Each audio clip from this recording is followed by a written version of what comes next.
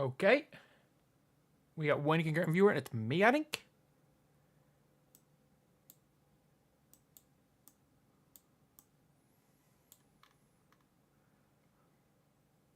Think it's me, the one concurrent. Yep, we're at one. Uno.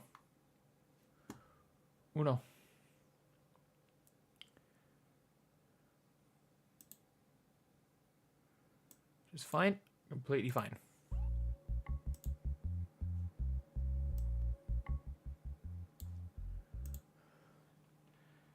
It is pregame anyway. Still got some time.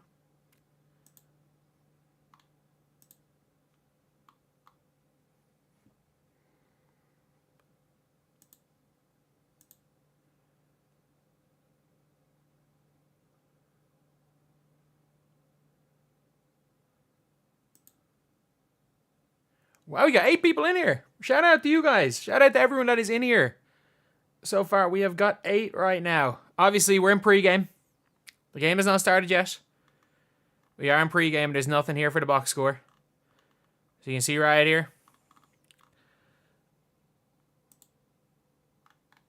I do want to just see the score and stuff coming up on the screen right here. Shout out to everyone that is in here right now.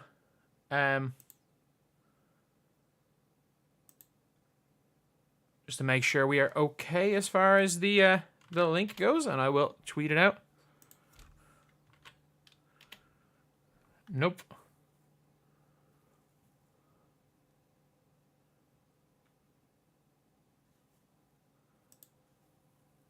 The stream's going okay, is it? It's on all right. Oh, okay, the chat's there. 1 second, let me... There we go. There we go. Let's figure this out. How is everybody? How is everyone? Obviously, the drone Christmas karaoke streams. Yeah, I think they're done. I think that is definitely done. I think. I don't think that'll be happening again, to be honest. Obviously, a lot of you guys would have been here for those days. Well, some of you 2K guys. I'm guessing a lot of the 2K people are probably... A lot of people in here are probably 2K people, to be honest, more than anything. A lot of people that are going to be in watching me stream are probably 2K people. Which is all good. Which is all good. Like, we got 12 concurrents. Which is actually really good for me. Which is actually really good for, like, just starting out. Gonna tweet it out. Do you want to watch along for both game 7s? I'm probably going to turn off one of my lights. It's unbelievably hot in here. Probably going to turn off this light. Does that make much of a difference? Knicks Twitter is so bad, man. I agree. I couldn't agree any more with Knicks Twitter being bad, to be honest. Could not agree any more with that statement.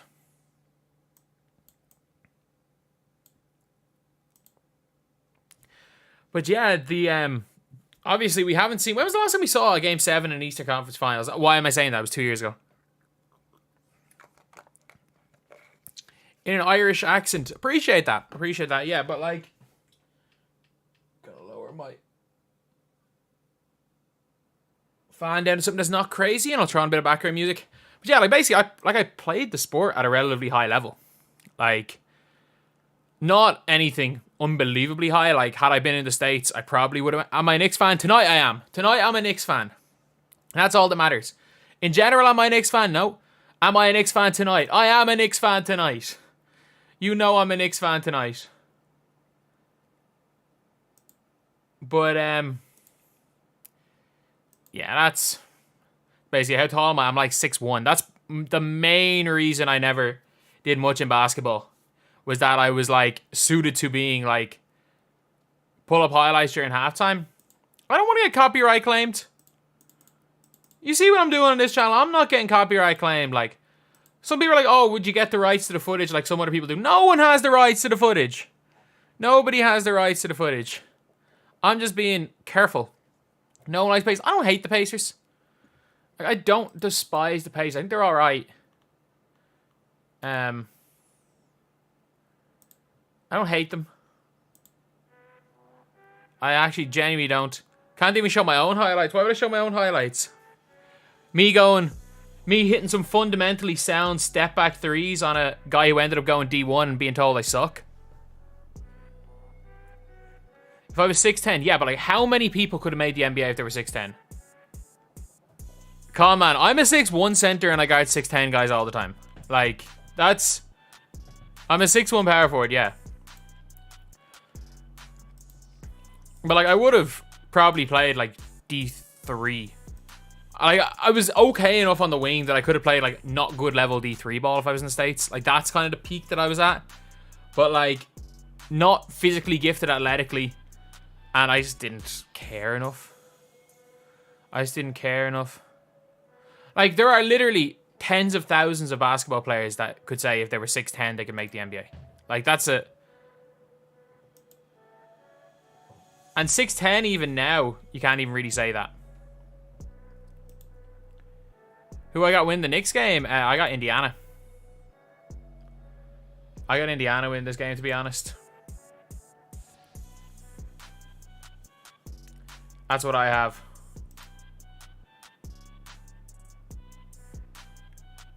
Is everything okay as far as, like, bitrate and everything for the stream?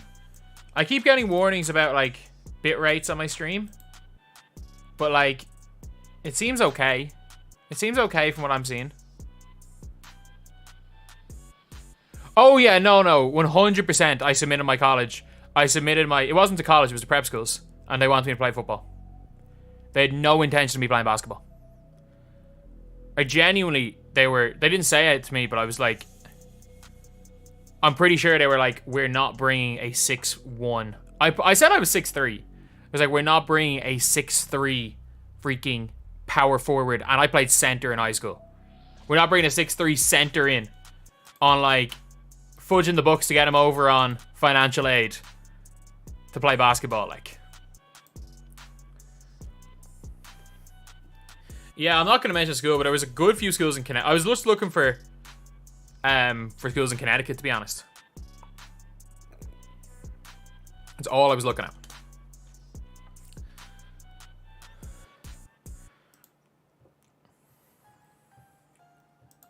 I wonder how far we are behind. American football or soccer? American football.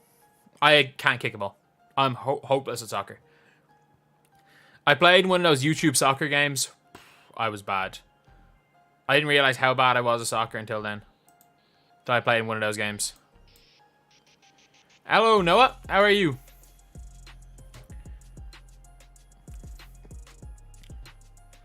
How are you? I'm probably going to take these off, to be honest.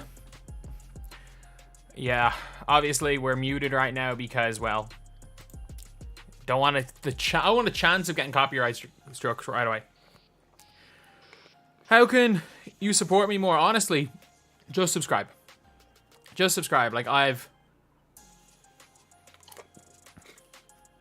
not going to,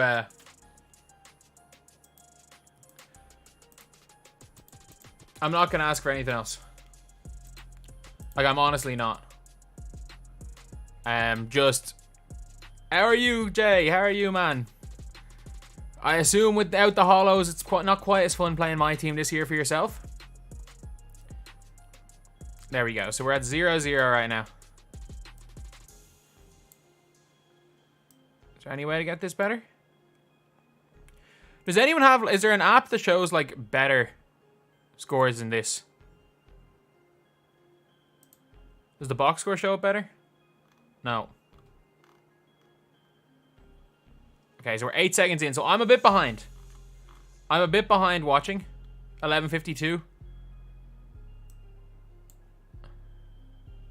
I am like 45 seconds behind, so I need to find a way to get back ahead, I guess. You've been to Ireland before. Nice place. Appreciate that. I don't know why I'm saying that, but...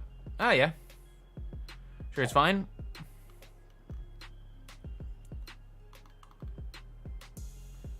Oh, man. I am behind. I'm behind. I've tried to freaking get my league pass up. I've tried to get everything up.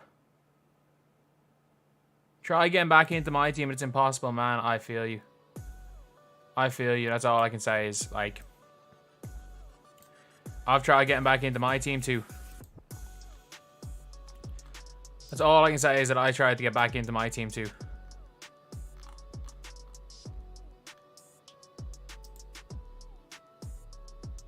5-2. My game hasn't even started yet. I'm like 2 minutes behind.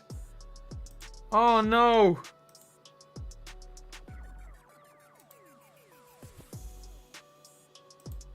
Should make college football videos when the game comes out. I haven't a freaking breeze about college football. Why would I make videos about something I don't know anything about?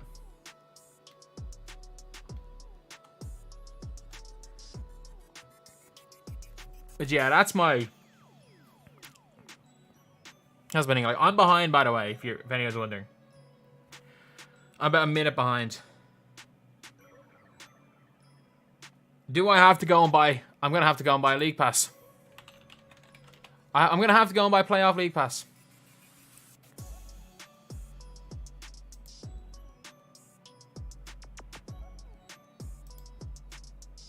Going to have to go and buy myself Playoff League Pass.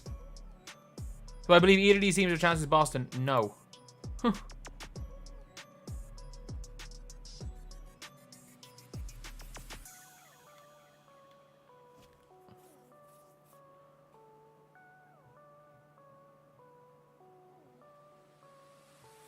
Okay, it's only 23 quid for a League Pass. It's not too bad. I don't think either of these teams have a chance against Boston. But OG Anunoby playing is big. OG Anunoby playing is absolutely huge right here for New York. Okay. Not a bad start, you know. Not a bad start to this game. Like Indiana here. Up by a little bit.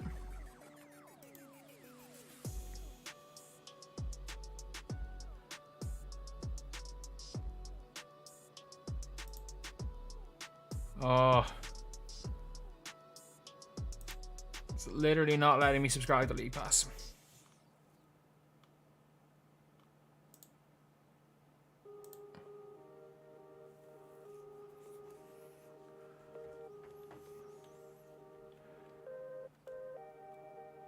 Yeah, OG's ball. OG is a baller. OG is an absolute baller. I do apologize about not having this sorted ASAP. I do apologize about not having this. There's going to be some growing pains with my first stream. There's definitely going to be some growing pains right here. And, like, I hate the way this is just in the corner. Like, can I just get score up better? 11-7. There we go. Oh, man. OG was the perfect... Like, OG's a perfect player. Like, that's just a perfect player to have.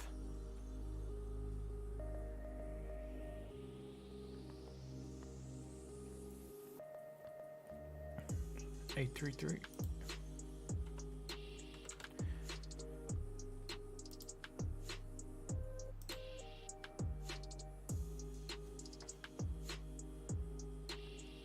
But yeah, I think we finally got League Pass. We finally got League Pass right here.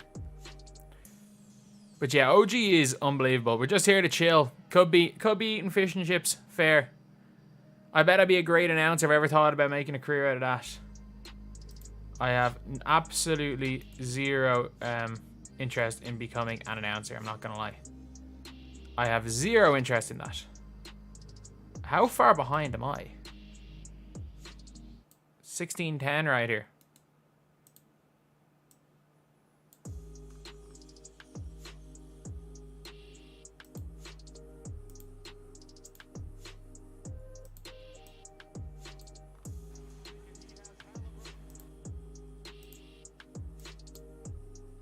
There we go.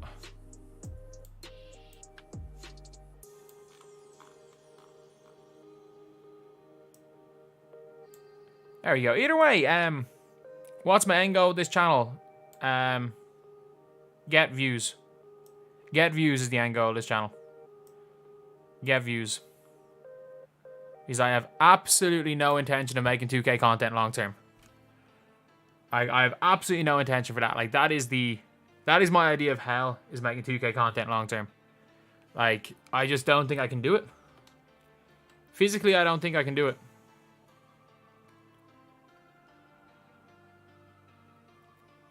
Like, it's just absolutely, it was hell. It was hell for doing it for as long as I've been doing it. Yeah, we're obviously into a timeout right now. We're watching a freaking t-shirt toss. That's one of these I just don't. I don't mind it.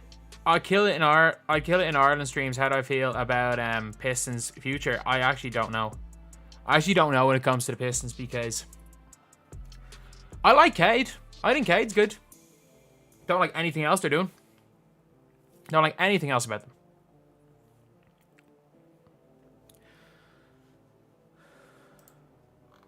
Yeah, what's the box score looking like? So I've missed, obviously, it so far. Siakam scored a bit. And it still says there's 7 points total scored by... Gotta love it. Gotta love NBA.com. It's the worst thing. I think Vassar, he can't shoot. Like, not being able to shoot is an issue. Like, that is an issue. Like, no matter what anyone says, not being able to shoot is a problem. It doesn't matter who you are. If you can't shoot, it's tough to be on the floor. And Asar Thompson cannot shoot.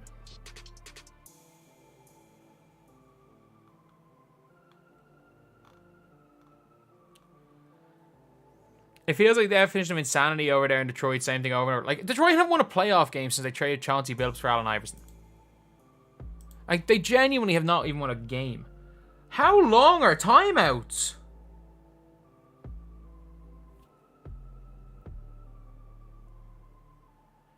I'm not joking. This timeout has been 4 minutes. They're showing John Starks. I don't care about John Starks. I just want to watch basketball. Oh my god, now they're just showing this guy. They just brought Fat Joe on the screen. Play the game! Play the game! Oh my god, it's been 4 minutes.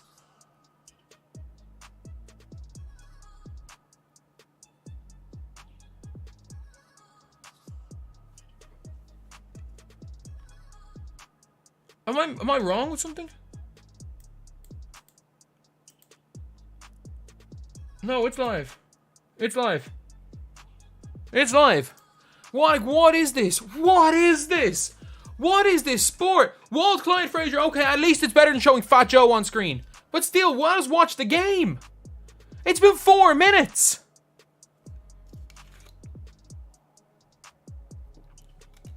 Half a quad in. Good shot, DiVincenzo. Come on, Dante.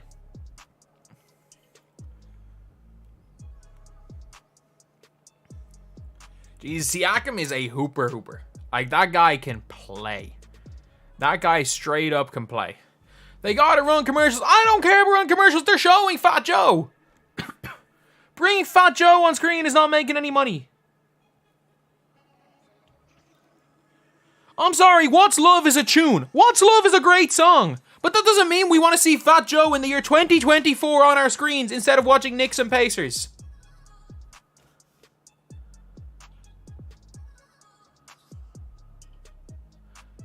Come on, Hartenstein. Okay, DiVincenzo, let's go.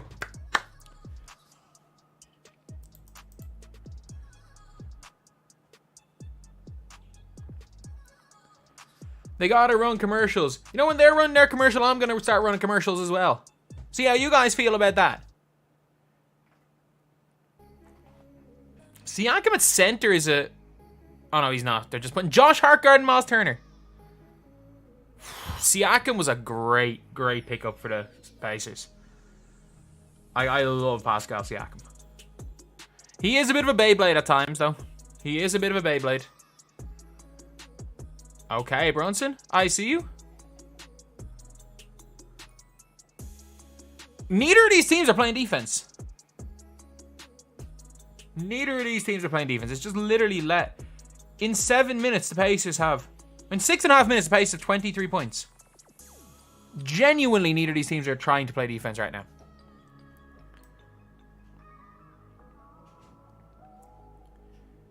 Josh Hart? I'm sorry, I don't know how much defense either of these teams can play. I don't know if it's a choice to not play defense or they're actually just, like, not able to play defense at all. This is a damn grit and grind 2.0 Knicks right here. Not playing any defense. Like how Pacers won for defense. That's actually not... That was a good pickup. Siakam was a really, really good pickup for the Pacers.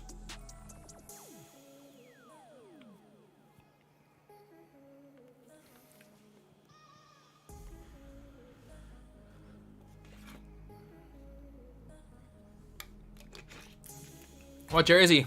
Mellow. Mellow, baby. Number 7 for the Knicks. Carmelo Anthony. I got it free last year.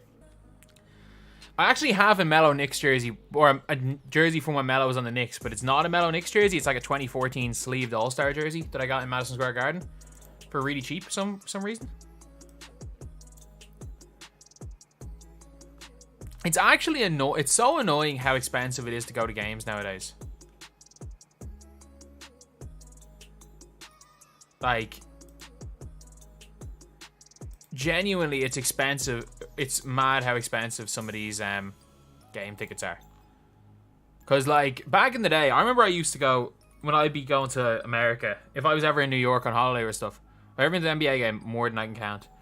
But, like, I got 2 rows behind courtside for the Warriors and Nets. And this is when, obviously, Nets were bad, but this was the 2017 Warriors. $200 a ticket for me and my dad. We went to New York Knicks Pacers, and we were like in the lower bowl. I know it was a regular season game. 4 tickets for myself, my dad, my mom, my sister, and it was like, I can't even remember. It was a reasonable price. It was like $75 a ticket. Courtside for Wemby, the closest I've seen. I've only seen Wemby play once in person. It was the French League finals last year against Monaco.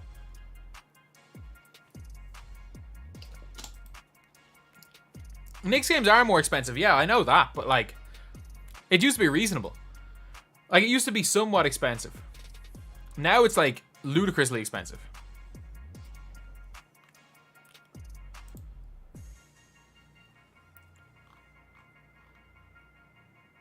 I'd still rather go, like... I would go to a EuroLeague game over an NBA game any day. But now the Final Fours of EuroLeague are stupidly expensive. Like, it's like $1,000 for EuroLeague Final Four tickets. Like, that's crazy. Whereas 2 years ago, I remember I was going to go before I snapped my Achilles. It was like $200 a ticket. $22 for a drink. That's mental. That is mental, like. Thank God I stopped drinking. As I say that, and you can't see it off screen, obviously there's some towels and some stuff there, but there is a bottle of vodka back there, and there's a bottle of Mickey Finn somewhere here. I have stopped drinking though, because I get really sick when I drink now.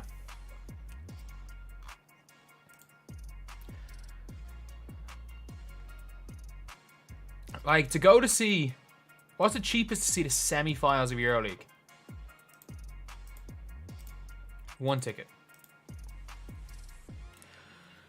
1,000. It is €1,000 to go to see the semi-finals of EuroLeague. Not even the finals. It's €1,000.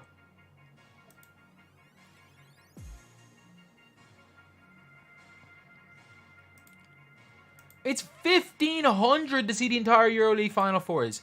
€1,500.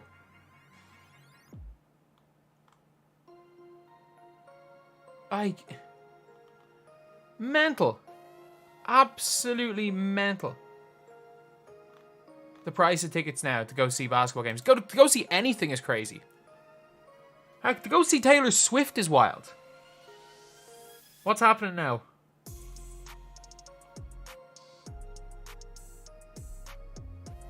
They challenged, did they? Was that given as a foul? That Brunson t-shirt that guy's wearing is is very cool.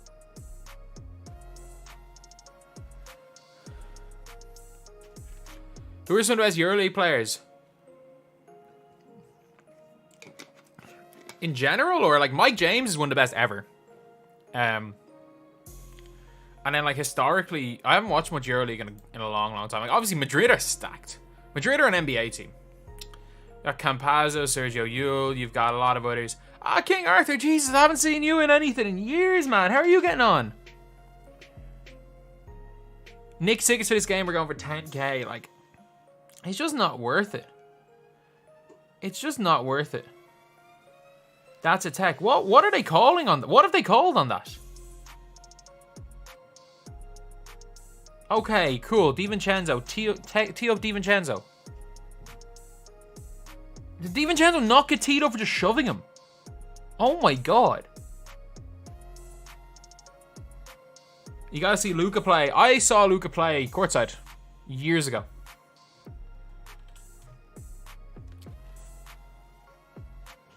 Years ago, I saw Luka play courtside. DiVincenzo. Man, I didn't think DiVincenzo was going to be this good. Like, I genuinely thought when they drafted DiVincenzo that he was, like, taken way too high. I literally thought that, back then, that, like, DiVincenzo was only taken as high as he was because of his NCAA tournament. Like, I did not think that he was, like, that good. But, like, this is how close I was to watching Luka's last game against Barcelona.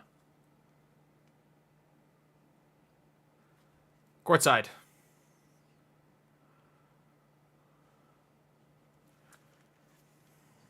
It was last game against Barca. Luka scored 2 points that day. It's like the least points Luka scored that season. I was there.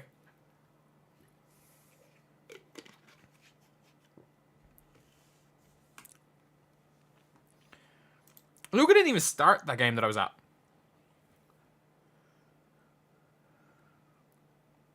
This is a good game of basketball so far here. Like, the Pacers are hitting shots and playing offense, but it's like, it's genuinely two teams going at it here. Brunson, okay. Okay, decent enough start for Jalen Brunson.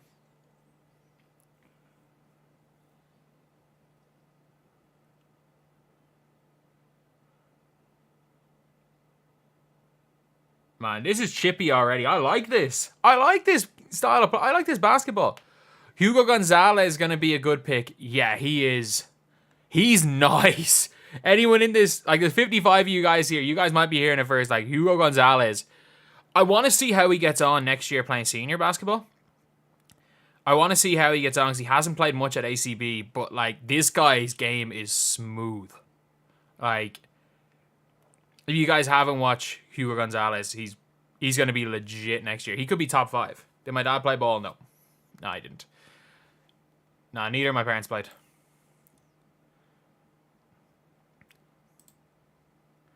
I think my dad played like soccer and hurling and played a bit of tennis as he got older.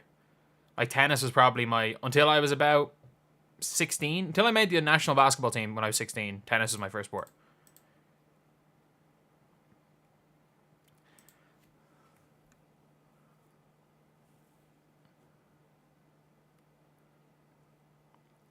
Okay, TJ McConnell on the floor.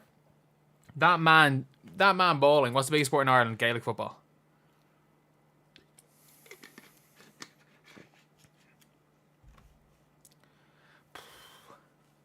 Tyrese Haliburton is so nice. I have like the plastic thing stuck on my jersey from the tag. Do I have a knife or anything here? Or scissors? Do I have a knife or scissors? Maybe? No.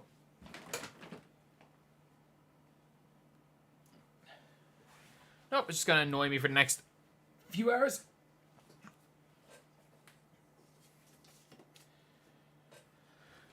Tyrese Haliburton, he hit a 3 just there, did he? Who's my pick for most underrated player in the NBA? I would have said someone like Hartenstein, but he's now in that was underrated for so long. He's almost becoming overrated.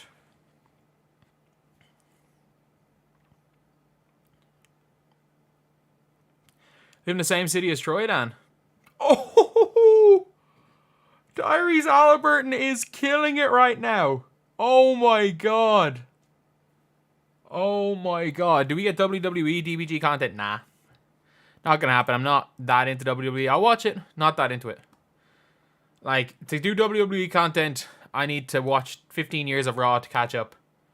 But ironically, like, there is the reason why I started this channel in the way that I did was because of a WWE content creator, Santi's app.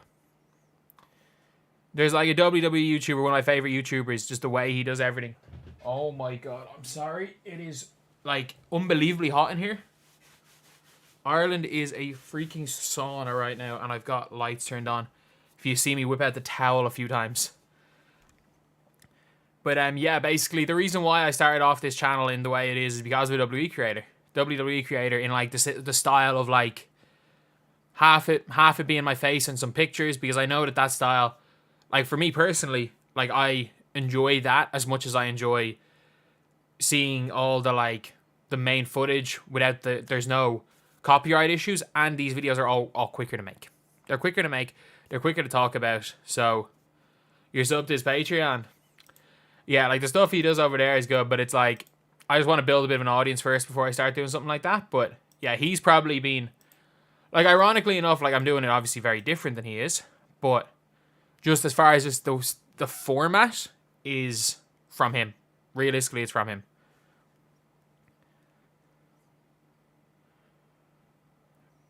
And it's funny, like, I've always taken inspiration, even like the 2K and the BBALL Daily days. Like, the BBALL Daily, I was a freaking pioneer. Like, no inspiration there, man. I was a pioneer. I was a pioneer of what basketball content is right now.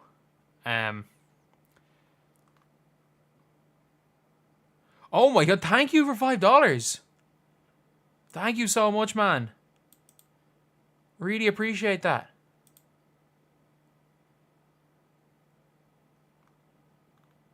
Thank you. Sorry with the downfall of 2K. Can I give me underrated players for each position? I don't know what I just clicked on there. Oh, I clicked there. Underrated players for each position. Point guard. Someone like a Tyus Jones, maybe? Like, elite bench level player. Maybe not the greatest starter, but I would say could be underrated. 2 guard. I think Dante DiVincenzo. He was class for New York. Or he was class for LA. Not LA. What? He was class for, what's his name? Golden State. He's been good now. Small forward.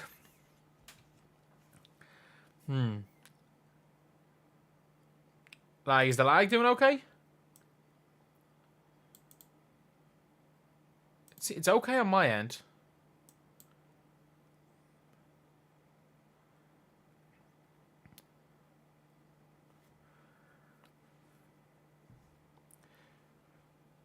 Thoughts on the Hawks get a not drafting Sarr? Oh, come on now. Come on now, Haliburton. Don't do him like this. What does Haliburton have in the first quarter here? 14! Jesus, you look at the Hart, people saying, oh, he was too passive. Small forward is OG Anunoby. I don't know if he's underrated. I think people just know how good he is. OG Anunoby's incredible, though.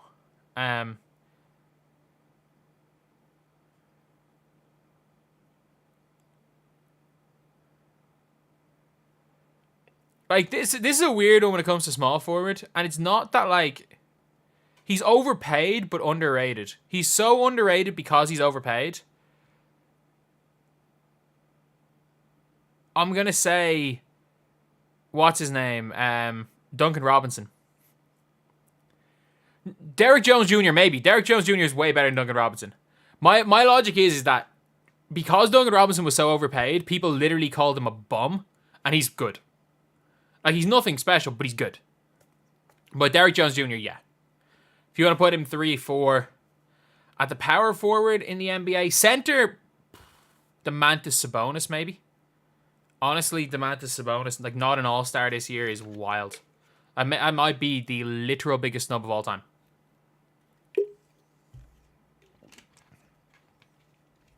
I think Sabonis at center. Who's the most underrated power forward in the NBA? Oh. Scotty Barnes? No. People know how good Scotty Barnes is. Trying to think off the top of my head. Is Josh Hart wherever he is? But again, Josh Hart is now becoming properly rated. Duncan's way better than Bertans post-contract. Bertans post-contract suck. Jabari Smith Jr. is a great shout for most underrated power forward, by the way. That is a great shout. Jabari Smith's great. It's literally just the fact that, like, he went to 3, didn't have a good rookie year, and the Rockets team are probably better than expected. No, Jabari Smith Jr. is a great shout for that. He's legit.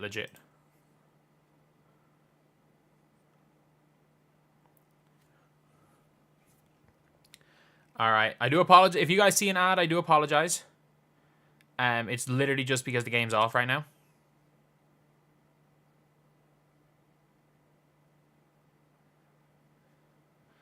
Let me know, chat, just in general, was there an ad just played there?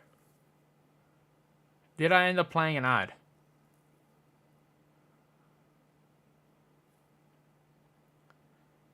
Wemby's overrated. Jalen Johnson. Yeah, Jalen Johnson's really good. Oh, they put Fat Joe on the screen again. I'm sorry, how does Fat Joe in the year of our Lord 2024, how is Fat Joe in courtside for a Knicks game? Of all teams, the hardest game to get tickets for as a celebrity. What is Fat Joe doing there in the year of our Lord 2024? Like, honestly, I get Latrell's real. I get the old Knicks players. What is Fat Joe doing there? Like, that man has resorted to scamming people out of, like, $40 for fake features. Or for, like, fake promotion. Like...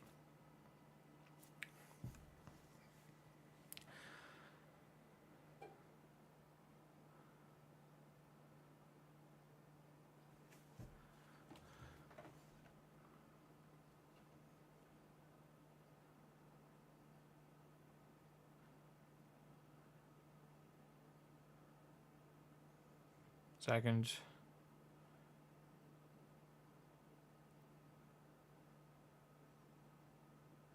If the Hawks trade the pick, you'll leave franchise. But, like, you don't realize Alex Sarr is not that good.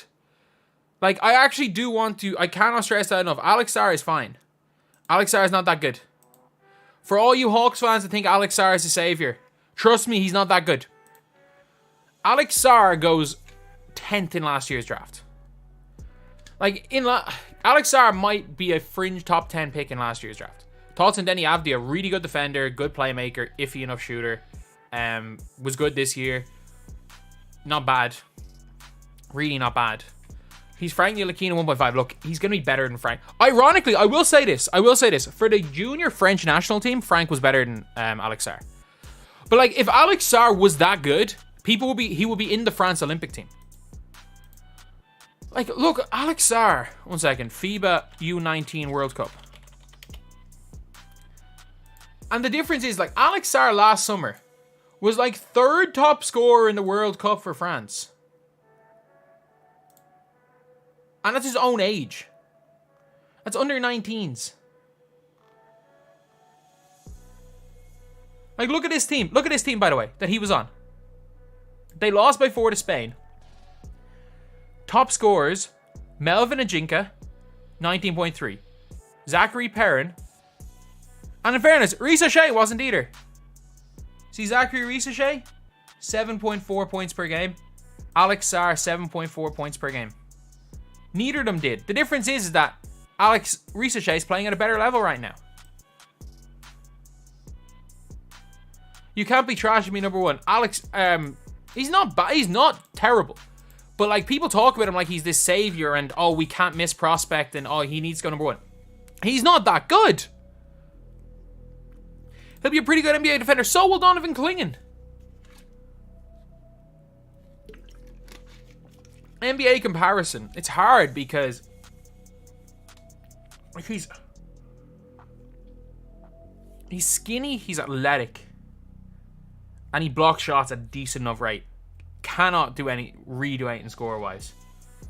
Have I seen Sarr's handles? What relevance is his handles? He's playing center on a team with Trae Young. Why does he need handles? What relevance is that? Jesus, this is getting ugly. Shout out Crescencio Somerville. He's a Dutchman, don't you know? Just like Pascal Ampero. Oh, his name's Crescencio. Oh no. Oh no, this one's getting ugly. He can be Evan Mobley at his peak. He's a worse Evan Mobley. He's a much worse Evan Mobley. He's DeAndre Jordan, but better. No, he's skinnier than Jordan and getting more touch. He's a mini Evan Mobley. He's like, imagine Evan Mobley, but worse at everything. Like, by that logic, if you looked, you'd be like, oh, thing is a freaking mini KD. Oh my god, it's a 20-point game. You might be saying Beasley's a mini KD, or any 6'9". Kevin Knox was a mini Kevin Durant. Mobley's a great comparison. Yeah, but like, you're just basing it on physical and how they play. He's not as good as Evan Mobley. He's nowhere near as good as Evan Mobley. Man, in 2021, people are calling Evan Mobley the next Bill Russell. Alex Sarr might be the next. Like, he's not going to be Jaren Jackson Jr. He's not going to be Evan Mobley. Honestly, not a non-lottery pick. Freaking Stephon Castle's, he's literally Cam Whitmoring himself. If Stephon Castle doesn't go 4 or 8, he's not going to go in the lottery. He's Cam Whitmoring himself.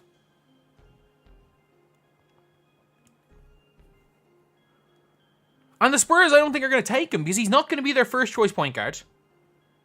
They don't. The Spurs have shown you don't need a non-shooting point guard. A non-shooting point guard will not work with Wemby. That also isn't a playmaker. Like, he's not a major playmaker. He's a good defender. He's going to be a damn good NBA player. Whether he plays the 1 or the 2, Stephon Castle's going to be a damn good NBA player. What he's not is good enough to start telling teams, I'm not playing the 2. If you have a point guard, I don't want to be drafted by you. He's literally going to Cam Whitmore himself.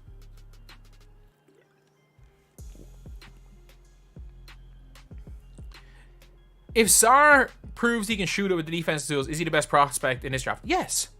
He's the highest upside. Him and Matas Buzelis have the highest upside in this draft. I don't think anyone's questioned that. But it's like, how the most important player, like, big wings are probably the most, like, important players to winning basketball. Like, you've got your stars, but if you want a complementary star, Zachary used to say he's going to be MPJ. No, he's not. He's a 10 times better defender than Michael Porter Jr., and he's nowhere near as good a shooter as Michael Porter Jr. In my prime, like Boris Dia or like Draymond Green. Spurs are picking up Edie. What pick? At 8? At 8? Really?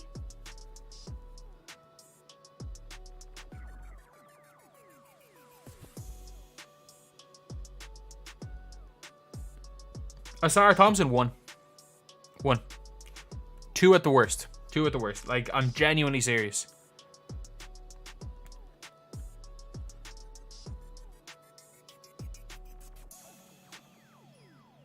Like, who was more hyped at OTE? Alex Sarr or the Thompson twins? The Thompson twins. Amen Thompson goes number 1. Without question, this draft, Amen Thompson goes number 1. Scoot Henderson, Amen Thompson, Brandon Miller, Asar Thompson, all go number 1 in this year's draft. The top 5 in last year's draft all probably go number 1. I'm trying to think who goes number 2. Who else? Who was 6 last year's draft? Was 6 Anthony Black, or was 7 Anthony Black? I don't think Anthony Black goes number 1 in fairness in this draft. I think Black was 6, Coulibaly was 7. Bilal Coulibaly might. He has as much upside as anyone in this draft. But like the top 5 picks last year go number 1 in this year's draft. Edie's not going below 20.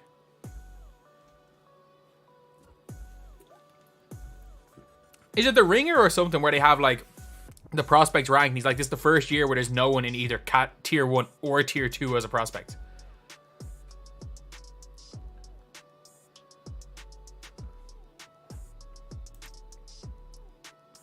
BBALL goes number 1. BBALL might go, honestly, might go number 1 this year's draft. Just because of that athleticism and the defense.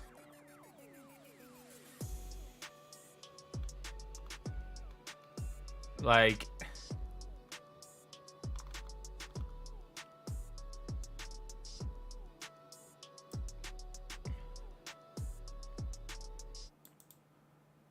Genuinely, that's the whole thing with this year's draft, is like there's a lot of guys. There's a lot of guys. I'm trying to think who is like the lowest pick. If we look at 2022, like if we look at 2021, the top 5 picks again all go number 1 in the draft. In 2021, the top 5. You hope Sarr proves everyone wrong. Honestly, so do I. So do I. Like, I don't understand why people are like happy when they predict someone to not be good and then they're good. It's like the more good players there are, the better the sport of basketball is. Thoughts on Ron Holland? He's probably, of all the prospects, he's one of the ones I've watched the least of. He's good. He was way better in the G League than Matas. This draft isn't bad. Yes, it is. Yes, it is. Yes, it is. Like...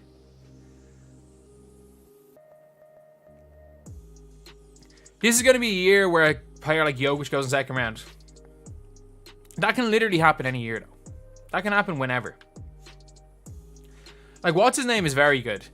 Could be very good. Jursic. Who are good prospects next draft? I mean, Cooper Flagg. What's his name? Cam Bailey, is it? And then the year after, Diban still looks very good. What place did I put Topic? Now, I'm going to say this. I don't think Topic is as good as people make him out to be. I'm not sure that Nikola Topic is the best Nikola from Serbia in this draft. I'm not joking. Ace Bailey. Yeah, he's one of the top ones as well. Dylan Harper, sorry. Ace Bailey, Dylan Harper, yeah. The 2 Rutgers guys. Rob Dilling's most fun player to watch. Yeah, but he's Kemba Walker size, like. He's smaller than me. The Boozers are the following year, aren't they? And the Boozers not in Dibansta's draft. And it's only really one of the Boozers that's really good, isn't it? Like, one of them's alright, but it's the bigger Boozer that's better. How underdeveloped is Sarr? Like, it wouldn't surprise me if Sarr averages less than 10 points a game in the NBA next year. For the Hawks. Like, he will not start on day 1. Honestly, anything can happen in a draft. And you also never know how people are going to develop. Like, if you look at the 2013 draft, for the first 2 years of his career, CJ McCollum looked like one of the biggest busts of the draft. And then he ended up being one of the best players in the draft. What concerns me most about Topic? The guy can't shoot. He can't shoot. And, like, he just reminds me too much of Josh Giddey. And, like, if you want to get Topic, I wouldn't be... Like, you can... Like, Giddey has no trade value. Find a way to get Josh Giddey instead. If I was the Hawks GM, what would I do? Do whatever you can to get your picks back from Spurs. That's what I would do. The first thing is do whatever you can to get those picks back. Whether it's giving up the number 1 pick for two of your 3 picks, get your picks back so you can tear it down. Try to find a way, maybe go get 1 for 2 of your picks and number 8. And I think maybe the Spurs listen to that. Some sort of a trade just to get your picks back so that you can tank. And then you can trade down to 8. If you get off Trae Young and DeJounte Murray, go and take what's his name with an early pick. If you're getting off those 2 point guards and you just want someone with like a high motor, could be really good as a rookie, go and get yourself someone like if Buzelis is there, you can take him. If not, that's where you can take a Stephon Castle at 8 and just build a young team. Get 1 or 2 vets and just commit to the tank. Get your picks back and commit to the tank.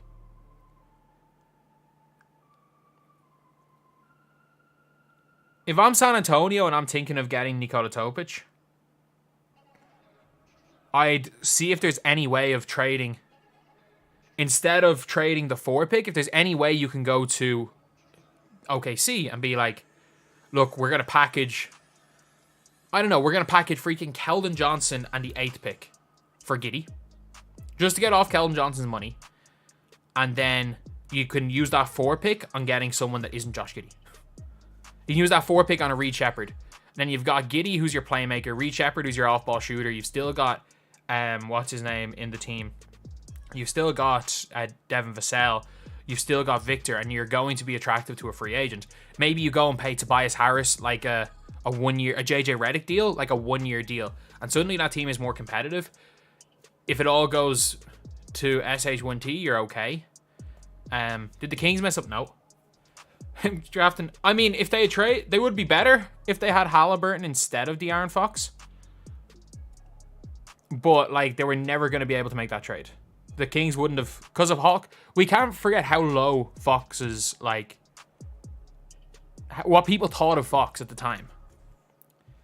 This is a mental game. They're dominating.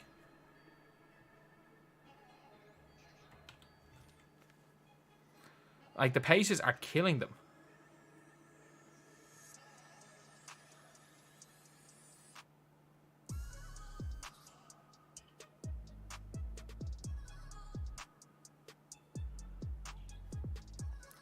Knicks should trade for Randall for Mikal Bridges.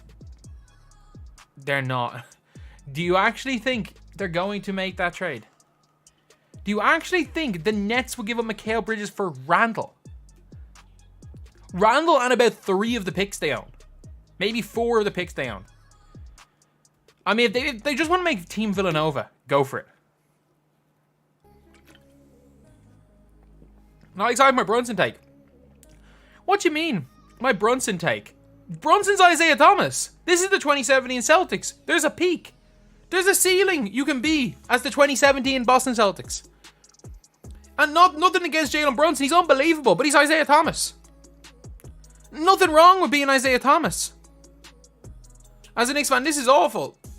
Like, if you guys watched my video from earlier, literally what I said is that if this is a back and forth game, the Knicks have a chance. But if the Pacers blitz them early, it's game over because it's going to take too much energy for the Knicks to come back. Randall is the floor raiser for this team. They're no. If Julius Randle's on the floor right now, they're still losing. Imagine having IT with current Tatum. Yeah, that doesn't work. IT literally only worked because of the system.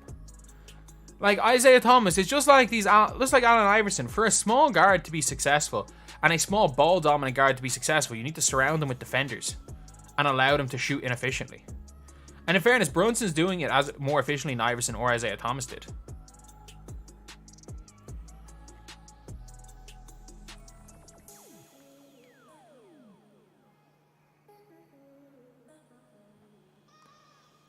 Should the Thunder try to get a center? If they can get Jared Allen, cool. Like, I'd take Jared Allen over Nick Claxton.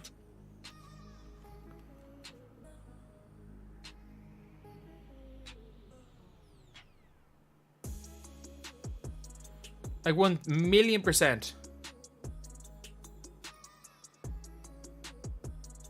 over Nick Claxton. Because Nick Claxton shoots so bad. Like, and at least with Jared Allen, you don't lose. Kind of, like, the whole offense is a spread offense. How much money is Isaiah Hartenstein? Probably more than he's worth. He's going to get paid. Again, probably more than he's worth. Nothing wrong with getting paid more than you're worth at the end of the day. Nothing wrong with that. Plenty of guys have done it. That's not a goaltend, is it? Oh, that's a bad call. Is that given as a goaltend? That's a foul. That's an awful call. Oh, man. It's good to see Alec Burks still playing, though. Clippers like Hugo Hartenstein. I mean, Hartenstein's kind of played everywhere. I remember when he was a Rockets, when he was at the Rockets, he was a 2K legend because they gave him like a 93 ball at the start of 2K 2020. Start of 2K 20, they gave him like a 93 ball. See, Ingram in Atlanta. Look, Ingram's a better fit than DeJounte. He's definitely a better fit than DeJounte Murray.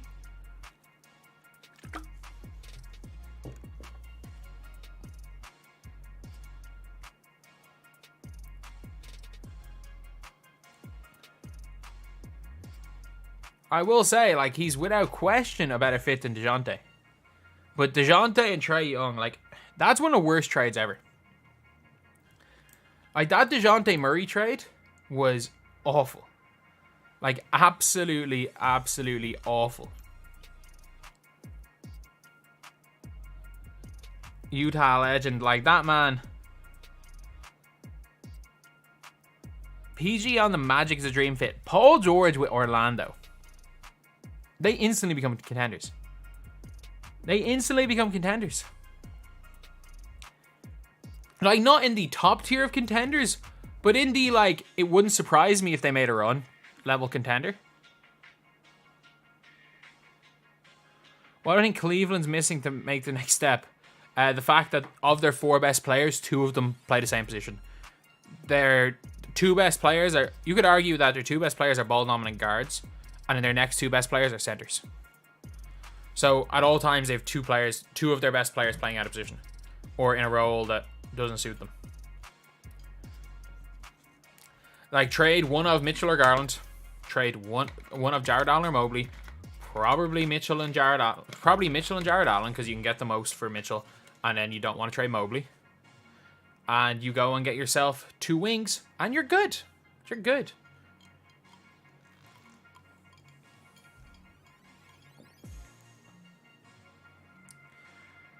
With the LeBron to the Mavs might be one of the worst fits I've ever seen.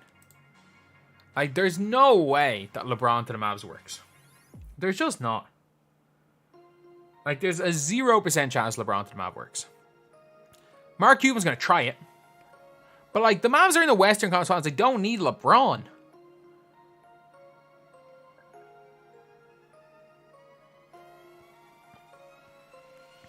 LeBron shot 42% from 3 this year. It's not about LeBron's shooting. It's about LeBron not wanting to be a third option. Like, crazy as this sounds, LeBron's going to want to end his career. Where would Amani Bates have gone in this draft, man? Top 15. Like, Amani Bates might have gone top 15 in this draft, and I'm not joking.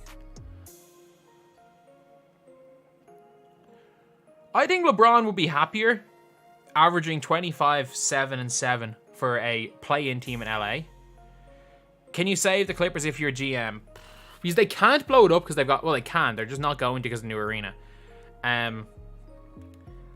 Paul George isn't going to resign if they get rid of Kawhi. But if you're looking at that team and you're like, the player with the most value is Kawhi, and they're still a playoff team without him.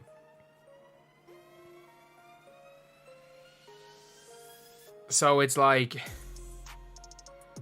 it's hard. It is really hard when it comes to guys like that, where it's like, it's hard to a team like that. Like, ideally, you find a way to trade Kawhi. Like, you make that there's like someone that's desperate and will trade for Kawhi. Kawhi just signed his extension too. You know what? Sometimes, like, obviously you can't do it, but like, ideally. Thoughts on Ben Simmons? I mean, he was brilliant. He was absolutely brilliant. He just doesn't care enough about the sport of basketball. And like, he now cares, like, even with like the national team, he cares now that it's convenient for him. Like, when the national team wanted him, like, when they wanted him to play for years, he was like, no, I'm not playing. When they wanted him to play in the last Olympics, he goes, no, I want to work on my game. I want to do this. And he clearly didn't work on his game because he didn't play the next season. But he literally refused to play for the national team on so many occasions after saying he would. But then, now that he's like completely out of it, like, his career is almost done, he may not get another contract. He's now like, I want to play in the Olympics. And the national team won't take him. Like, they never, like, him and the national team never liked each other. But, like, I just don't. It's all his own doing. It's all his own doing. Like, I don't know who's more hated in Australia, Simmons or Cambage. Probably Cambage. Like her allegedly racially abusing the Nigerian team and then saying she wanted to stop. And then when Australia cut her, saying she wanted to play for Nigeria instead.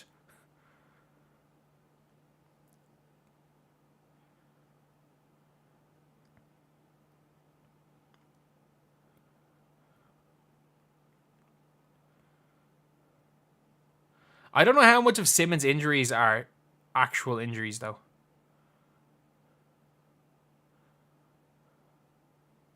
Like, now, maybe, but, like, 3 years ago, I don't know if he was actually injured. That looked like a foul.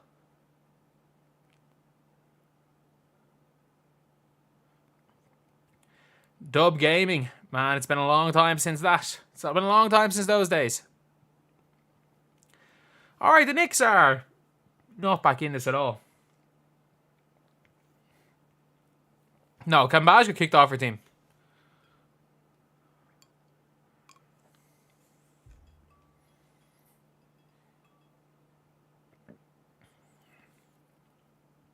How many times credit? Who's the best player to come out of Ireland?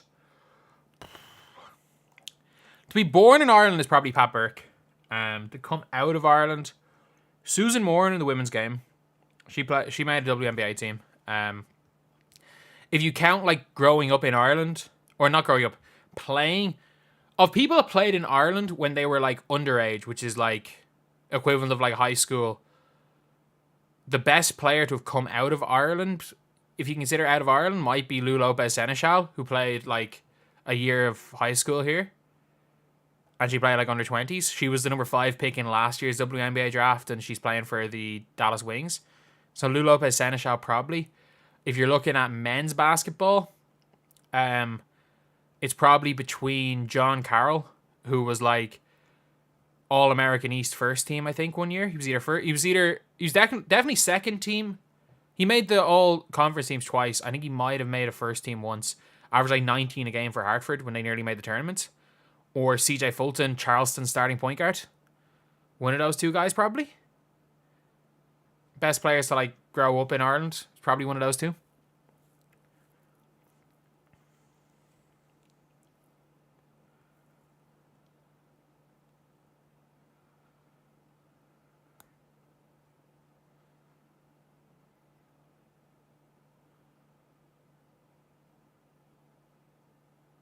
Ooh. Did Brunson just get caught? Was that a foul? Brunson just fell over himself. There's no way the refs called that, right? Harden should start taking vet minimums to ring chase. Probably, yeah. Tyrese Haliburton is so good at basketball. Like, it's not funny how good that man is at the sport of basketball. George Best, I mean, like Northern Irish, but fair enough. Yeah, he's up there. I mean, Katie Taylor, maybe. Probably the best female boxer ever. And look, I hate the guy, but Conor McGregor. Conor McGregor was a damn good fighter in his prime. Scalabrini is not Irish.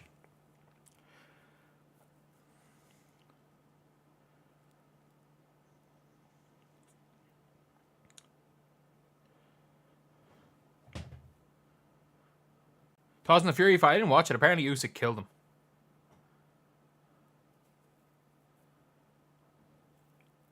It's a pity, like, it was looking like there was going to be at one stage that there might have been an Irish guy in the NBA. Like, Aiden Harzagian just never really made it. Like, the fact is, like, he went from 6 years ago, people thinking, okay, this guy is like, he was projected to be a top 10 pick in the 2019 or 2020 draft. And now, like, I think next season I'm going to be coaching against him. Like, that was a kind of bit of a drop-off. But hopefully he does really well here next year, and then he goes off playing pro in Europe. Because he still should have a good pro career, especially with an EU passport. This Pacers team takes Boston to 6. I mean, probably. That's not saying much, though. Boston are terrible. Like, this is the first year Rick Carlisle won a playoff series since 2011.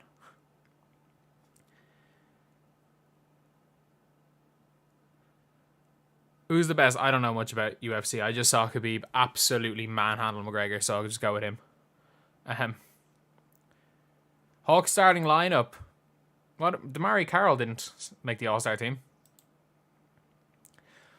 Who do I have winning it all? It's hard to bet against Denver, isn't it?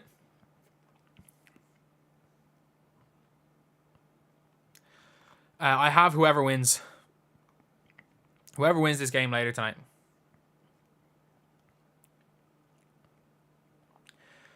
Fully healthy Heat team could have beat Boston this year. Look, I don't know how good Boston are. I'm sorry, I actually don't know how good they are. Like also, what were Milwaukee doing?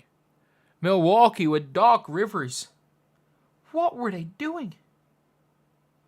Join the channel, said NBA 2K, appreciate it. This game early was a blowout. I mean, I did call it. Can't say I didn't call it. If you look at my preview video, I literally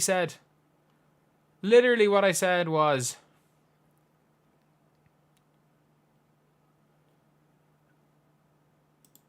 if the Pacers blitz them early, it's over. Can't lie, I think I got that one right.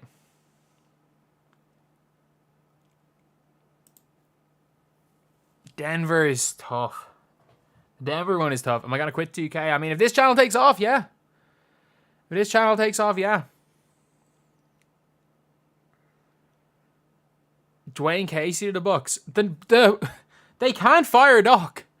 They're already paying Adrian Griffin's long-term contract out. They're already paying Mike Budenholzer's the rest of his contract. And they'll have to pay Doc Rivers his 4-year contract. Like, if they gave Doc Rivers a 1-year or 2-year deal, cool, fire him. But he's on a 4-year deal. Like, they can't just keep paying all these coaches. They're hiring them all on long-term deals.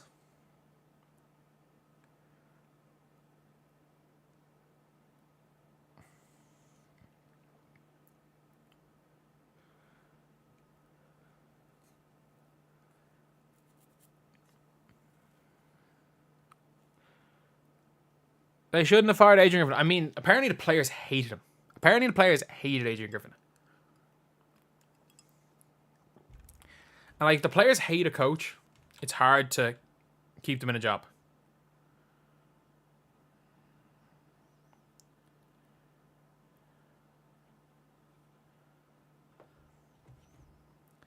OG can't physically play basketball. Yeah, I don't know why they are trying to play him.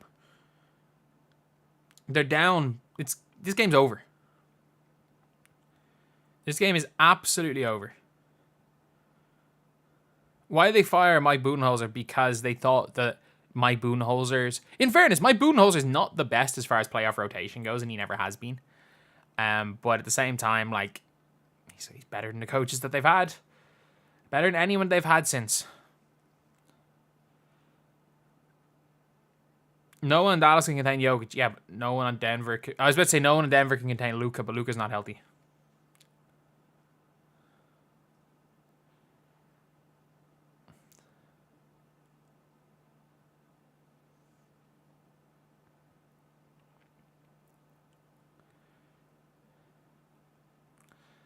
Man, the Pacers are just shooting the lights out. Like, they're on track for close to 150 in this game. That's a hack. They're literally on track to put up over 140 points in a playoff Game 7. Like, Haliburton doing a lot of yapping. I mean, he's balling. You know what? When you're balling and you're backing it up, you can say whatever the hell you want. You can honestly say whatever you want if you are balling.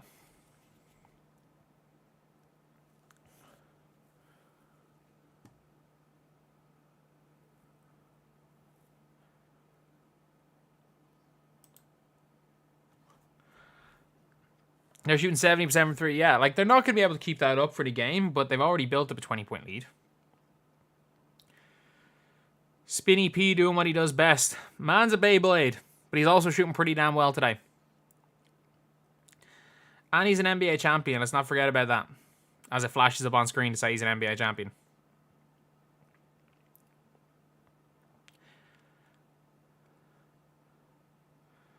What the Nets super team could have been. How'd they fall apart so quickly? Yeah, Harden didn't want to play with Kyrie anymore, and Kyrie didn't really want to play basketball at that stage.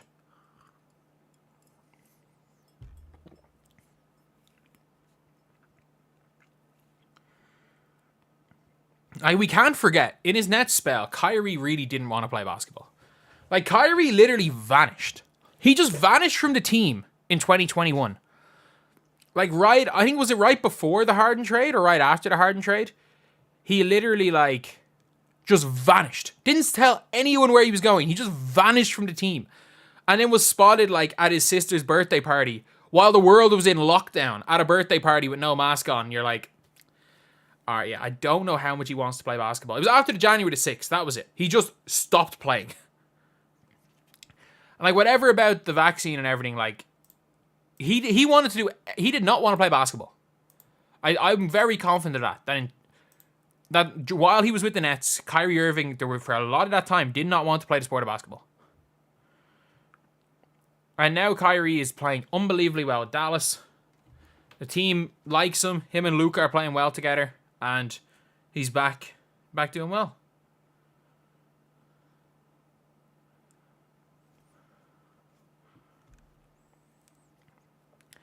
Am I a sneakerhead? Travis Scott. Is that the yellow ones? They're nice. KD was that Nets team, yeah.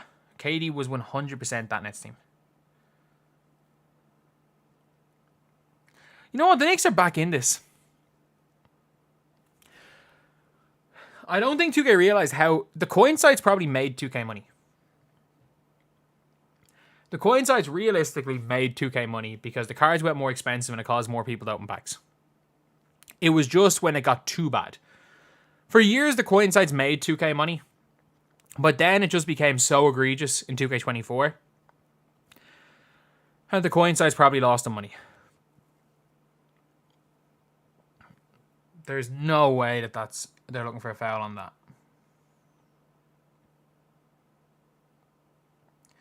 Said it was over. I mean, they're going to tire out.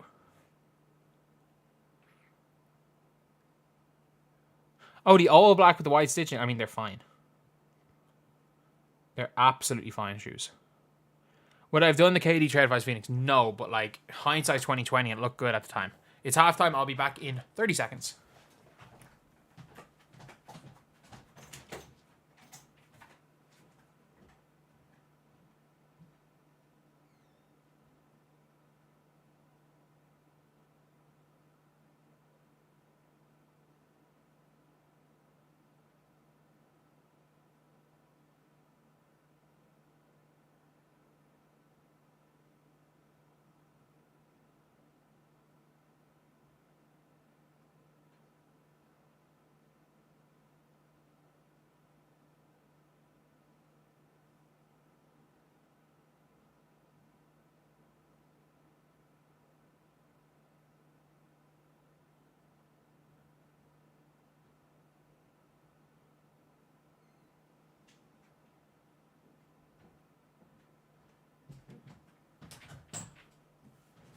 Oh, sorry, lads. Oh, there we go. The chair. You guys got to see the good old chair.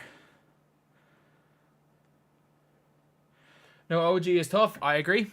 No OG is tough. Okay, lads, okay, it's halftime. Like, what should we do at halftime? I'm going to react to a mock draft. I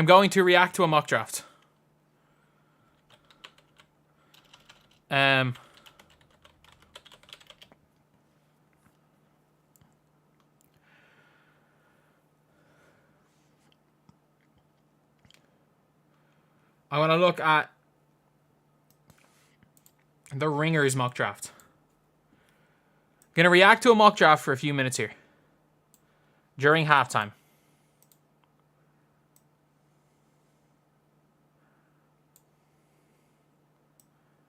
Cool. We are here.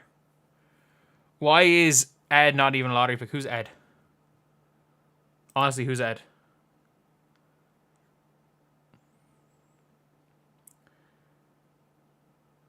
Like that I'm going live on YouTube. Oh no, I will be at the minute.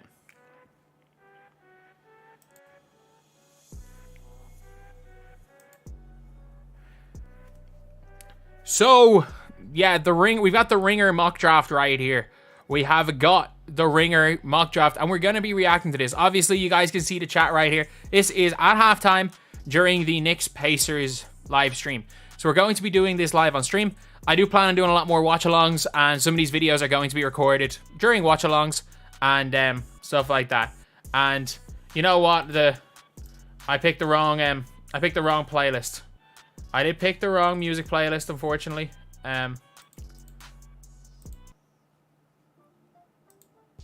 There we go. We're back. We're back into this channel's playlist. Let's go. So I'm guessing it's Alex Sarr at number 1 from The Ringer. It's by Kevin O'Connor. Kevin O'Connor had Reed Shepherd going number 1 at one stage. So like it is what it is when it comes to his drafts. So he's got Alex Sarr going number. Look, Alex Sarr is going number 1. I don't think he's the best player in this draft, but Alex Sarr is going number 1. No ifs, ands, or buts about it. Alex Sarr is going number 1 in this draft. I have no doubt about that. So, not even that he's the safest number 1 overall pick. The safest number 1 overall pick is Ricochet. But he is the number 1 overall pick that will not get you fired as a GM. If you are a GM and you take somebody else that isn't Alex Sarr, and Alex Sarr ends up being the best player in this draft because he's the consensus number 1, you will get fired. This is the I don't want to be fired pick. I don't think he's great. He's gonna be a really good defender. I don't know how great a shooter he's gonna be, but he's gonna be good. Like, he's the highest upside in this draft. Taking him at number 1 is not crazy. He is the safe pick, I guess. But at the same time, I just don't rate him that highly. I think he's very vastly overrated just because people are thinking what he could be. Shades of Jonathan Isaac, Jaren Jackson Jr. I think that's his peak. I think his peak is Jaren Jackson Jr. Skyscraping wing trapped in a center's body. Like, you're looking at like the unicorn, but he's not really a unicorn. Donovan Clingan too?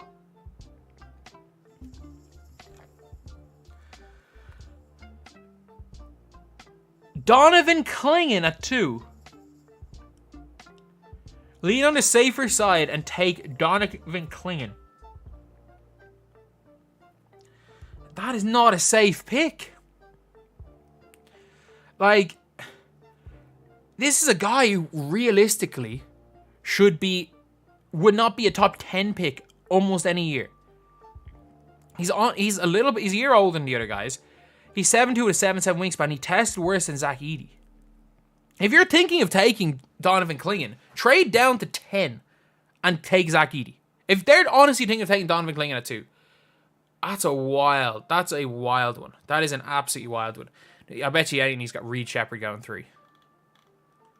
No, he's got Topic going to Houston. Now, that doesn't make sense either. Like, Topic is a big point guard who's a good playmaker. He's young. He's got okay athleticism, I guess. But he's not necessarily... I don't think he's the greatest fit for this Houston team because... Like, they run a lot through Şengün. They're going to be running through Jalen Green a lot next season. Like, and they've got Fred VanVleet. Like, why would you use the 3rd pick on a player who's guaranteed to come off the bench? And try to almost stunt his development. Like, to be fair, though, like, I don't know who comes in and plays. More than likely, like, Ricochet would play. And, like, they've got Dillingham at 4. Dillingham's very, very strange at 4. Well, not very strange, sorry. Dillingham, like, they want to take a point guard. Dillingham's probably the obvious choice at 4 right now, but Dillingham is really he's small. He's not going to be the greatest defender, but he really wants to go to San Antonio. And he can score. He can, like, genuinely, he can score. He can shoot the ball really, really well. He can handle it. He wants to pass the ball to Wemby. But he's small. He's skinny. He's not going to play much defense. So I don't really like the 4th pick for Rob Dillingham. But he is the obvious choice. If they're going to use the pick, that is the obvious choice here. I would have probably rather Tobias drop down. But honestly, I'd rather them go a bit of a different direction and try to, like, maybe trade the 8th pick for a point guard. But Dillingham is going to be good. He is going to be good, and it's probably the right pick. I think this is the most obvious pick in the draft is Matas Buzelis. How far does this guy have Ricochet going? Matas Buzelis at number 5 is the most obvious choice. I'm pretty sure, like, first of all, he's 6'10", 6'11", wing who can shoot, who can handle a little bit. If we're looking purely at, like, what their upside is, Matas Buzelis has as much upside as anyone, including Alex Sarr. It's just obviously he may not have. It may take him a little while to get it going, because obviously we saw in the Ignite he wasn't 100% like ready yet, even for the G League, so he might not be ready a lot in his first year.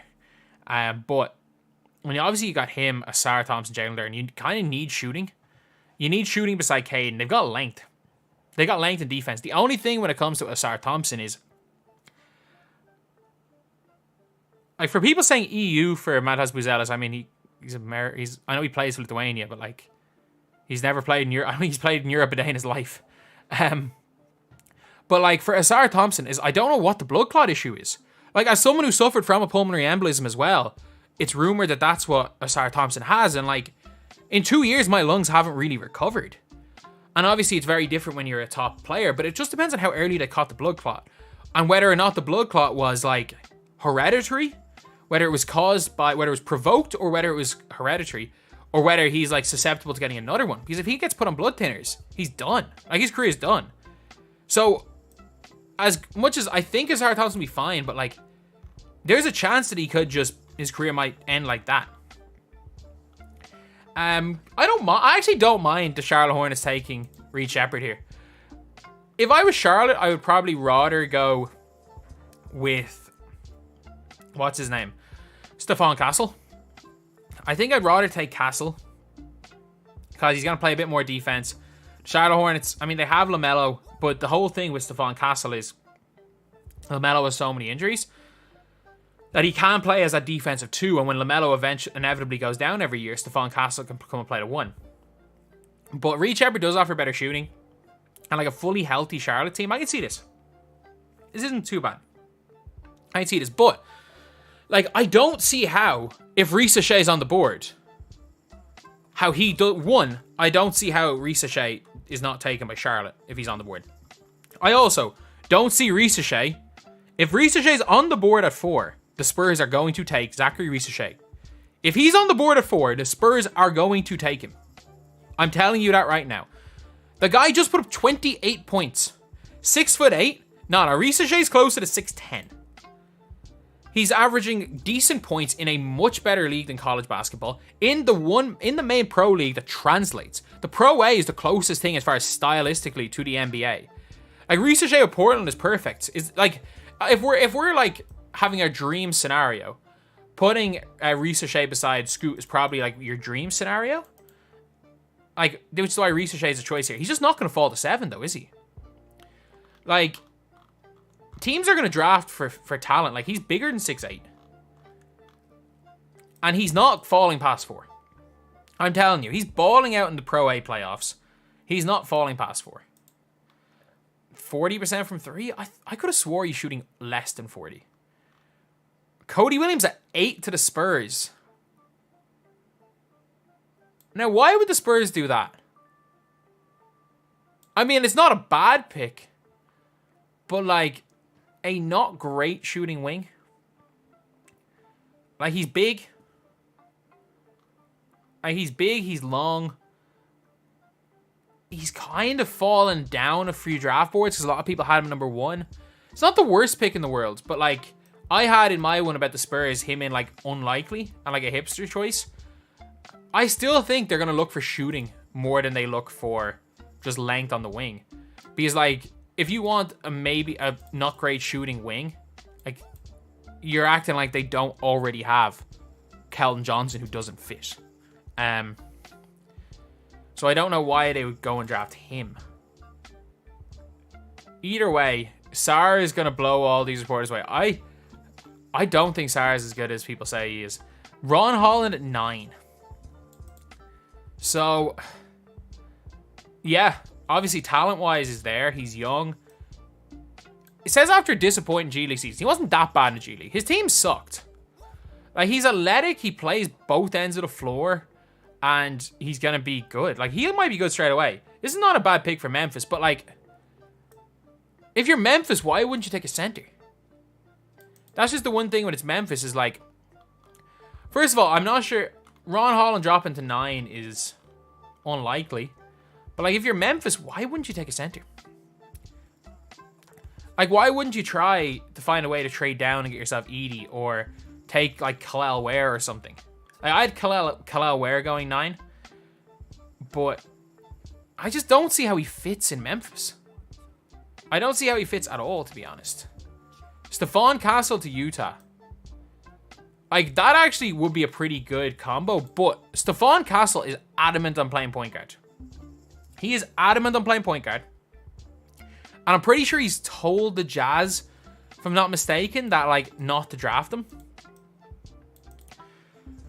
Like, there's no reason to draft Stephon Castle in Utah.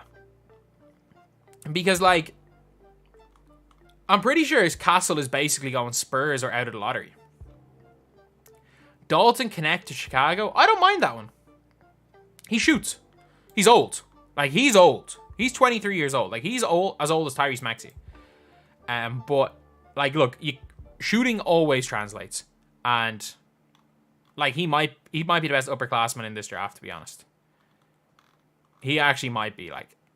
Dalton Connect. I wouldn't be surprised to see the Spurs draft him at 8.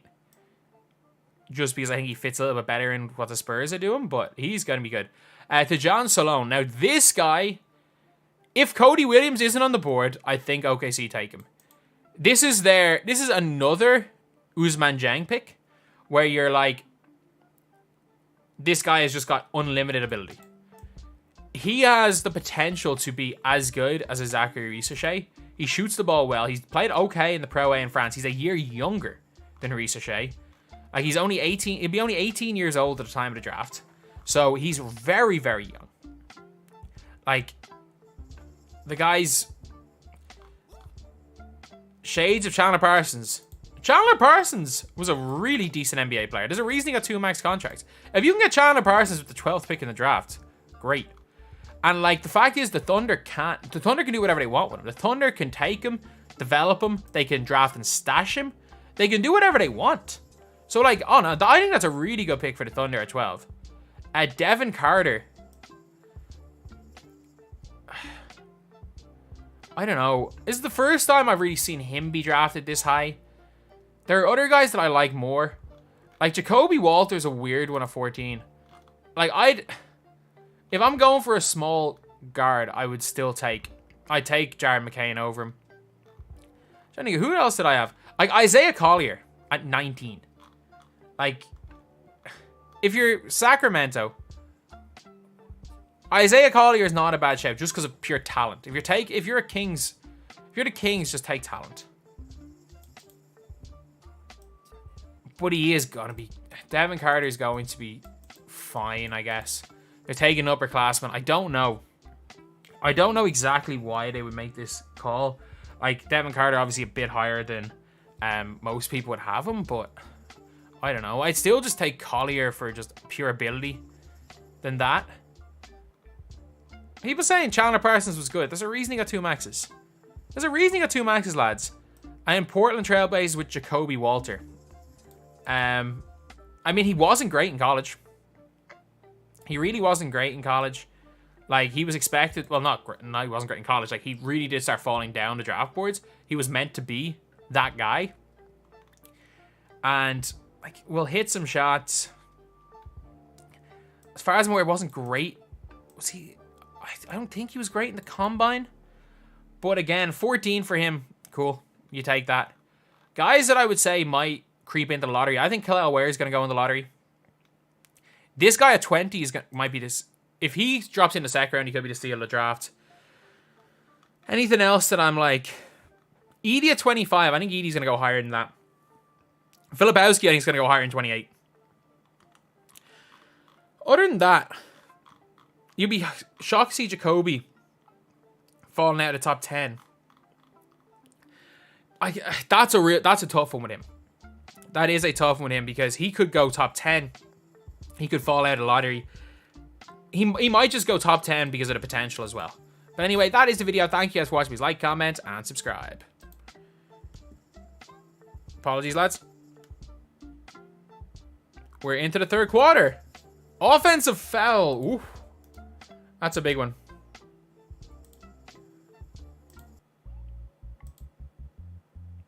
That is a big one right there.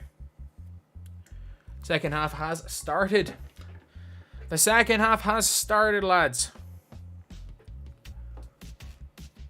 Now, this third quarter is going to be big. It's like, can they pull it back? If they can pull it back to like, okay, I can act normal again. Yeah, it's not video time. It's not video time again. Oh, don't do him like that, Myles Turner.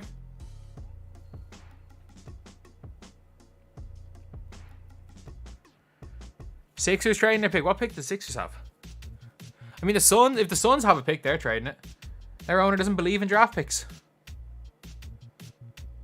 I can't believe I'm saying that, but their owner does not believe in draft picks. I mean, Jacoby Walter was meant to be a top 3 or 4 pick in this year's draft. Like, there were mock drafts earlier in the year that had him going top 5. Oh, Hartenstein.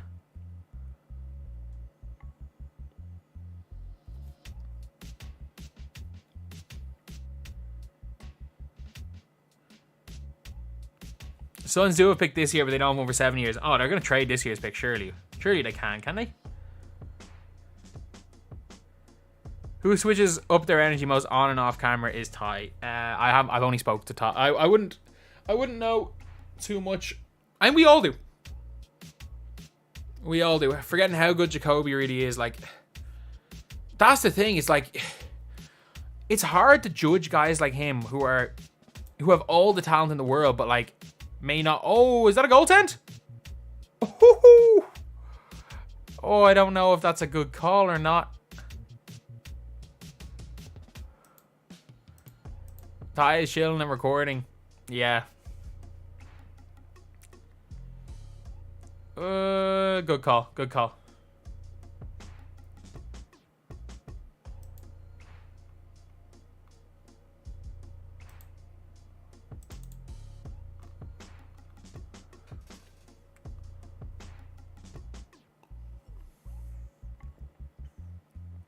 If the Knicks come back in this game, it's nuts.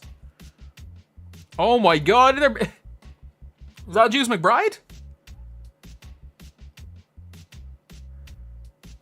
They're back in this. It's an 11-point game. John McEnroe there. Out here taunting. Oh man. They're back in this. Who would have ever guessed the Knicks would be back in this game? I thought it was done. I genuinely thought this is done. Hawks building around DeJounte could work. I mean, DeJounte's a hell of a player. DeJounte is a hell of a player. The Knicks refuse to die.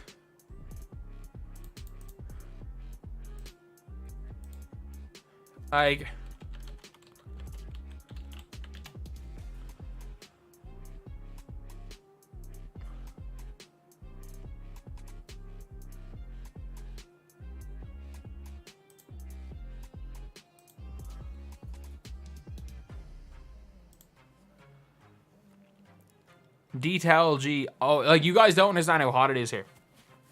Like, I'm sweating more now than I would if I freaking ran a 5K. Like,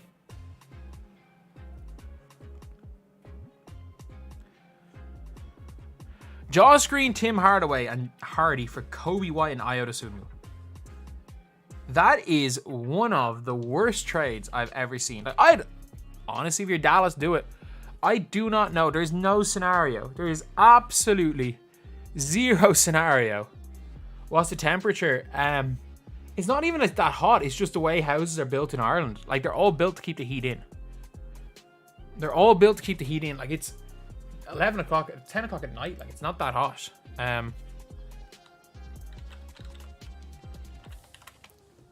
Like, it's only 14 degrees Celsius. But it's just like, it was hotter today. Like, it was close to 20 degrees Celsius today. And obviously, with all the equipment and everything, the room still being hot. With very little wind.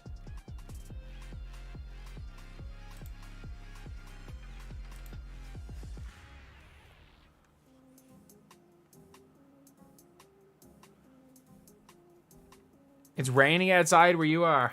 I mean, I wouldn't mind that right now. I would take it being cold in here than being hot. Like, you guys can probably hear like a fan, or you can probably hear a fan in the background. I got my Dyson fan behind me on like low cool. And it's still like, it's still not great.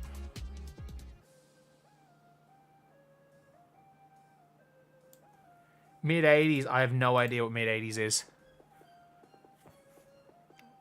Like, if it was mid 80s in Celsius with you, I might not survive.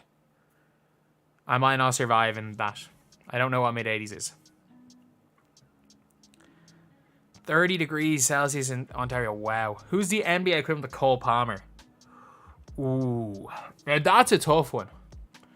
That's what young player never really got a chance with his team and then was traded and immediately became borderline all-star. Like,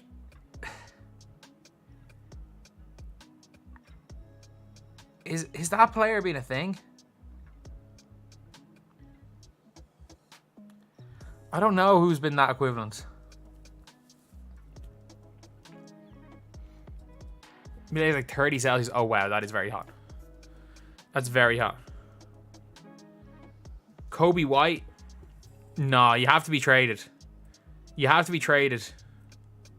No, like, traded. Haliburton was good before he traded. Like, Cole Palmer barely got played for his team. Cole Palmer rode the bench for City. They traded him and he was one of the best players in the league. Oh my god, this is a game. This is a ball game. This is back to 8.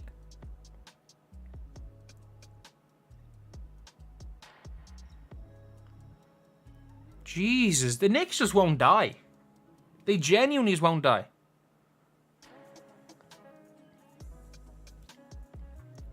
Spike Lee's having fun there. Spike Lee seems to be having fun.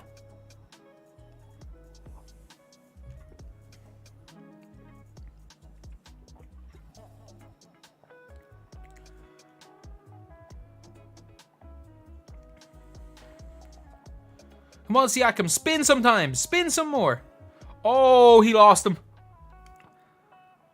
Oh, did Haliburton push off there, or did thing just lose him? Because DiVincenzo just wasn't there.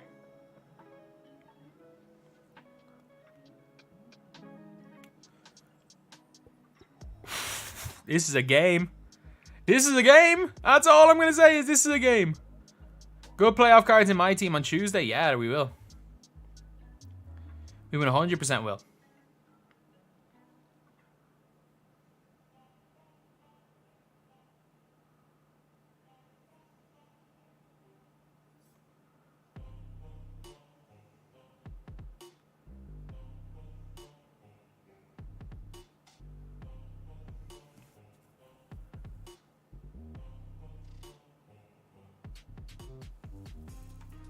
I don't know who the Vancouver Canucks are. I don't know anything about the NHL. I went to see the New York Rangers play one time in MSG. And that was kind of fun.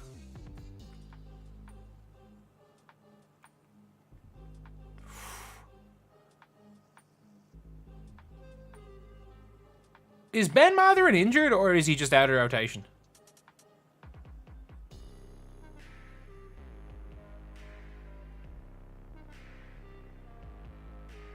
I mean, the Knicks haven't been in a conference finals when Mathurin's injured. When was the last time the Knicks were in the conference finals? 99.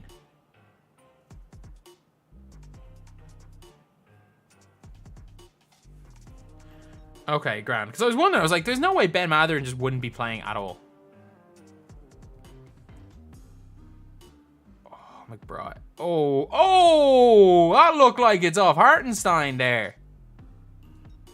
He's out. He's in there for the season. Oh, not great.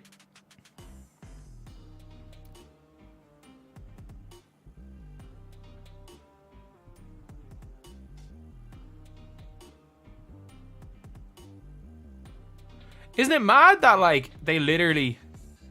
Was it the Celtics just gave away Neesmith for almost nothing? Crazy that Melo couldn't get... Man, they won one playoff series at Melo. And it was against a crippled Celtics team with no Rondo.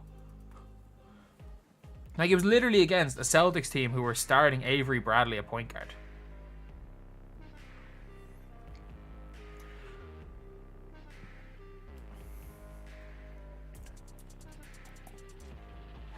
I'm Irish. I know where Vancouver is.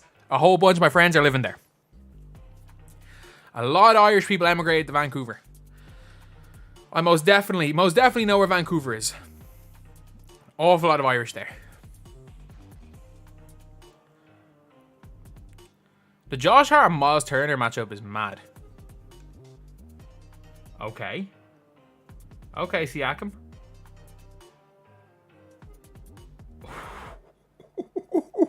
Ooh, that's a big shot. That's a big, big shot.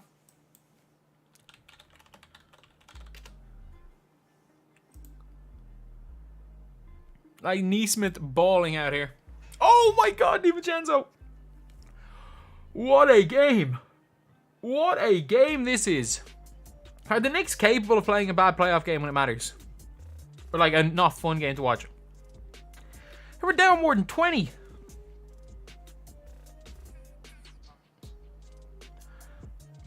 Josh Hart is genuinely unbelievable.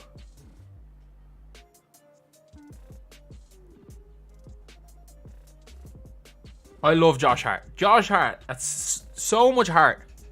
Ironically, he shows so much heart on the court. Like, if the Knicks win this game, they get murdered by Boston. Like, they get murdered by Boston. But still, they're in the conference finals. Like, they're just willing their way to the win. And I know they're down 7, but still, all the momentum's in their favor.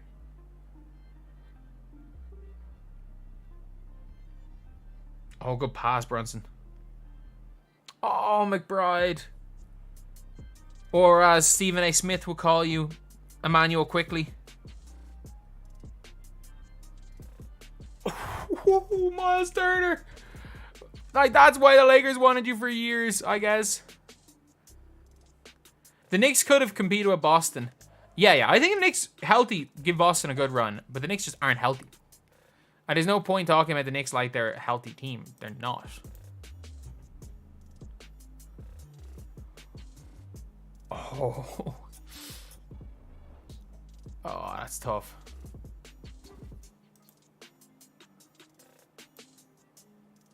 That's really tough right there. Like, the Knicks are doing everything they can. They just still can't. Like, they're down 12 and they just can't get it back into a state where they're, like, truly in the game. And that's, in fairness, fair play to Indiana. Fair play to Indiana. Like, every time that they start to come back a bit, Indiana go and play.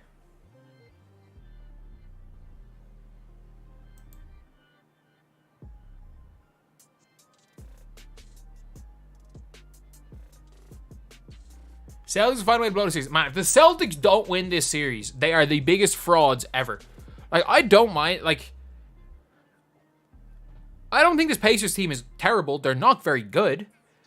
But, like, they're all right, I guess. This Knicks team is good, but they're crippled. They're absolutely crippled.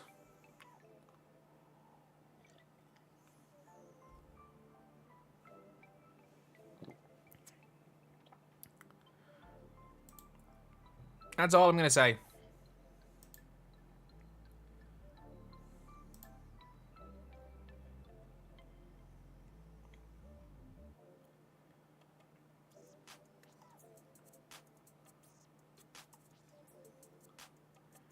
I'm underselling Indiana. They're fine.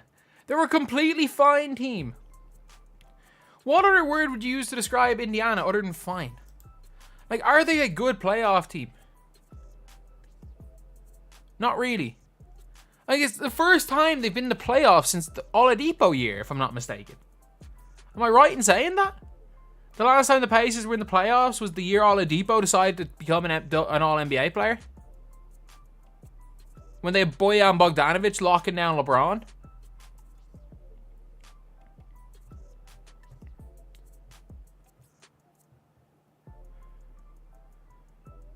Pacers like the 21 Hawks?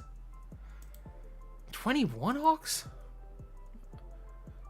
I mean, 21 Hawks beat a good Sixers team to get to the conference finals. They ran Milwaukee close. What were they? 2-1 up or something? They could have won that series.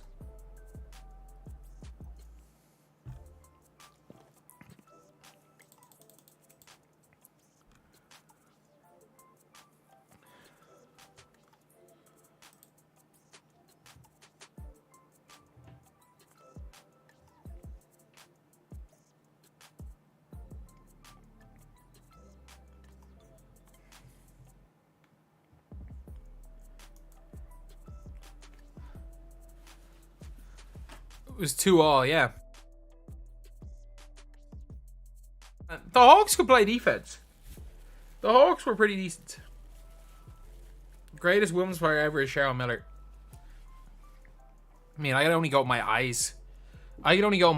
And probably, from what I've seen, probably the... I mean, Maya Moore has to be up there. If Trey doesn't get hurt, you get a championship. What? You lost to Milwaukee in 2021 when Giannis was hurt. Sue Bird. Yeah, Sue Bird's up there. Sue Bird, but it's like Sue Bird, Tyrese up there. Lisa Leslie's up there. Maya Moore is up there.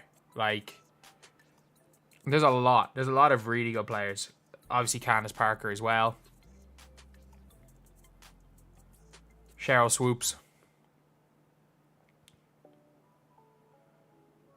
And then at the minute, like, Aja Wilson is almost as good as anyone I've seen. 14 points.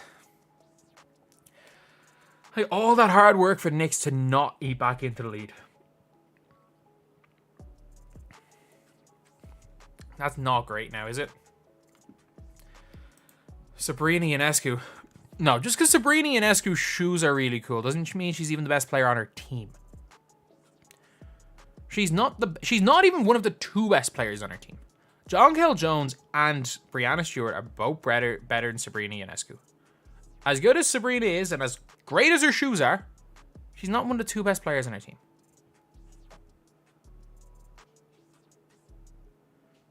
If the Sixers beat the Raptors in 2019, yeah, probably. They probably do win it all. Honestly, they probably do.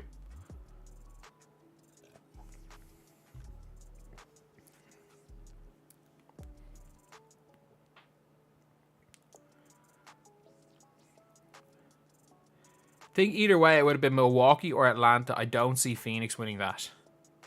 Yeah, no, Phoenix don't win the 2021 finals. I mean, if it's Philly, probably not. But, like, no. Atlanta would not have beat that Phoenix team. You think Carlo would agree with me about Sabrina Ionescu? Oh, why? Does he just not know how to pronounce her name?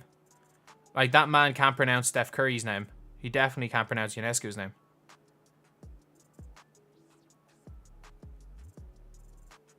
Oh, there's no way to score in this possession. Okay. Here's a big one. A 3 here would be very nice. Good pass by Josh Hart. All right. Nice layup by McBride. And the Knicks just got to get this back to like 6 points. Like, if they can do that,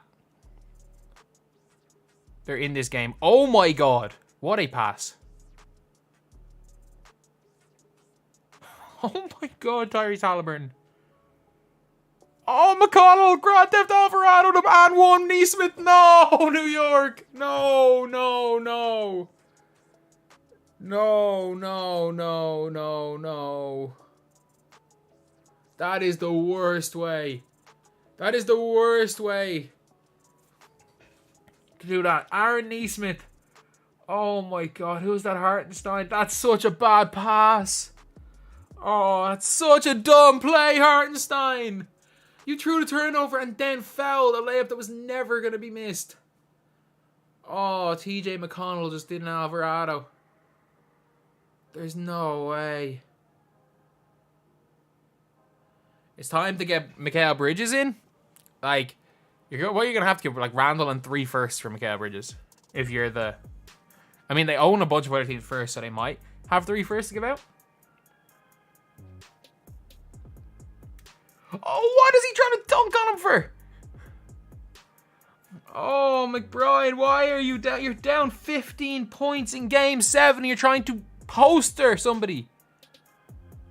You're trying to post one of the better shot blockers in the league, if not one of the best shot blockers in the league. That's not smart. That's not smart, McBride. You just... Pace isn't going wire to wire. I mean, neither team plays defense. Bridges wasn't even very good this year. Yeah, he's not a good number 1 option, but like if you can figure out a way to get him as a number 2, and if you figure out a way to put all the Villanova guys together, the power of friendship. Never forget the power of friendship.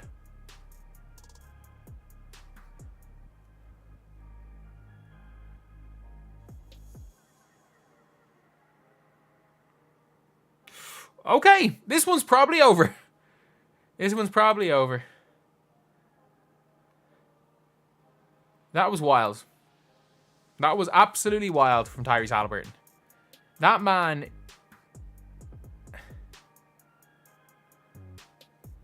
Don't think trading Randall is the move. It depends on what it's for.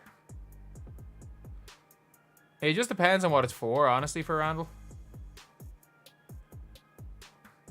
But that 3 from Haliburton.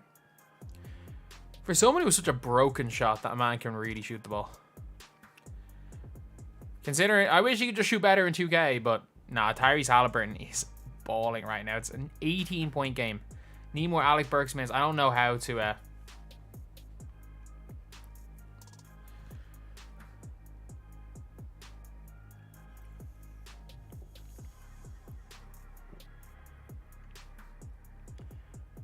OG has to get extended. Yeah, of course he does.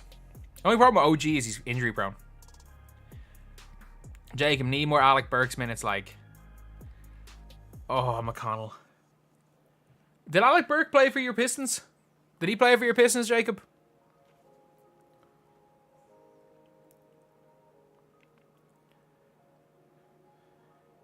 They're set up to get Bridges for Randall. I just don't know how much of a fit Randall is. Like, I don't know if Randall moves the needle in this series right now. I don't know if he does. Do you guys think that he's on the Pistons till the deadline? Man, the Pistons were that bad that I've blanked their entire season. The Pistons have been so bad. He was in the Bojan Grimes trade. Sorry, it wasn't Quickly that he was calling Juice McBride. It was Quentin Grimes. Oh, Toppin. Toppin. You just had to make a layup to make it 20. I'm not going to lie, Jacob. I did not... The only game I watched from your Pistons was the one against the Celtics where it looked like they were going to break the record. That was it. That was it. The record-breaking game. Oh, good pass. Obi Toppin! Okay, you got fouled. I thought he missed another layup.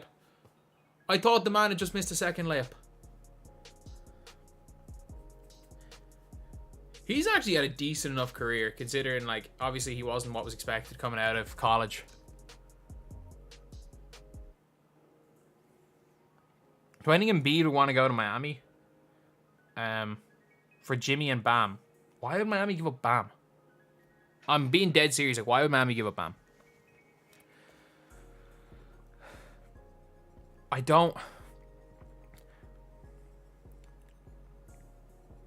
Detroit Blake Griffin was fun to witness. He was good for a year there. Let's not forget, he had a real good year in Detroit. Did nothing after that. But he had a real good year in Detroit. He had one of the best years of his career in Detroit.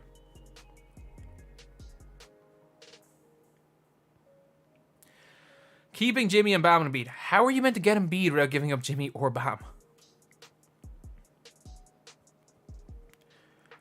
Like,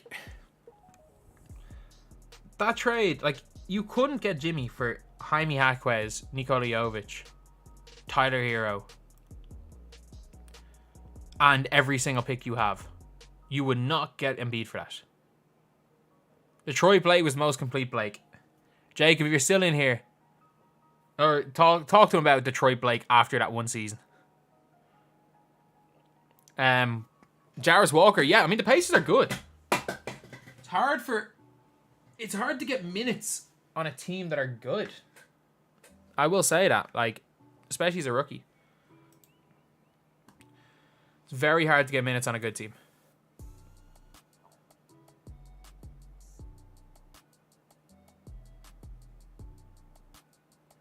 As a Pistons fan, he was garbage. He was absolutely garbage after that season. He was great in that one season. He was garbage after that. But, like, the maddest thing is that people forget how good Blake was as a rookie. Like, when I made my, like, ranking rookie of the years, I put Blake as the top tier, and everyone's like, the most liked comment is, he actually said Blake was as good as a rookie as Wemby. I don't take this guy seriously. And I'm like, man was an all-star as a rookie. He was almost an all-star starter.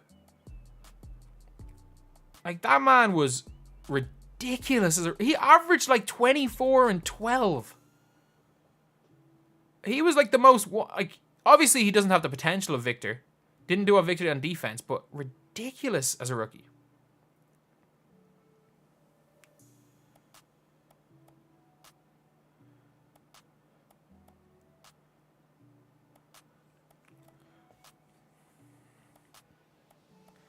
Dante DiVincenzo out here looking like 2K20 Ruby Dante DiVincenzo.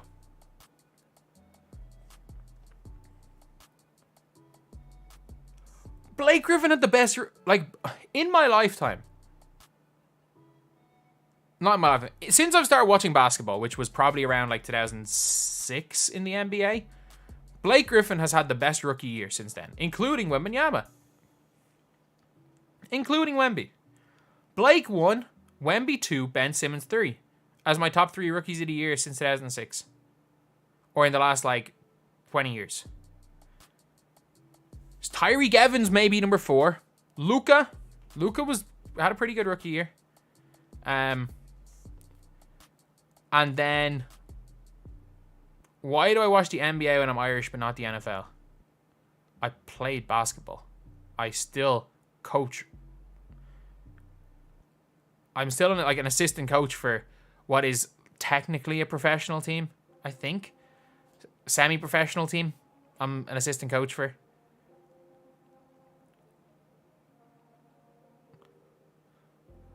Like a dude that I coached 3 months ago went off to play in Puerto Rico with the team Dwight Howard was meant to play on. Like,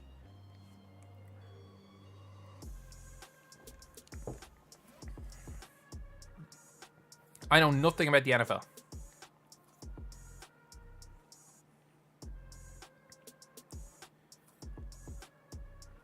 Oh, what a pass. What a pass by Neesmith there. Man, the Celtics let that dude go for nothing. They let him go for nothing. Wemby's defense was separated from Blake. I agree. Blake and Ben got a year of NBA training because injuries. A guy I coach went to the NFL? No. A guy I coach went to play basketball in Puerto Rico. And I think Dwight ended up leaving the team, but he was on the team with Dwight Howard at one stage.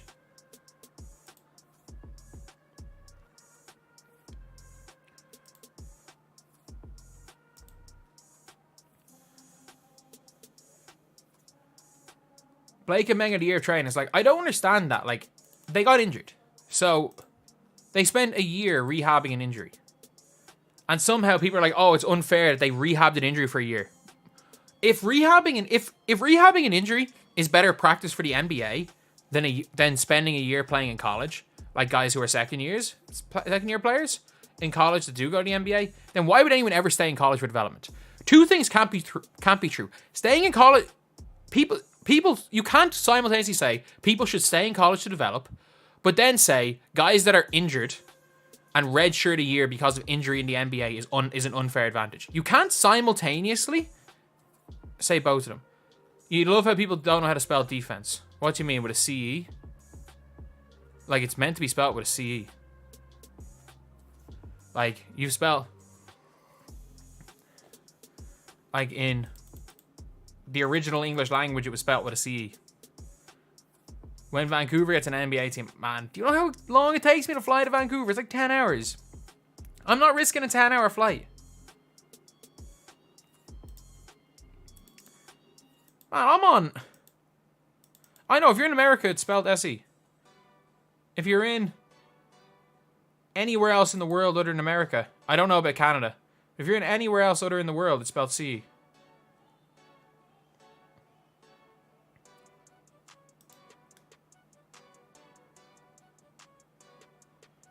Blake with his athleticism and size could have been just as good in defense as Wemby. Just as good in defense as Wemby. Oh my god. That is wild statement. That is a wild, wild, wild statement.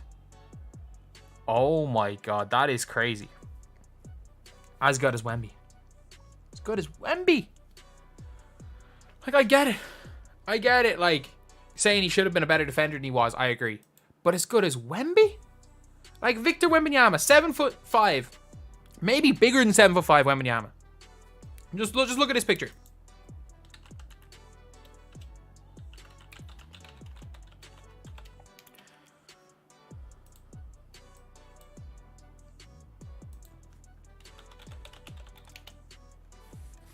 I want to show you guys how tall Wembanyama is. I just want to show you guys how tall Victor Wembanyama is, by the way. See this right here? See this guy right here? That man is Zach Edey. And this is Wembanyama. You see this guy right here? This guy is 7'4" without shoes. This man, even without the hair, is at least an inch taller than him. At least an inch taller. And considering they used to measure guys with shoes back in the day, Wembanyama with shoes is probably 7'7". Like, he's 7'6" or 7'7" with shoes. So, like, Manute Bol, Mirasan, he's the same height as them. He's probably taller than Yao Ming. Also, by the way, Nikola Jokic is huge as well.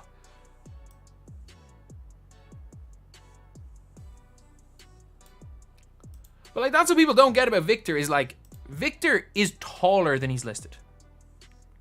He's listed as 7'4". He's taller than 7'4". Like, he's one of the few guys that you're like, no, his listing, like Kevin Durant, you're like, oh, he's definitely taller than he's listed. No, Victor Wembanyama is taller than he's listed.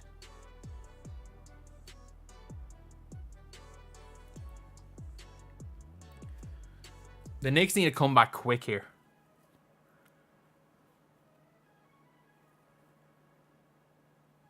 Like, they've 101 points through 3 quarters. Like, honestly, if you had told me if they were scoring 84 through 3, I thought I'd be like, you know what, they're in a good position to win the game. They gave 101.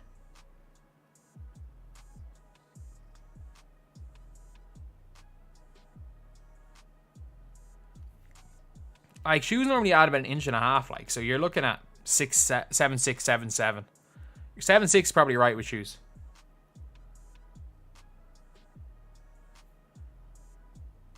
Let's bring an NBA team to Ireland. Let's bring a freaking fully professional team to Ireland before anything. Is the stream on?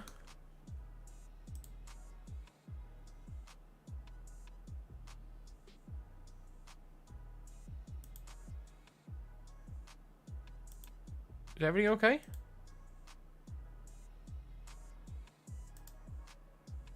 Everything good? Can someone type in chat?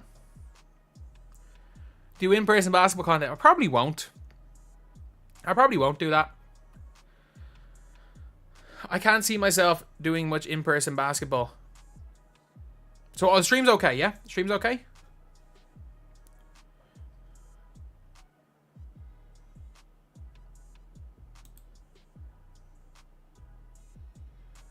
Okay, my preview is just like constantly buffering. I'm going to bring it down to like 144p for my preview.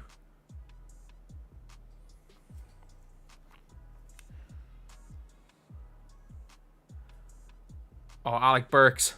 Oh, no.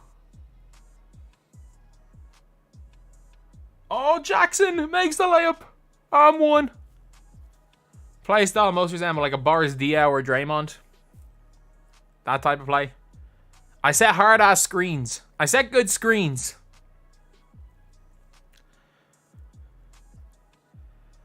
And that's the problem with, like, most of the time I play is pickup, but I'm playing pickup with guys way better than me.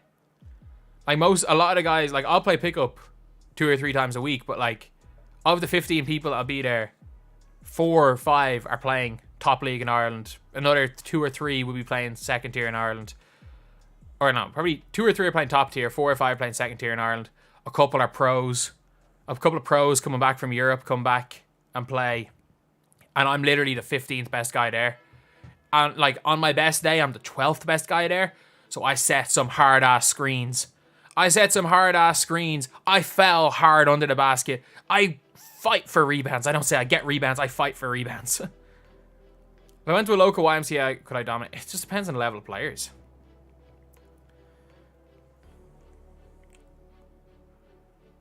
Like 1v1 scoring is like the worst thing I'm worst at. Actually, right now it's 3-point shooting. Jesus, this summer I'm shooting awful. It's all my like 6'1" without shoes. I've listed myself as 6'3". I'd be like if my listed height is 6'3", but I'm not 6'3".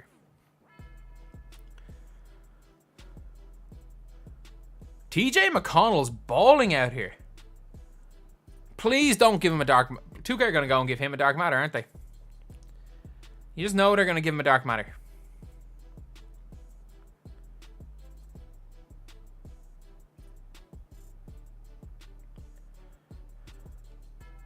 That's not a foul. That's a good call. That's... maybe also not a foul. Brunson fractured his hand.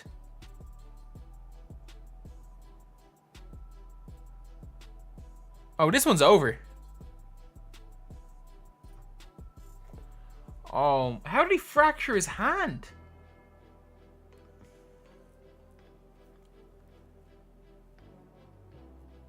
Oh, that's not good now. Love the content. Appreciate it. Appreciate it. That is GG's. That one well and truly is a game over. That's disappointing. Indiana is one of the luckiest teams of all time. I agree.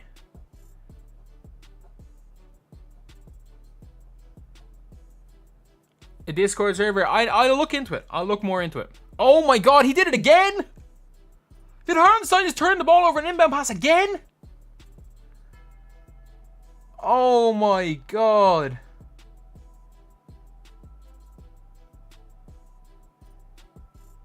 New York.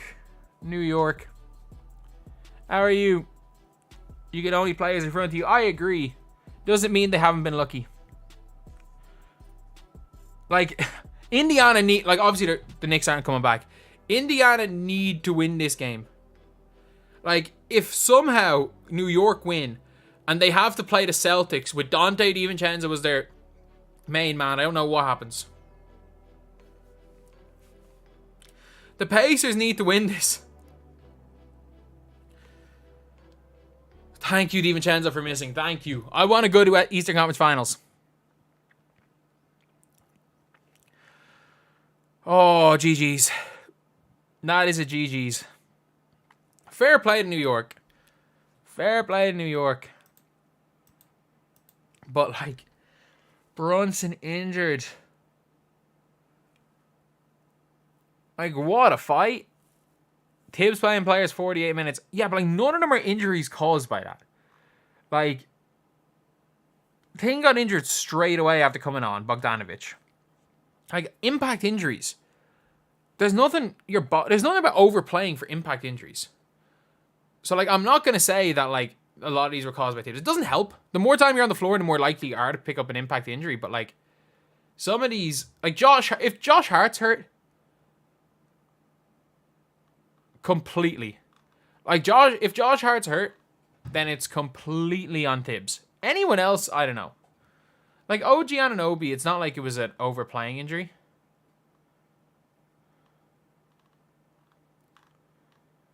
But, like...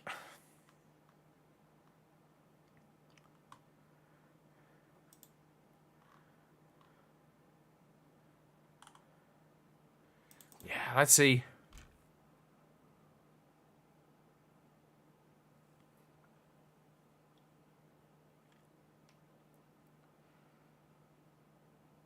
It's game over.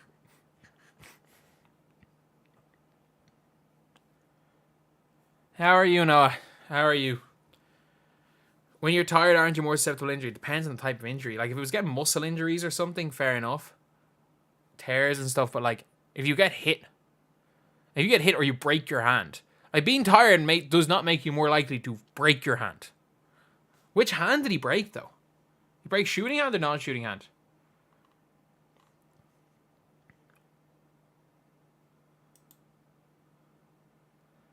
That's the tough one. Is like, it depends on what hand he broke. He broke his shooting hand. No. Oh, no. Man. This is Isaiah Thomas. This is Isaiah Thomas. Obviously, I don't know how big a deal fracturing your hand is. Still. That's the Isaiah Thomas run, like... Hopefully he's back for a while.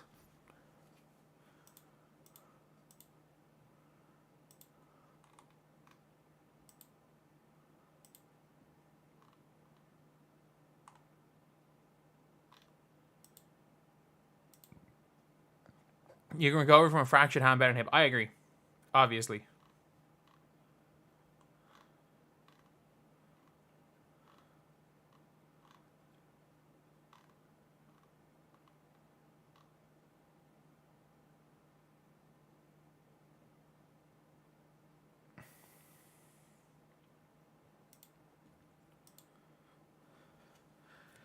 He's out for the season next year? He's not going to be out for next year with a fractured hand. Let's be real. He's not going to be out for a year with a fractured hand. There's no way he's going to be out for a year with that.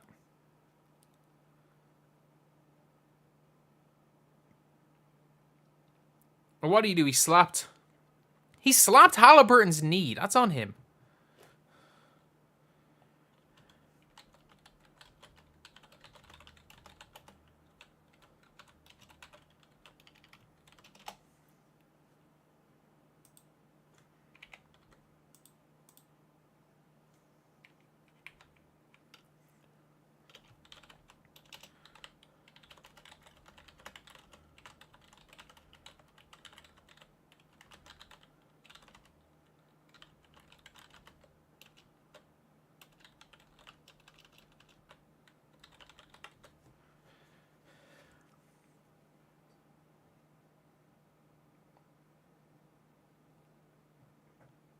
I think Brunson should be okay. Sucks to your chances going out.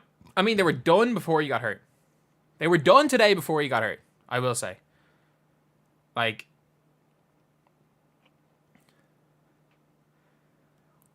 And the Pacers have a better chance. I don't think give the Pacers much of a chance, but they have a better chance against the Celtics than the Knicks do.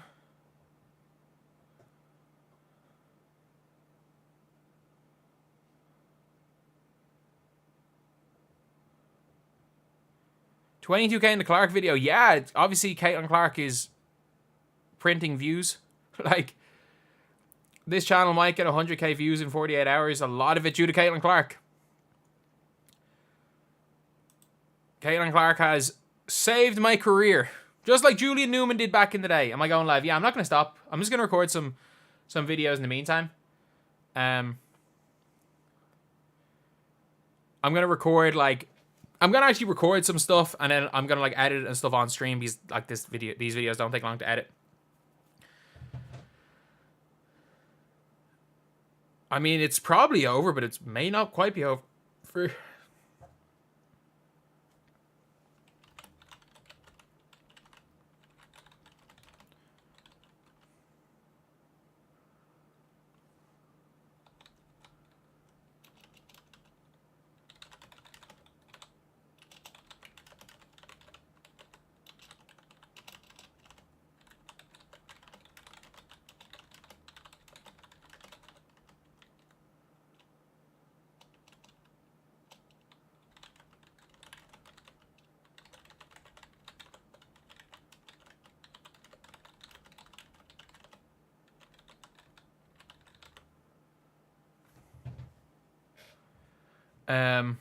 Missed the 2K20 era DBG. So do I.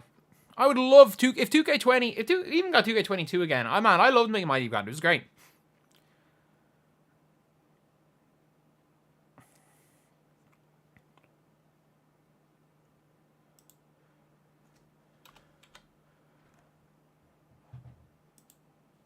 Rick Pitino's there. Okay. TJ McConnell. TJ McConnell wasn't great in the playoffs. Like, he was out of the rotation and fought his way back in. Fair play to TJ McConnell.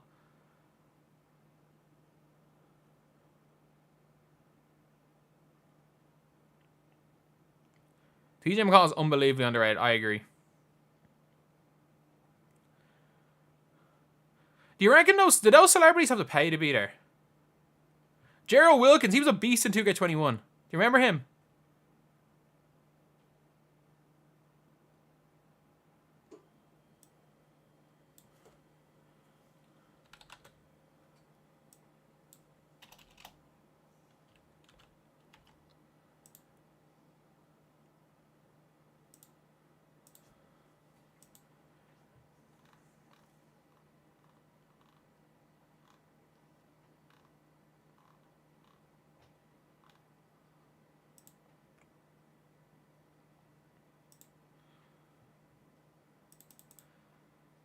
Remember him, but didn't really love his car. Gerald Wilkins is a beast in 2K21. Don't get it twisted. That man was a beast. I'm pretty sure he's Dominique's brother, isn't he? Don't get it twisted. This man was an absolute demigod. Like, we can't forget this dude for the 2K guys in here. 93 ball, 96 speed, 97 steal. Came out on May the 25th. Pretty much 3 years ago today. And they gave him base 70 on very quick dribble style. They gave him the freaking Curry slide, the Pro 2 size up and escape. They gave the dude everything. Biggest YouTube regret, not leaving my team sooner.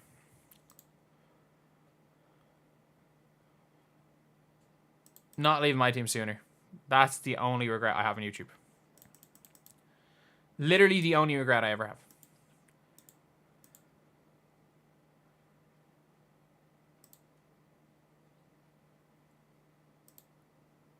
And, like, when things have gone as well as they have for me, it's hard to regret something, to, like, heavily regret anything, to be honest. I had an unbelievable YouTube career, and it's put a roof over my head for the rest of my life, so, like, I can't say I regret anything.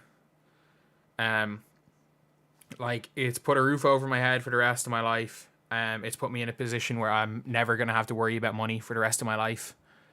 That...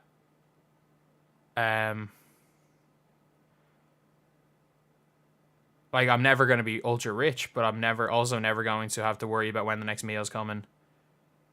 It's allowed me to do so many other things outside of YouTube, due to its flexibility.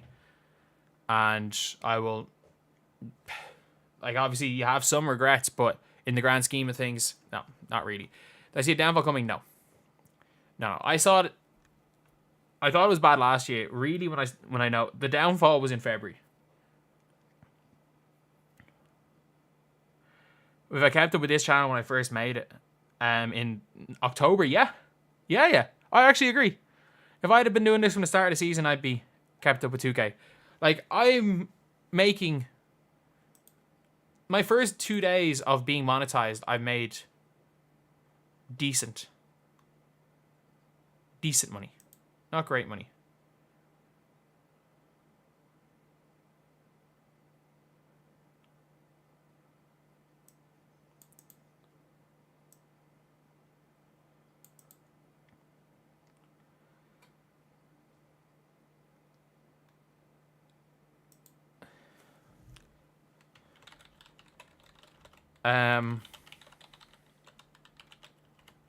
But this game's over. The Knicks put up a good fight. It's awesome I have such high morals. In what way? I also staying alive. Yeah, I'm gonna stay alive for that game. And I'm probably going to remove the auction house, the player market. The player market wasn't even that bad. It was when they removed the player market. When they were...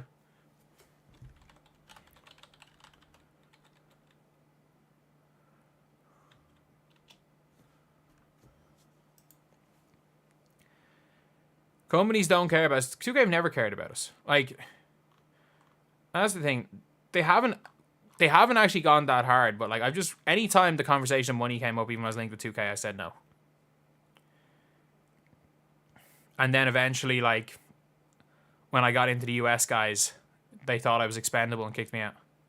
Kicked me out of everything, which they have the right to do that.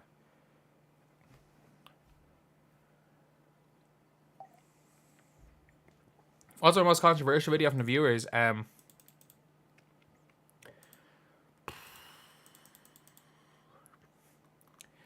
made a video in like 2K17. Like, this game is over. Oh, you never know. Might come back. I made a video in like 2K17. And it was like a collab video, minigame type thing with a guy named... I can't remember what his name was on YouTube. But basically, I couldn't get anything out of him. I genuinely couldn't get anything out of him. He actually was a really good content creator, but he was just so awkward. He was really quiet, and like, I was trying to get something out of him, and it was literally like, I was trying to like make it a fun video. I was trying to laugh. I was trying to joke with him, but he was just so quiet and like didn't want to say anything. That like after the video came out, it actually did. I watched it back I didn't notice at the time, but I watched it back a couple of years ago, and it looked really bad. Like, it looked like I was effectively trying to bully him, but it's because it was everything I was trying to do to banter with him was a one-way street, because he wasn't giving anything back. He wasn't giving anything back. He wasn't giving anything to the video, and I was trying everything to get something out of him, and like, he obviously was just awkward, and it made me look really bad. And looking back on it, yeah, I did, so I took it down. One regret about my content, again, no, as far as what I did up to a point, best Super League players in my opinion, Josh Wilson, hell of a player. My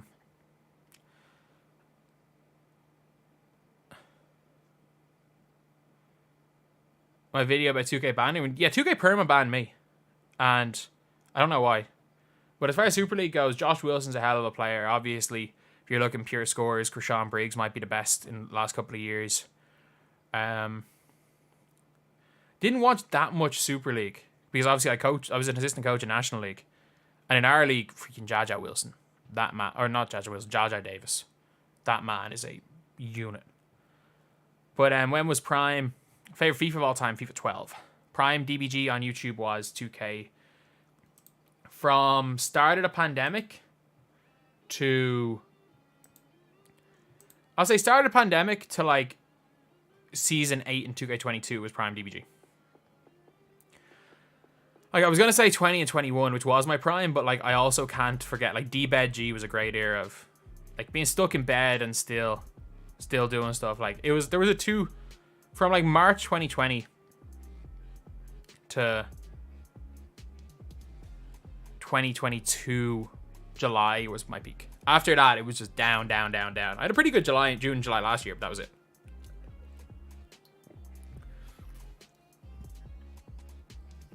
Fair play to this New York Knicks team. Honestly, fair play to this Knicks team.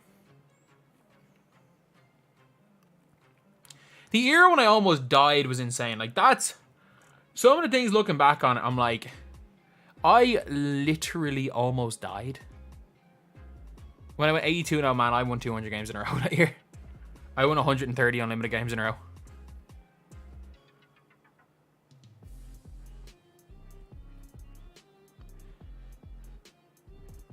Week 1 DBG unguardable. Oh, this one's... And... That's a foul. D-bed G wasn't when I nearly died. D-bed G was after surgery. I nearly died, like, a long time after that. Like, I nearly died, like, 2 months after the surgery. I just recorded TikTok when I was in hospital. How did I almost die? Pulmonary embolism. Pulmonary embolism. Yeah.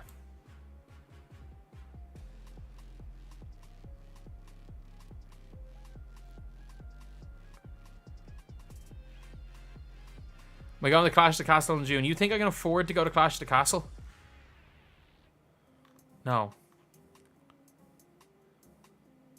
They put the tweet thanking everyone. Man, I was literally told. Hadn't slept in 2 days, was high on morphine, and was literally told by the doctor that at any moment I could go into cardiac arrest while I'm getting everything, like, things put on me, and they're like, we'll have someone monitoring you at all times. Like, they literally had, no matter what room I was in for, like, the first 24 hours, there was somebody sitting there, like, in the room with me. Because if something freaking beeped, they had to be rushed into emergency surgery. Like, I was touch and go. It was touch and go. Like, I was a lot less likely to die than I thought I was. Like, because once I was there and once I was hooked up to everything, it was very unlikely I was going to die. But, like, had I waited, like, a day... Had I waited a day, I would have been gonzo. Like, if I was able to get to sleep with painkillers and stuff the night that I went to hospital, like, I might not have woke up, that's the scariest part. Like, that's the scariest part, is that if I was able to get to sleep the night before, I might not have woke up. Why did I sport Leeds? My dad sports Leeds.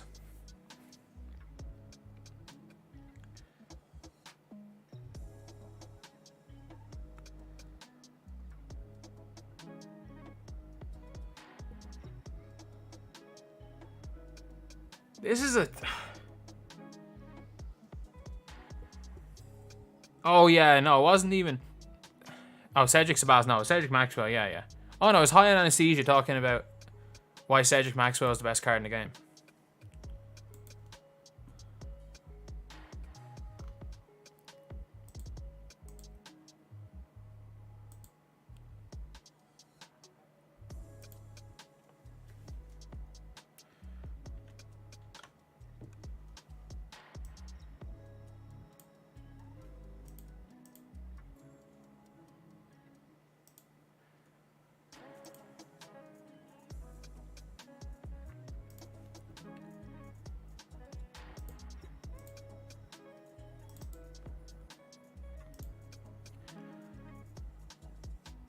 Neesmith's a baller, man. Neesmith is an absolute baller.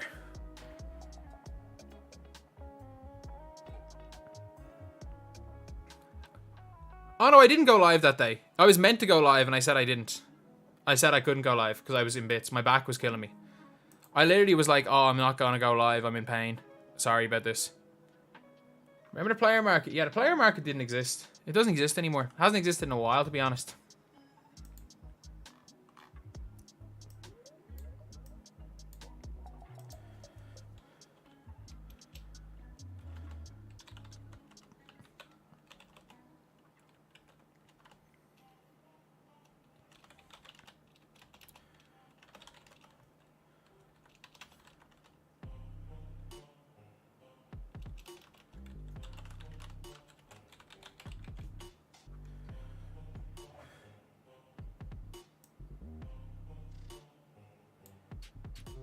Celtics in 5. I miss the trophy case. I hate the trophy case, but I do miss it. I do miss it. Like, it is tough. It is tough. Like, it was a tough one there. But yeah, like, this is a blitz of a game. Like, fair play. Oh, Jericho Sims is coming on the floor. Imagine being that number 21 coming on for 59 seconds as you're about to lose game 7. Like, I don't know. I don't know why they do that. Like, I just leave them benched. Leave them benched for 59 seconds.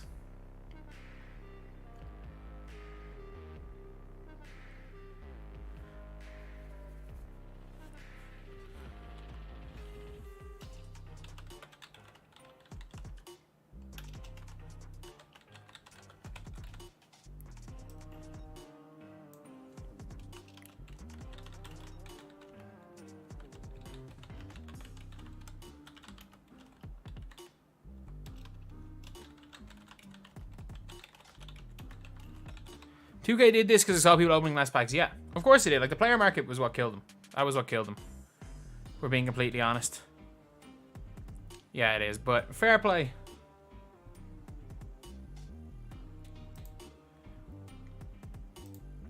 Fair play to the Indiana Pacers. Fair play to the Indiana Pacers. And yeah, that is pretty much it. You think the Pacers can win from here? I don't. But that is it, lads. That is the game. That is the series. The Indiana Pacers have gone and they've beat the New York Knicks in 7 games. The Knicks don't know when to give up, and they are an incredible team. The Knicks are an incredible, incredible team. And you've got to give credit where credit's due when it comes to this New York Knicks team. They fought. And they fought hard. Through this whole series, so many injuries. For people, like, I'm currently live right now when I'm recording this, and people are saying the whole city of New York is deflated and they don't think the Knicks are going to get back to this stage. Man, I don't understand why the city can be so deflated after this loss, because you can't. There are not terrible losses, and this is not one of them, because look, their best player by the end of the game was Dante DiVincenzo, and I like Dante DiVincenzo. He is not going to be the best player ever on a team. Like, the man is not going to be any sort of team's like standout player, and that's fine. Jalen Brunson went and fractured his hand, so he could be out for the whole summer. So obviously he's not going to end up getting like called up to the Olympics team at any stage. Dante DiVincenzo has absolutely balled out, but like, they were down Mitchell Robinson. OG Anunoby could barely move today. He could barely move. Mitchell Robinson's gone. Isaiah Hartenstein spent half the day throwing the ball to the other team off inbounds. But it was a really, really good series, good playoff run for the Knicks, especially with the injuries they had. Obviously, Randall being injured before it. So, yeah, if I was the Knicks, they put up a hell of a fight. But Indiana were just healthier. Simple as that. Indiana were just a healthier team. And they've had those advantages for both the last series. They've had the advantages. They were healthier, much healthier than Milwaukee. Like, obviously, the Milwaukee Bucks were nowhere near being healthy in that series. Like, they weren't even close. Giannis missing the whole thing. Giannis is a guy that is one of the few players you could argue is the best player in the world. As well as Giannis, Middleton was hurt, and so was Dame Lillard at stages. So they were obviously very hurt. Like, they were even more hurt than Cleveland were against Boston. But Tyrese Haliburton, 26 points. He had 14 in the first quarter. Anytime the Knicks started to come back in the game today, because the Pacers, as I said earlier, I thought the Pacers were going to bring out. The game went almost exactly like I thought it was going to go. The Pacers were going to get a good start. The Knicks were going to try fight back, but it would take so much energy for them to fight back that eventually the Pacers were going to pull away. It was almost exactly how I predicted the game would go earlier. Because the game was going to go either one of two ways. It was going to either be a chippy game, back and forth, or the Knicks or the Pacers just had too much. Because, like, Pascal Siakam is an all-star level player. You've got Myles Turner, who's a really, really good center. And again, Myles Turner hits some big shots as well. Tyrese Haliburton is one of the best point guards in the league. And man, Aaron Nesmith, like, Boston letting that guy go for nothing is crazy. Like, that guy is really, really, really good. And even without Benedict Mathurin, the Pacers are in the conference finals. And I don't know how Pacers are set up for the conference finals. Like, I really don't know if we're going to be seeing them compete with the Celtics. Because it is tough. Like, first game's on Tuesday. It's really tough when it comes to Pacers and Celtics to see what happens. Because the Celtics haven't switched on yet. And I think the Pacers are probably going to win one of the first 2 games. Like, the Pacers didn't miss today, obviously. Like, field goal percentage record, apparently, according to the chat, which is crazy. But the Pacers and Celtics are 2 teams that don't really play much defense, but are both 2 of the best offenses in the league. Like, this is where we see games end in the 120s, 140s. Because these 2 teams are just going out to outscore teams, which is weird for Boston considering the players they have. But, like, I don't see Porzingis coming back. I don't see Porzingis back in the playoffs. I think this is he's questionable, and he's just never coming back. I think Porzingis' injury is a lot worse than they let on. Like I said at the time, it looked worse than they let on. I don't see him playing the rest of the playoffs. I still think the Celtics have way too much firepower for this Pacers team. I think in the East, the only teams that would have had a chance against Boston, I think healthy New York, healthy Philly, healthy Milwaukee. Basically, the 3 of the teams that were injured. 3 of the teams that were injured are the only ones that I would give a chance to. But when it comes to that Eastern Conference Finals, the longer it goes, the more I favor the Pacers. Because there's pressure on Boston, there's no pressure on the Pacers. And I know Boston have like a history of doing well in big games in the East. Like, I know they lost Game 7 last year to the Heat, but they won 2 Game 7s the year before against Miami and against Giannis' Milwaukee team. I know Middleton wasn't playing for Milwaukee, but still, they do have like a history of winning big games in the East. Obviously, in the finals, they've only been there once, so it's really hard to judge how they are. But at the same time, when it comes to Boston, I'd say they've got a shot, or I'd say Pacers have a shot, but Boston are just enough. I think they're enough better than them that they're going to win the series. I think they're going to win it comfortably. If it goes to 6, I'd be shocked. Like, but if the Pacers can get this to 2-2, which they could do, because the way the Pacers play with their offense and get hot, they could get hot 4 of 7 games. And when teams are firing like Indiana or even Boston, if they get hot 4 of 7, you're done. You're done if they get hot 4 of 7. So if they can make it 2-2, maybe 1 good game and 1 bad game from the Celtics, and then they get hot and go 3-2 up, then there's pressure on the Celtics, and we don't know how they're going to really react to it. They might react well, they might react badly. But I still think it's... Look, you have to be crazy to not predict the Celtics to win the series. And like, I predicted the Pacers to beat the Bucks at the start of the playoffs. I predicted the Western Conference. If Denver win, I have predicted the Western Conference entirely correct once the Pelicans got in. I actually don't know why I had the Kings beating the Thunder. And then when it was the Pelicans, I was like, you know what, Thunder are going to win that. So that's the thing where it's like, as far as rounds go, I would have predicted almost all that correct. I don't think anyone is predicting the Pacers to win. And if you're predicting the Pacers to win, you're just... I think it's crazy. But they might. They might. I don't think it's a foregone conclusion. I don't think it's formality. I don't think it's a guarantee. I don't think anything's really a guarantee when it comes to the way it's looking right now, when it comes to the Eastern Conference Finals, but still, the Celtics are the best team in the East, and it's not close. The Pacers struggled against a half a Knicks team. Like, how are they going to beat a Celtics team, which I know Porzingis is down, but their 2 best players are healthy. Arguably their 3rd best player, Derek White, is healthy and hooping. And I know Drew Holiday kind of sucks, but I mean, Al Horford coming into the starting lineup, you don't lose anything really with him instead of Porzingis. You just lose a bit of bench depth. Anyway, that's the video. Thank you guys for watching. Please like, comment, and subscribe. So yeah, we are going to change this. Denver Nuggets versus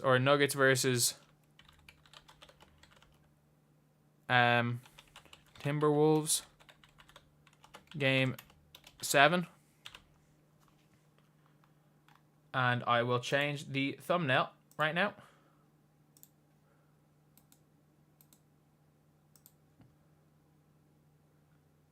I will change the thumbnail on this one right now.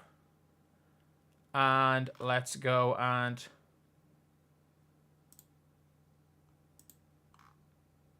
Where is it? Let me change this right now.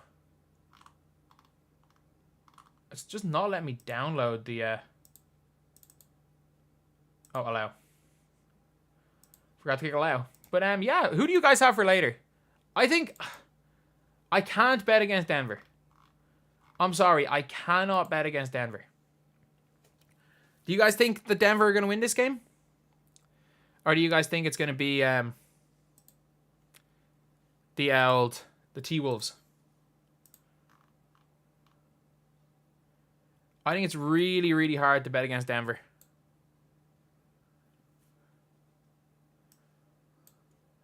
And I hope everything's okay streaming-wise, because I am trying to upload things and through a drive. Denver aren't losing Game 7 at home. They might. They just might, you know. If Denver ever going to lose a Game 7 at home, I think the winner of this takes it all. I agree. That is my prediction. Winner takes it all. That winner is going to go and win this whole thing. NBA is going to warm Jokic versus Luka. Why would they want that?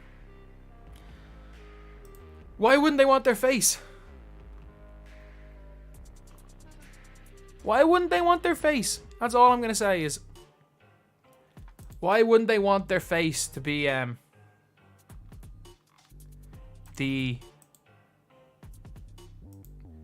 like in the finals?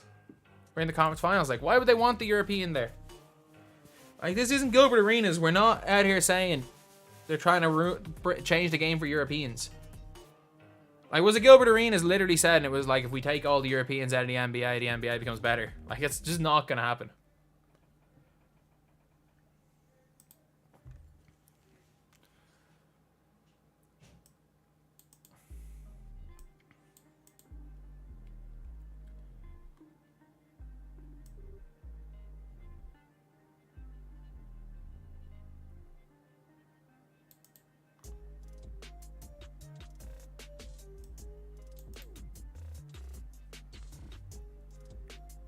Top 5 current players are mostly Europeans. Are they? Three of the top 5 are Europeans. Giannis, Luka, Jokic, Embiid, Shea.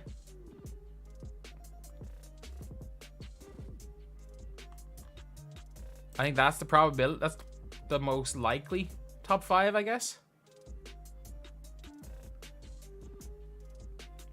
Would that be the most common top 5 players in the NBA? Would that be the most common?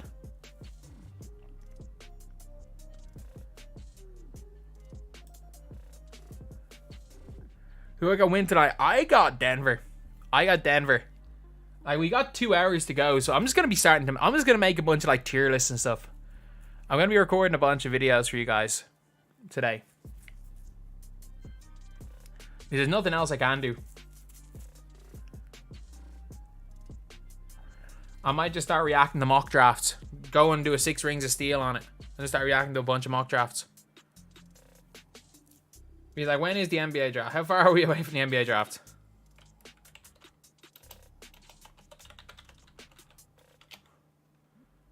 It is June the 26th.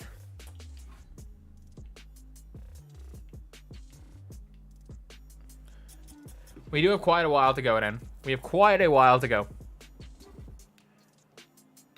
Is the NBA draft always this late? That was early June in 2023. No, June 22nd.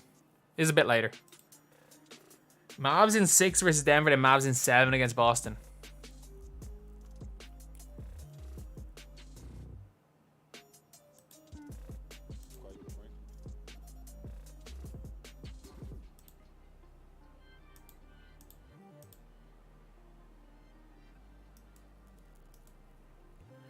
Yeah, that's...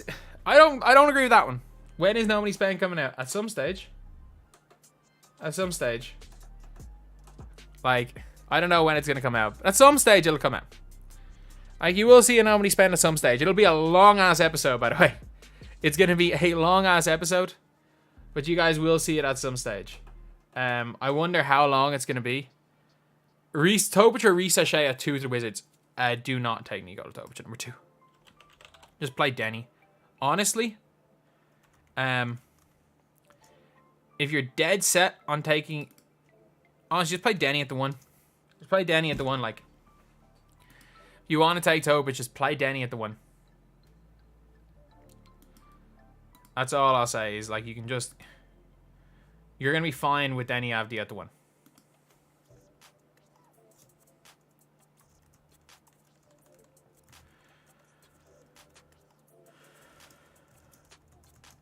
I think Denny can run the 1. You can't put Denny at the 1. This isn't my team. I think he'll be fine at there. I mean, Tobic can't shoot a lick. So, like...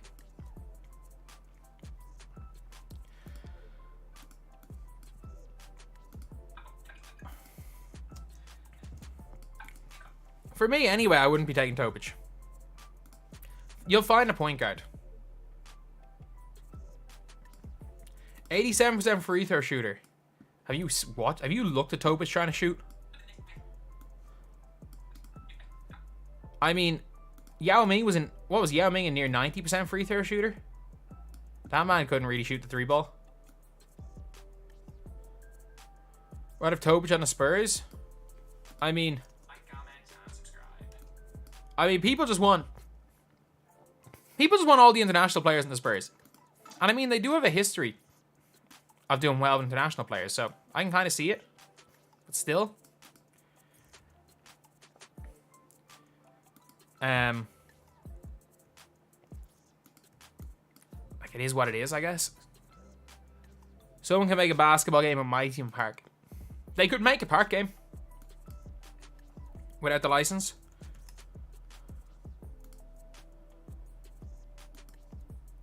You're 100% able to make a park game without the license. But, yeah, you won't be able to make a my team game without the license. Like, that's just not going to happen. You got a good deal for Beal. Like, he's got rid of Beal. Doesn't matter what the deal was. You got rid of him. He had a no trade clause, and you got rid of him. You managed to get something for him. And people thought Beal had literally no trade value.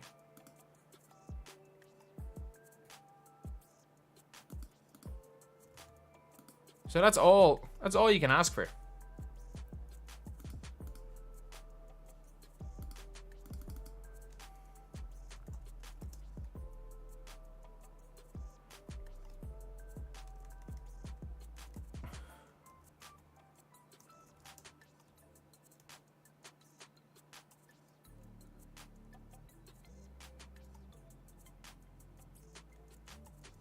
The Spurs walk away from the draft.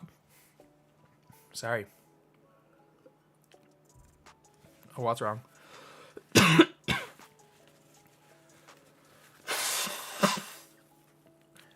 Combination of Risa Castle. I don't really rate Stephon Castle that high. I will say that. I don't rate Stephon Castle that high. I really don't.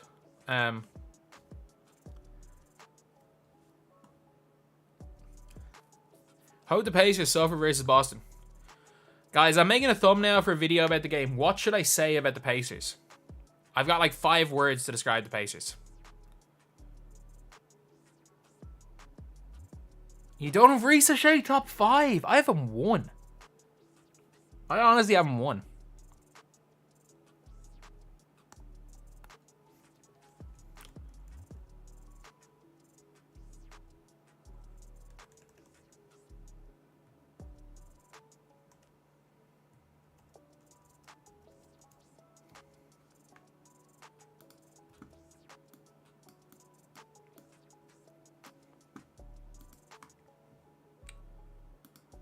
Was it all luck?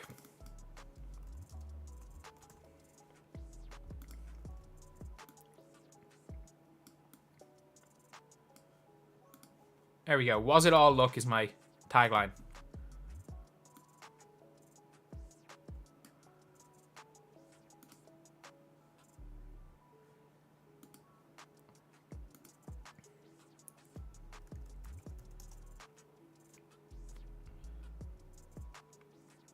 Pacers couldn't miss.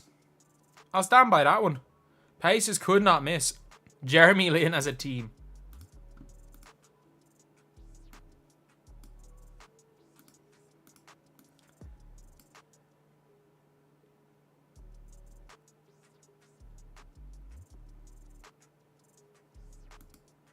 I mean, the Knicks are 100% injured.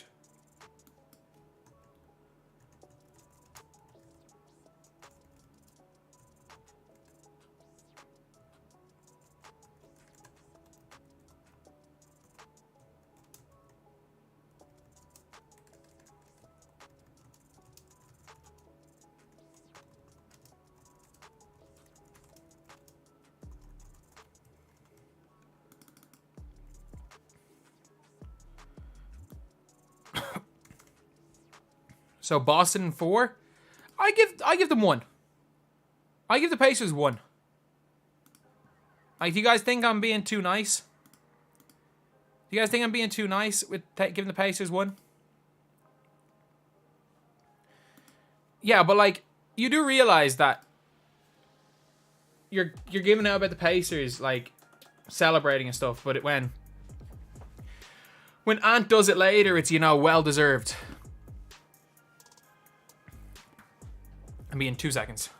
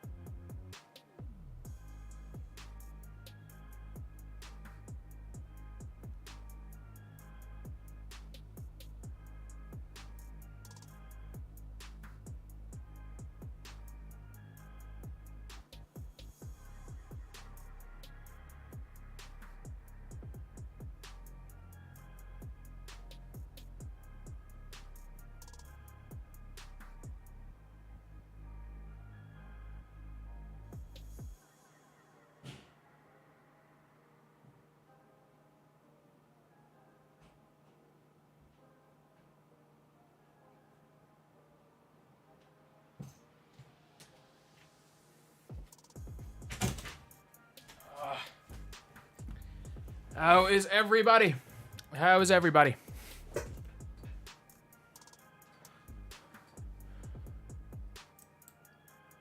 Pacers didn't deserve to win. I mean, you can say that, but they won. Like, you can say, oh yeah, they didn't deserve to win, but they did win.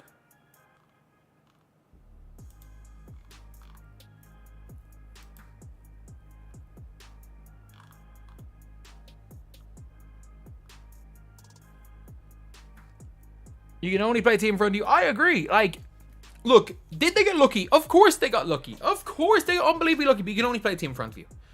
Like, for example, if you come up against Denver and Nikola Jokic tears his ACL and you win a ring, that's all you can do. The Toronto Raptors in 2019, Clay and KD injured. You can only play what's in front of you. That's all I can say. You can only play what is in front of you. So, yeah, that is it. 1 second. Can I pin? I'm just going to try to see if I can pin something. Okay, I can unpin.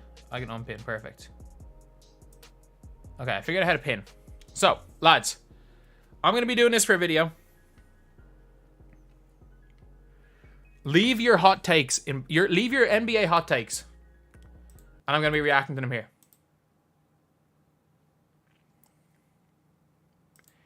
Leave your NBA hot takes right now. Right now.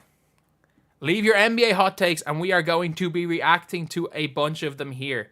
So we're going to be doing this for a video, but we are going to be reacting to your hot takes. So lads, chat. Let's go. Let's see what your hot takes are, and we're going to be reacting to them.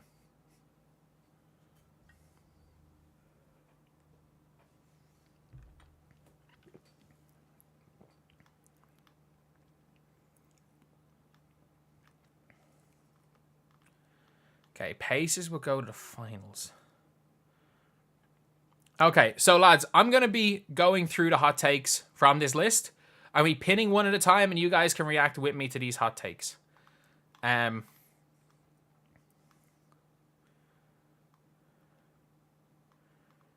Yo, okay.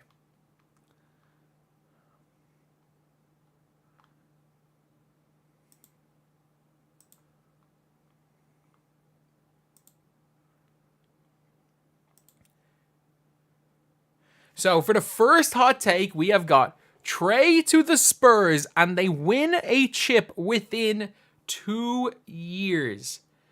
Now that is an interesting one. That is a real interesting one when it comes to these takes, because that's within 2 years. So you're saying like Victor Wembanyama by year 3 wins a championship with Trae Young. How good do you think Trae Young is? But let's see, do I think it's possible? So in the next 2 years, you gotta get past OKC and you gotta get past Minnesota. As young as OKC and Minnesota are, I think it's gonna be tough. Trae Young, I don't think makes San Antonio better than OKC. I really don't. And even though I think that, like, what's his name is much better, I think Wemby's much better than Chet. Like, if they go and add a like Nick Claxton or another big, I think it's going to be hard. It's going to be hard to do. I think Wemby probably does win a ring. I think players are going to want to play with Wemby. I'm just not sure Trae Young is that guy. Like, not that Trae Young's not the guy, because I do think Trae Young will immediately help Wembanyama. I think he's going to make Wemby better. He's going to make the Spurs a playoff team. And you've got to be a playoff team before you win a ring. And we saw from OKC, no one really makes it in their first time. Other than 2021 Phoenix, I can't think off the top of my head of a team that has made even close to winning a championship in their kind of first run around. And it's unlikely the Spurs are going to be anything more than a play-in team next year. Like, it's hard to go from being as bad as they were to a playoff team, especially in the Western Conference. So, I think that's a tough one. I doubt it. I really doubt they managed to pull that one off. Spurs getting Karl isn't really that much of a hot take, to be honest.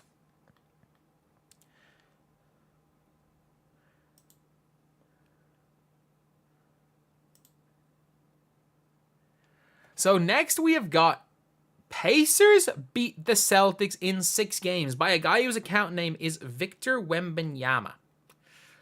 I mean, there was a Victor Wembanyama YouTube account. I'm pretty sure it was him, but I don't think it's this one.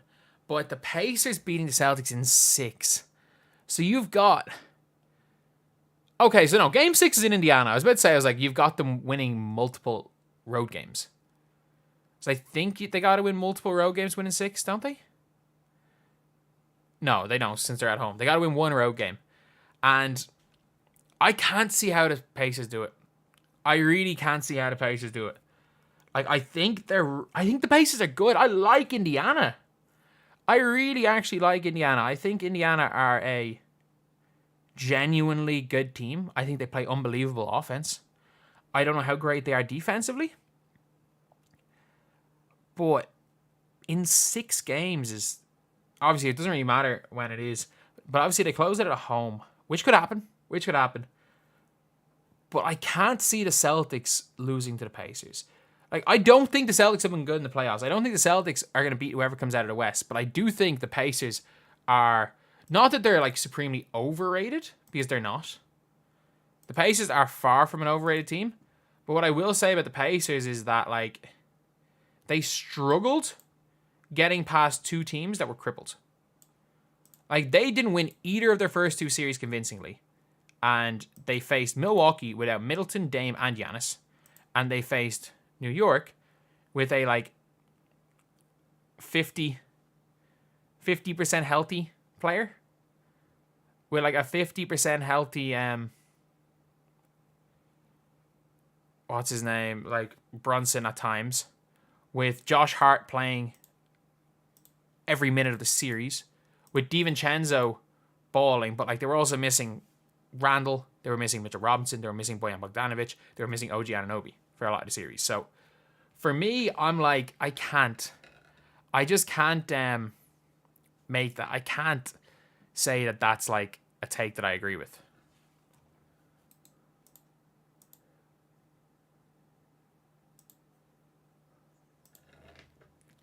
Did you just say the Knicks choked? Did you just say your Knicks choked? Did you just say they choked? They had no players. Like, that it might as well be the Troy-Dan meme. I have no players. That might as well be the New York Knicks.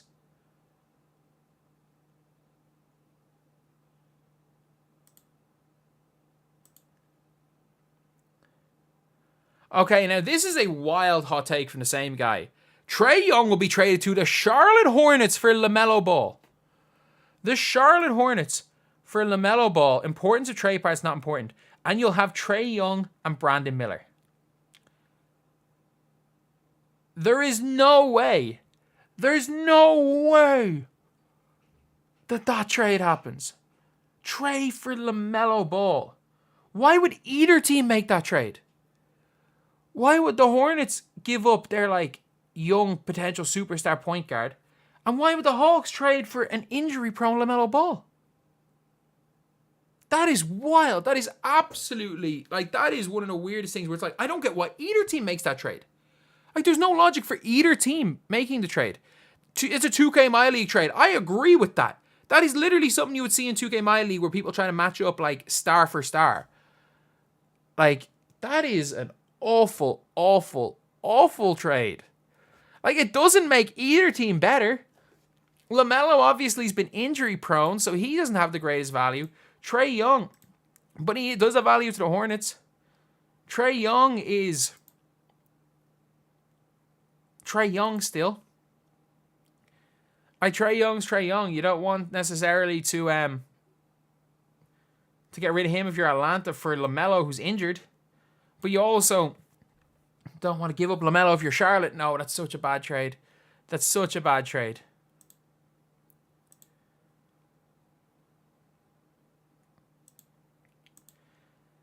Zach Edey is going to be as good as Joel Embiid. What am I reading?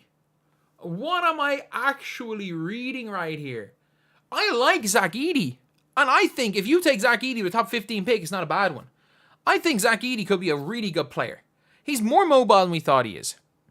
He's a lot more mobile than we thought he is. But still, Zach Edey better than Embiid. Embiid is like, if you think that Embiid is the best player in the world right now, I'm not going to say you're wrong.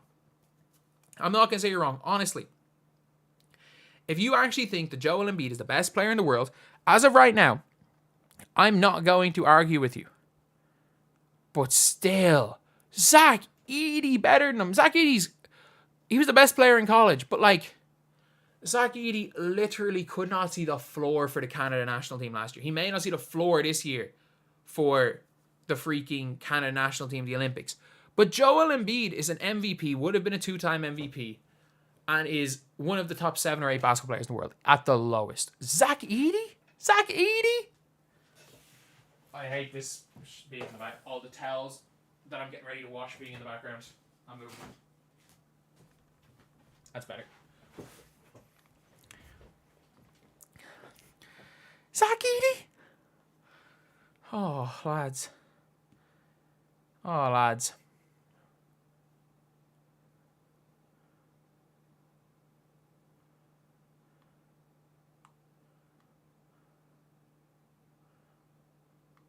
Game starts 1 a.m. our time if you're from the UK.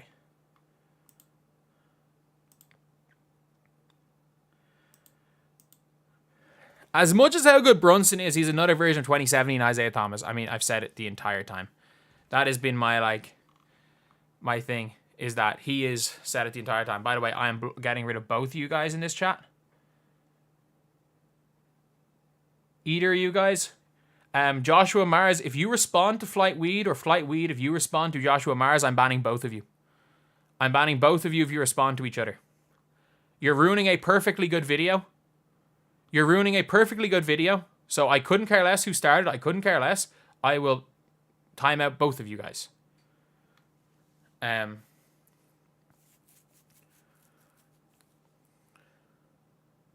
All right, that is a timeout. I didn't say. I said I couldn't care less who started it.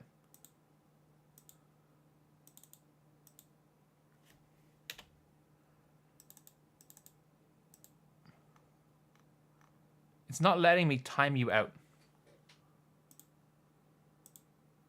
I literally said, I don't care who started it. Do not talk about it. And immediately you said he started it. I said, I don't care. You're timed out for 10 minutes.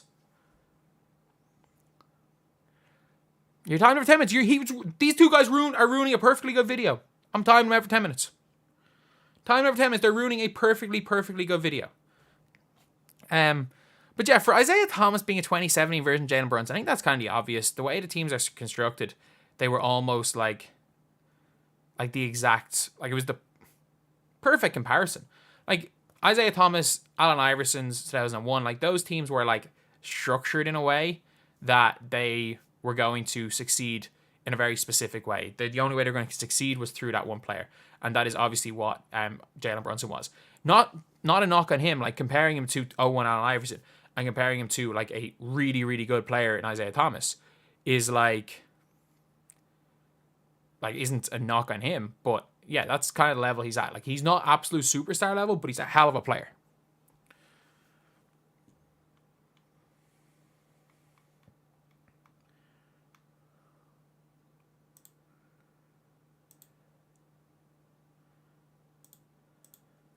Hot take, France will become a powerhouse nation of basketball.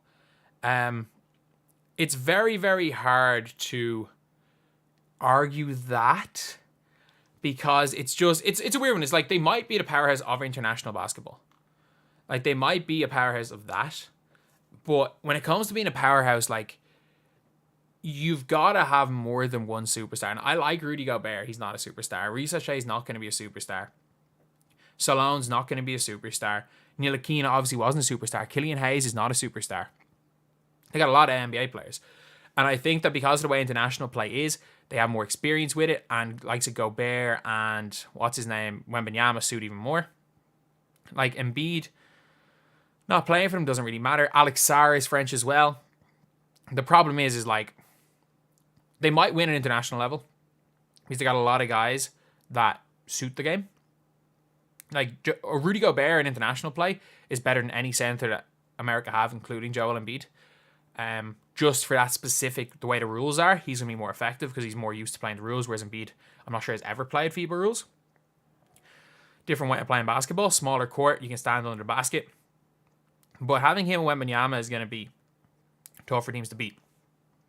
Problem is France really haven't produced any point guards. Like if you look at their roster for the Olympics, like they're probably, or their extended squad, they've got Strazel in there. And like, look, Strazel's a good player, but the gap between Strazel and the USA's 15th best point guard is big. So like they really are struggling from the guard position. Like they're still bringing out Nando De Colo. They're not bringing Thomas Hurdle because he played in Russia. So it's gonna be kind of tough for that. But as far as the talent goes, there's a lot of like, for lack of a better word, there's a lot of guys with a lot of length, a lot of bigs coming out there, a lot of big wings coming out of France. It's just, as far as guards are concerned, there's not many great guards in France.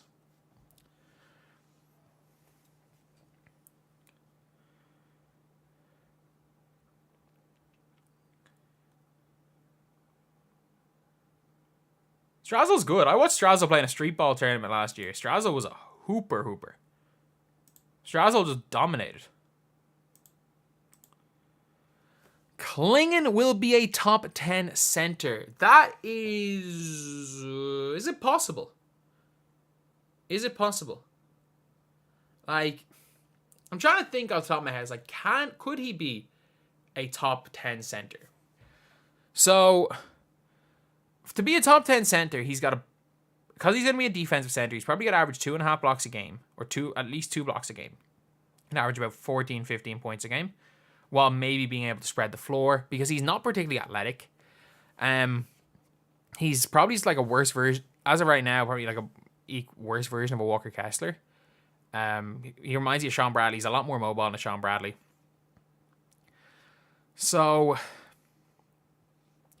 I don't know with Klingen. Like, I'm not sure Klingen is going to be a starter soon in his career. It depends on where he goes.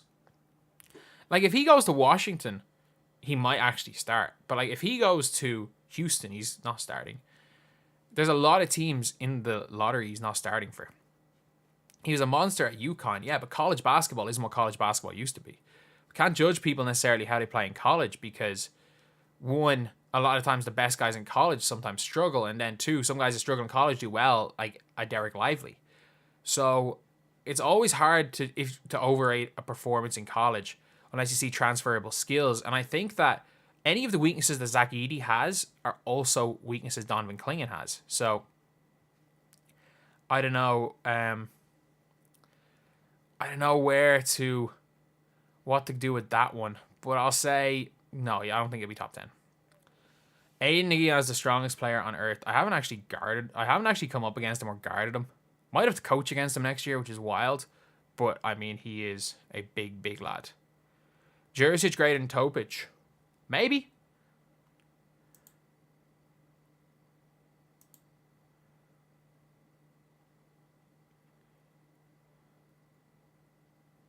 Player development was more situational based than player based. I actually agree with that. And I assume what you're saying is like the team, where you go in the situation is more important for your development than the actual player itself. And I do agree, because there is so many situations where players will develop. Certain teams are good at developing players. Certain teams are good at developing certain types of players. Certain coaches are very good at developing certain types of players. So I actually do strongly agree with that.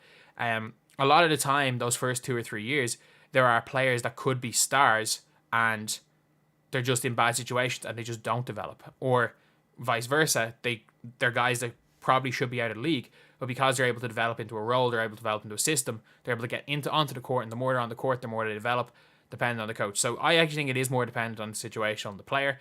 Obviously, the player's ability to work and the player's work ethic does matter, but I do think you're right in that it is more situational than it is the player base, because let's be real, if a player gets to the NBA, 99 times out of 100, they have a good work ethic, they're disciplined, and they have talent. So from there on, like, if you're talking about it from like the time someone's 10 years old, some guys are just never going to be capable of developing to a high level basketball player. But if you've made the NBA, you're the cream of the crop anyway. So I do agree that it probably is more situational based, because these guys are all elite basketball players, and there has to be a reason why some massively succeed and others don't, despite the fact some guys, like, even for example, like a Thon Maker, supposedly had the craziest work ethic ever. It's just he was not in good situations in his career, and then once he was traded from Milwaukee, he went to a bunch of bad situations in a row.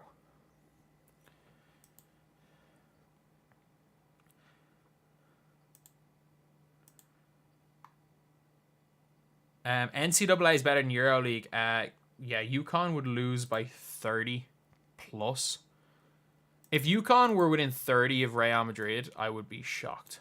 Are Madrid out of EuroLeague? Are Madrid still in the final? Are Madrid in the Final Fours? Bronny James be drafted top 20. That is kind of crazy. I don't think so. I don't think it'll be top 20, but you just never know. Do I think Luka gets an MVP in the next 5 years? I think he either gets one next year or he never gets one. That's my theory. Is he's either going to get one next year or he will never get an MVP.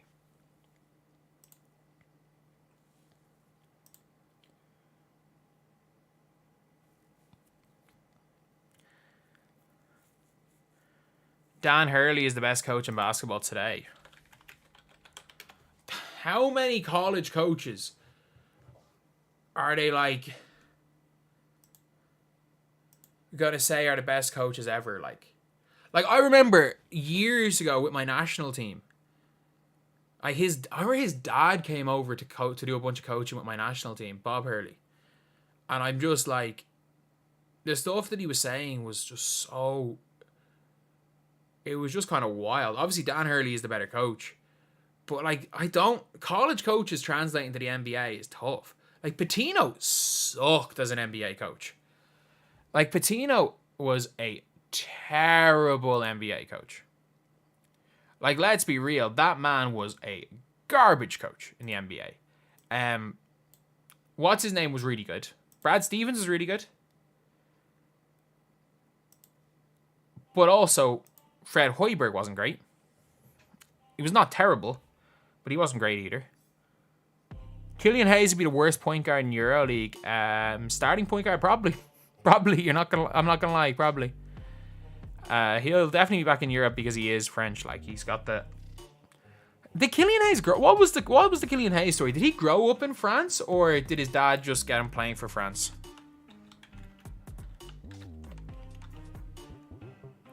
What's his situation? So I think he was born in America, wasn't he? Yeah, he was born in America.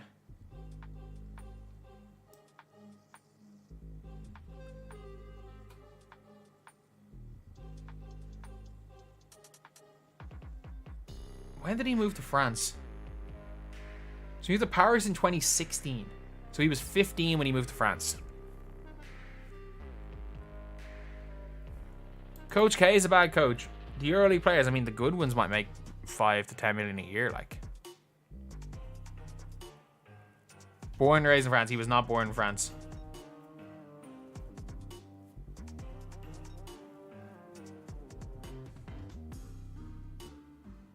He grew up in Florida. He moved to France when he was 16.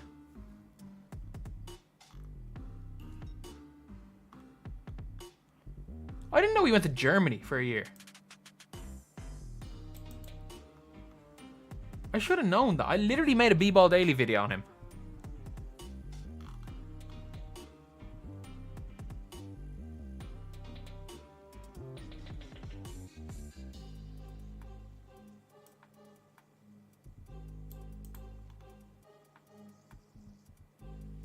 Oh no, sorry. He did grow up in France. You're right. He grew up in France.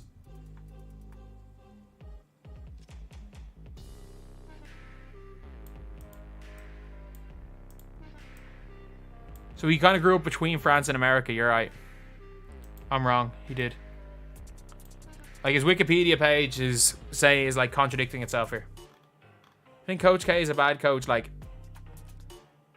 wasn't Billy Donovan a college coach? Yeah, Billy Donovan was coach of that Florida team, wasn't he? Those Florida teams. I'm pretty sure he coached those, like, really, really good Florida teams. The back-to-back champions. Am I right in saying that? Did he coach the back-to-back champions?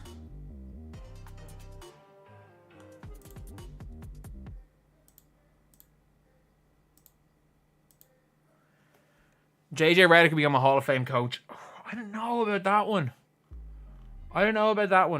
Yeah, he coached Noah's teams.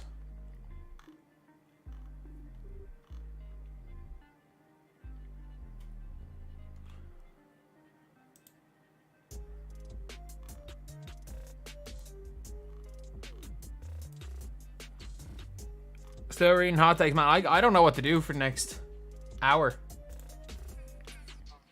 Because I'm not going off stream. And I can't really react to much. I don't know what to do for the next hour. I'm not going to lie. Duke team don't run sets.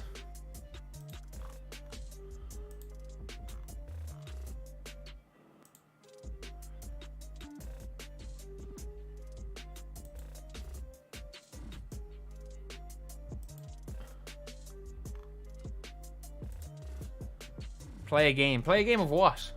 Of 2K? No.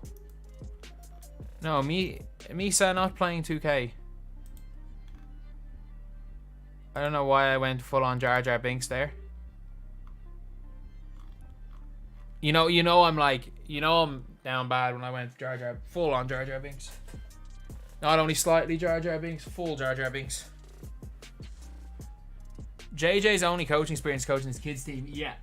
There's a big difference between knowing how to coach and being able to coach. These NBA players are all superstars. They're some of the best players in the world. Duke crew 5 top 20. I mean, sure, the Rutgers have 2 and 3, which is kind of nuts because Rutgers have some years they're terrible. Leeds better if in the championship. They're one of the biggest. They're one of the 10 biggest clubs in England. Why would they be better in the championship?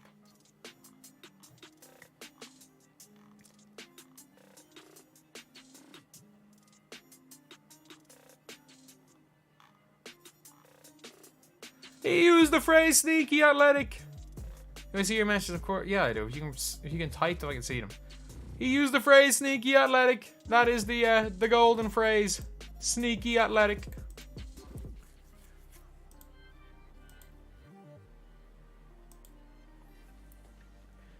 But yeah, that is That is it. I'm going to probably... What do I use to add my videos? Final Cut Pro. FCP.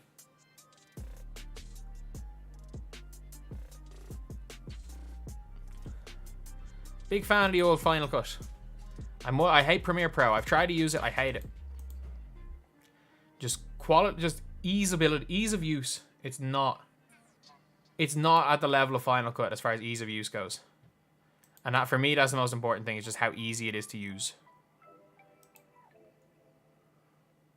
Legion Scream Championship. I mean, we didn't when we beat Liverpool last year, and we beat City the year before.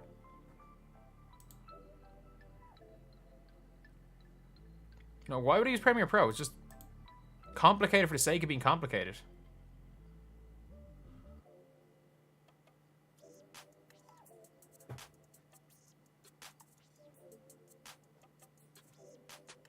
$1.5 million for Game 7. Caitlin Clark's debut got more than that.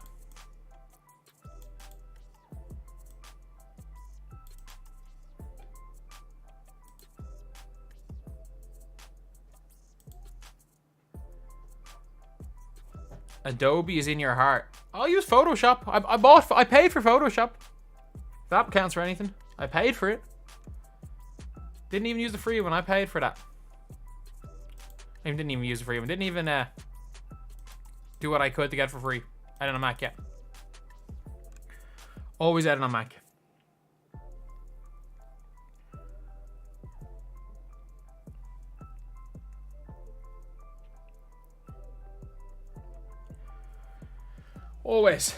Always edit on Mac. That is the one thing that I've always done. Okay, so what do we do? What do we do? I like the quality of my videos. I mean, I just have a pretty decent camera, and I might edit a couple of things out. NBA mock draft.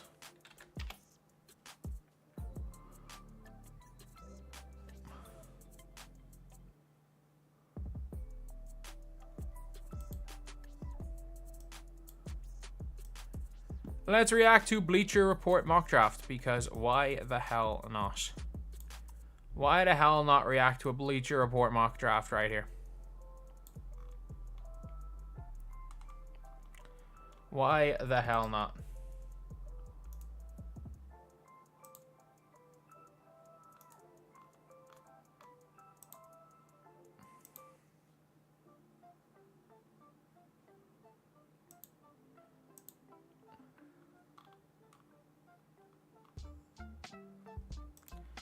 So, the Bleacher Report mock draft right here.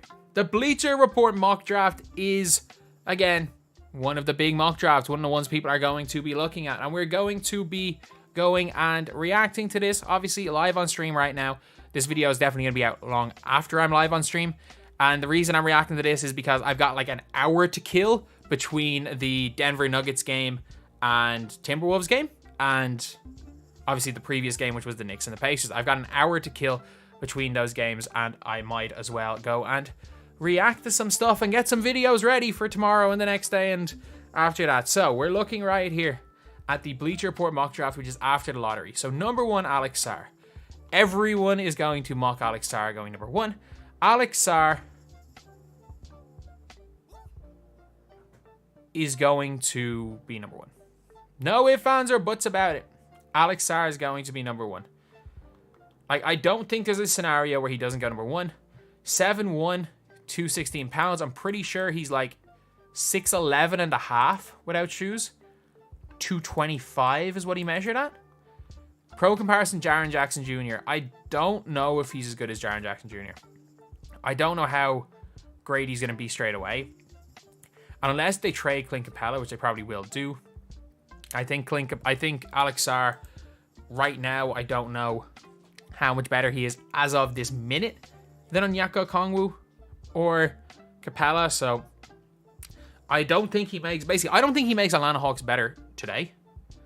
And I also don't know if he makes the Atlanta Hawks better quick enough that they're going to be good with Trae Young. I think they're going to be considering consistently in that middle. I would take this guy number 1, but number 2, you've got Reese O'Shea. He's taller than 6'8". He's definitely bigger than 6'8".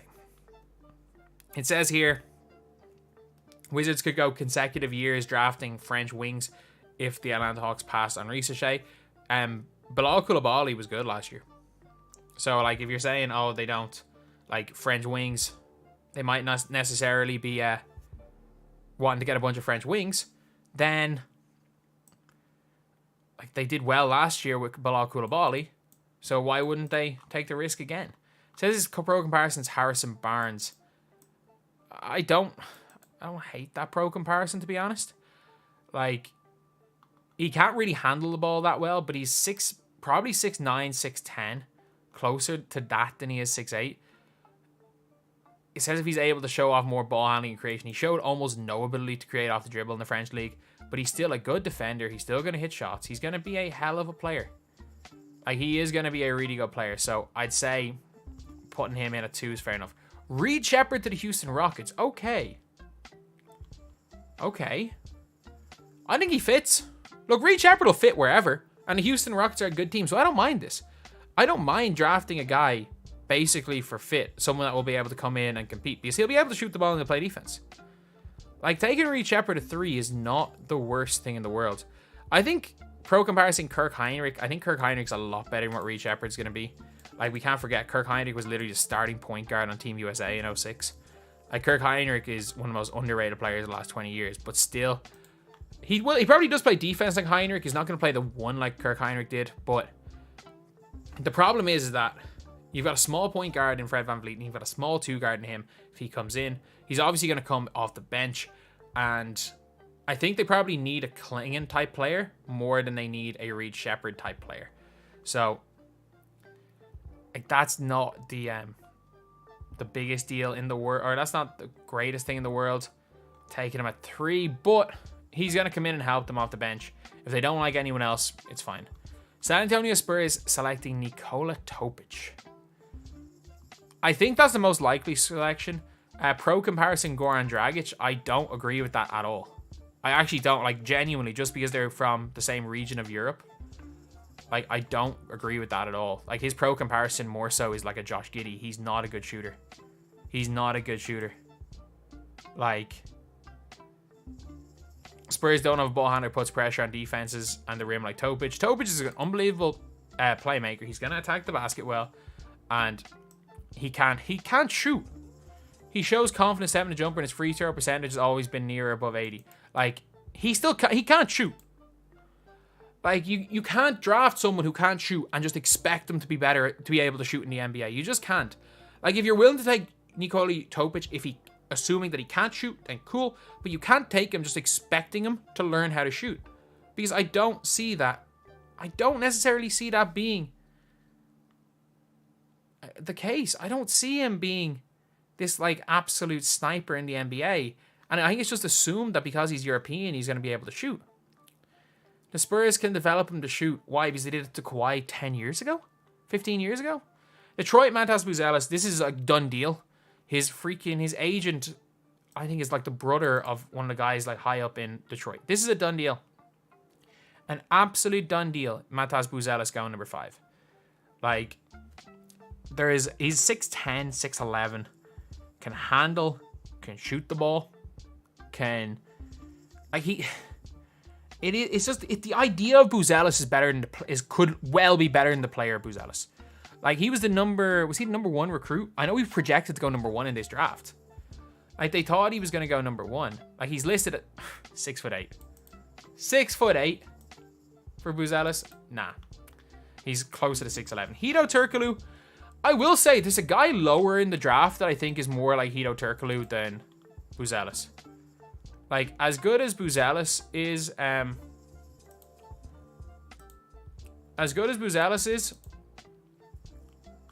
I don't think he's as close as Hedo Turkoglu as Jurisic is. But he is pretty good. Like, he can handle it. He's a wing. He's going to be able to be almost like a secondary or tertiary ball handler. He can create his own shot a bit. And can also take the ball up. There's going to be stages where, like, you might be able to run him at a point guard if you've got, obviously not guarding a point guard offensively, because he was projected as like a 6'10" point guard coming into the Ignite. It was terrible for the Ignite. But he does have not superstar potential, but like really good player potential. Stephon Castle to Charlotte. I think he's actively not working out for Charlotte. He is not working out for Charlotte, so I can't see them taking him here. Pro comparison, Anthony Black. He is better attacking the basket than Anthony Black. Probably a similar level defender. And that's not a bad pro comparison, honestly.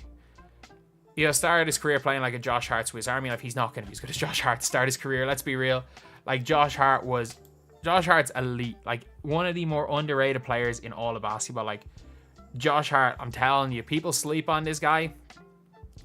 Like, he is genuinely a great, great basketball player. But he played the one in high school. He can definitely, like, what he is like or not even 3-and-D. He's like a really good defensive and slashing 2 guard who hopefully learns how to shoot and has the ability to play the point guard at times. So, like, he's a point guard in the way that Josh Richardson was a point guard. Like, he's not like an out-and-out point guard. He's not an out-and-out point guard. And if he comes into the league insisting he's a point guard, which supposedly he has, the rumor is he's not working out for Charlotte. He's not working out for Portland. Basically, he's San Antonio or nowhere. And I don't think San Antonio are going to take him. Because I think if San Antonio take Topic or Dillingham, they're not taking him with 8. They're not taking him with 4 either. So, I don't know. I have a feeling he's going to Cam Whitmore himself way down. And he's in a Cam Whitmore himself down the draft. I don't see him going 6 if he refuses to work out. Portland Trailblazers taking Donovan Clingan. I don't necessarily like this one. I don't like this because unless they plan on trading DeAndre Ayton, why would you waste your 7th pick on a guy who will not start for you? And I don't think DeAndre Ayton's a bad player. I actually don't. Like, people don't like DeAndre Ayton because they don't like DeAndre Ayton. I think DeAndre Ayton is like...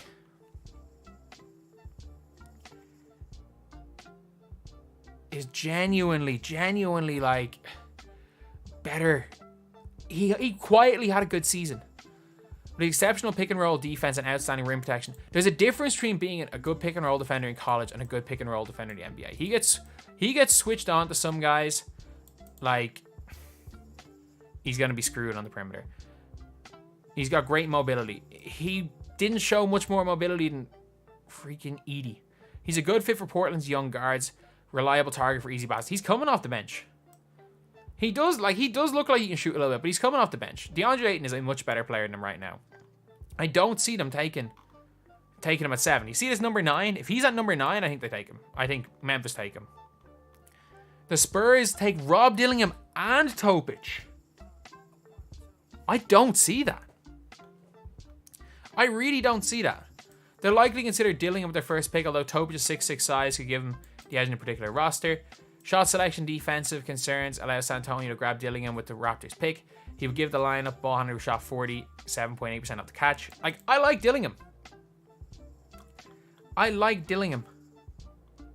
There's no way the Spurs take Rob Dillingham and Nikola Topic. Like, who's still on the board at this stage? Like, Ron Holland. They'll take Ron Holland. Ron Holland's still on the board. Dalton Connect is a shooter. Heck, they might go and trade the pick. They will not take 2 point guards.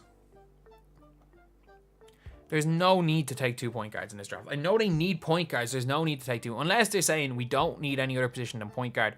Maybe we take 2 and hope that one of them's good. Dillingham's if Dillingham's there at 8, it is best player available. But like, unless they plan on sitting Topic for the year or stashing Topic, I don't see why you'd make that decision. Ron Holland at 9 is a good pickup for Memphis. What I think is more likely the case is that Ron Holland goes 7 to Portland and Donovan Clingan is here at 9 to Memphis. I don't see where Ron Holland fits with Memphis, and I also don't see where Donovan Clingan fits with Portland as far as potentially being a starter. Like, Cam Whitmore, he's a much better defender than Cam Whitmore. Not the greatest shooter, but he's quick and will play defense. He's better than Cam, like not better than Cam Whitmore. He's nothing like Cam Whitmore. But again, he's young. He was not bad in G League. He's better than Buzelis. But again, like obviously he has dropped a little bit in the draft, so it kind of makes sense with taking him at 9. Will I be streaming Game 7? I will be doing a watch along. Yeah, Dalton Connect at number 10. I think he could very well go to San Antonio. He's 23 now. He's going to be good. Like, he's legitimately going to be good. He fits in. Like, he'll fit in anywhere. Genuinely, Dalton Connect will fit in absolutely anywhere. He'll fit in with Utah. He'll fit in if he drops. He'll fit in with San Antonio. Because he's just going to come in and shoot. He's going to come in and shoot. He can score. He'll be one of my picks for Summer League MVP. But he's the guy that's going to come in. He'll be ready. He'll be ready to play. Cody Williams at number 11. I actually like that pick, but I don't think the Bulls are going to take him. I have a feeling he slips to 12. I think the Thunder are just going to take him. I don't know why, I just think the Thunder are going to take him. I have a feeling that the Bulls go and draft Isaiah Collier. I know they don't need Isaiah Collier, but it's the Chicago Bulls. Chicago Bulls being competent is not something we've seen in the last 10 years. Since the freaking Rose deal, we have not seen any competence out of the Chicago Bulls. I think they're going to go best player available and believe that is Isaiah Collier. Isaiah Collier is somebody that obviously could be better or was expected to be better, but Cody Williams is actually a nice pick. He's 6'8", 6'9", can shoot a little bit. He's going to be a good defender. He's probably not going to be Jaden McDaniels good on defense, but he's good. He is good. And if the Bulls go and get him, it's a smart enough pick. But I actually think he could go. He's probably going to go to the Thunder. Tyler Smith? Like, okay. Why? Just why? Why would the Thunder take Tyler Smith here? Like, just why? Like, I get it, a stretch big, but they don't need another stretch big. Unless he's a shot blocker and dominant, which he's 220 pounds at 6'11", so I doubt that. There's no... taking another player from the Ignite? I just don't see it. I don't see it. He's a project player. I don't see it over to John Salone. And they probably would do better with him. They need that more than they need a wing. But again, they have Usman Jane there. Actually, you know what? Thunder have just too many assets. They can take whoever the hell they want. It doesn't matter. Whoever they just have a feeling on. Whoever works out well for them to take. They have way too many assets. Jared McCain at 13. This is the highest I've seen him mocked. And, I mean, he is one of the better scorers in the draft. And as well as that, like, let's be real. Let's be real. He's going to bring in some TikTok followers. Jared McCain is 1,000,000% going to bring in the TikTok followers. And you're going to get people watching for him. He's as much of a draw as a 13 pick has been in a long time. He shoots the lights out. And he'll coming off the bench, he could be nice. Especially because they're probably losing Malik Monk. Like, I don't think he's going to immediately come in as a Malik Monk equivalent. But he might, like, play that type of role. Be that spark plug scorer off the bench. He could be really good. And that's not a bad... I don't mind that at 13. I do think that, again, if this is the way it goes and Tijon Salone is still on the board, I think that you probably do take him. But, like, you can see, obviously, I would look at the comments, he's a Davion Mitchell replacement. He's the literal opposite to Davion Mitchell. But it is interesting, like, replacing the all-out defense with the all-out offense. But no, I like McCain. Jacoby Walter, he's again somebody that, like, dropped a lot. And I don't know, because, like, you could be getting a steal. And if you're Portland with a second first-round pick, do you take Jacoby Walter? It's not a terrible pick. Especially if they take Donovan Clingan, because they don't need a point guard. And he's going to be able to play on the wing. He can handle the ball a little bit. Like, he can shoot, I guess. Like, I don't know. Anytime I watch him, I did not watch him play much. I just wasn't impressed anytime I saw him. But if he does go 14, like, especially with how high he was projected at the start of the year, that's not a crazy take. Like, if he's KCP and get a KCP at 14 in this draft, fair enough. Isaiah Collier, 15. We're just going to quickly go over the rest of the lottery. I think Isaiah Collier goes in the lottery. I'm not going to lie. Kel'el Ware, 16. With the way the draft is, fair enough. Terrence Shannon Jr., Devin Carter, down a little bit. Kyle Filipowski. Is Salone do they have Salone at 20? Tristan Da Silva. Tijan Salone at 21. If a team can pick him up at 21, they've got a hell of a player. Like, if he somehow falls to, like, Zach Edey at 23, if Salone falls in the way that Nikola Jovic falls, and a team like, are there any good teams there at the end of the lottery? Or like a Timberwolves can pick him up. Or even a Denver, he could be very, very good. Where do they have Bobby Klintman from Sweden? They got a Swedish guy out here at 31. Obviously, this is before the draft combine, so obviously they have, what's his name, really, really low, Jurisic. I just want to see where they have Jurisic. Like this guy here, Baylor Shearman, he balled out in the draft combine as well. Like he might actually go up a few picks as well. Do they not have this Melvin Ajinka guy? If you guys don't know, this guy was the main man on a team with both Alex Sarr and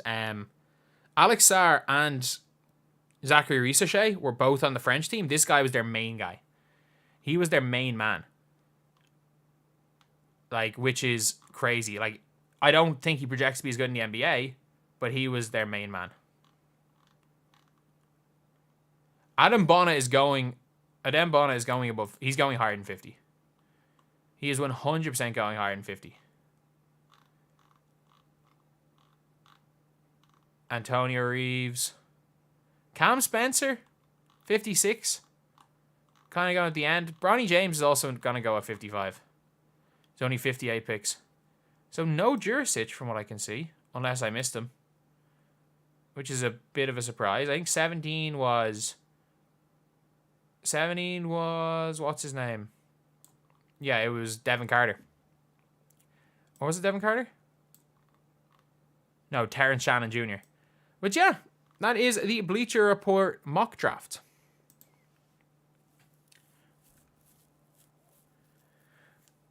Jovic dropping 2 years ago was crazy. That was absolutely crazy. How did I see the game? It's not on for like however many more hours. It's not on for another 45 minutes.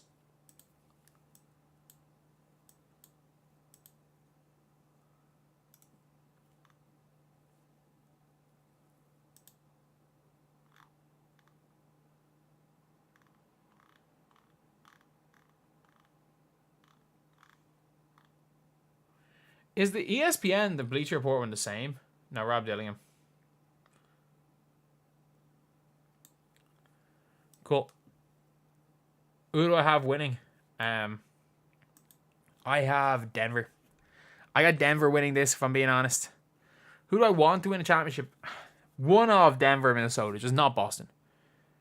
Bro, let us watch the game. It's not on for... Look at the screen. It's not on for 45 minutes. Can you guys not... I hope you're not in America. I really hope you're not in America and you guys don't know. You're not able to tell the time.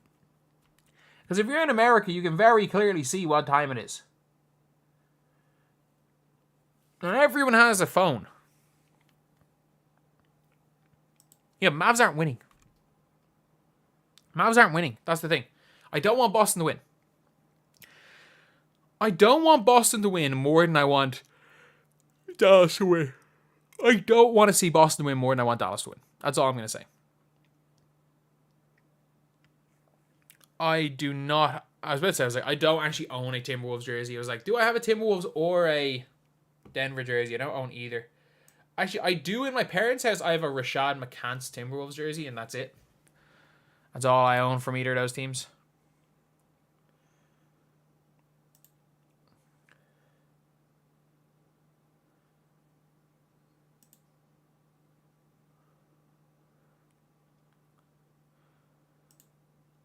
Hate the Celtics or Nuggets because you're a Lakers fan?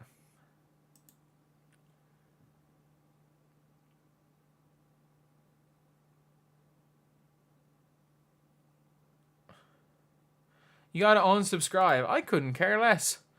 If you want to unsubscribe because I don't like your team, then fair enough. I think I don't like the Celtics. I just want them to lose.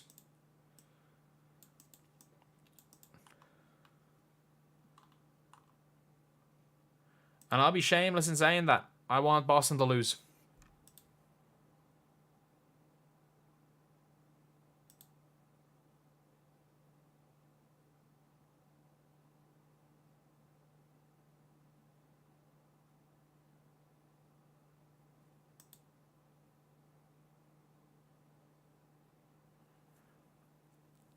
I like certain players. I mean, I like Porzingis. I like Derek White.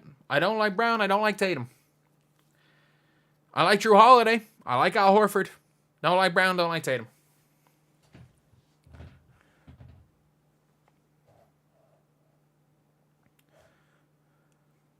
What's the difference between my old BBALL Daily content? My old BBALL Daily content when it was good was like stories and everything. I'm just talking shite about the NBA right now.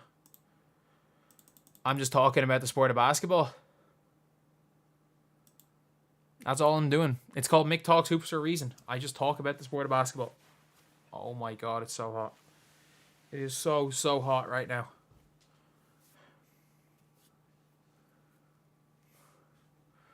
You might as well call my room Hansel because it's so hot right now.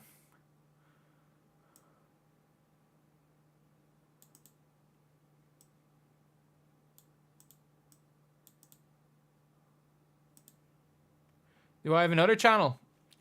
You guys can you guys not see there is not one but two silver play buttons right up here? Uno, dos. DBG and BBALL Daily. I was both of those at one stage. I was both of those at one time.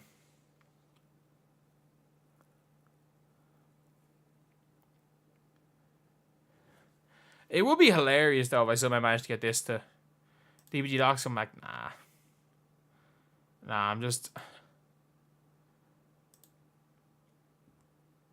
I just find it tough to do that, to be honest.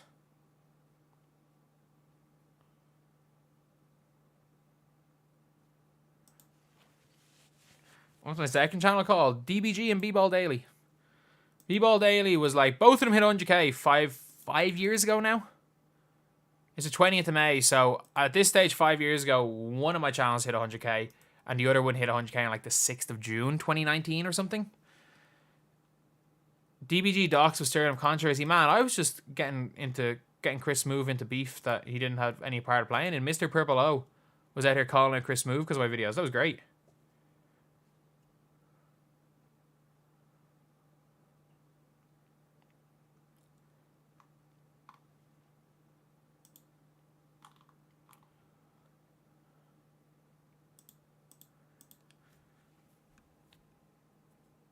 But yeah, there are the channels that I have been running.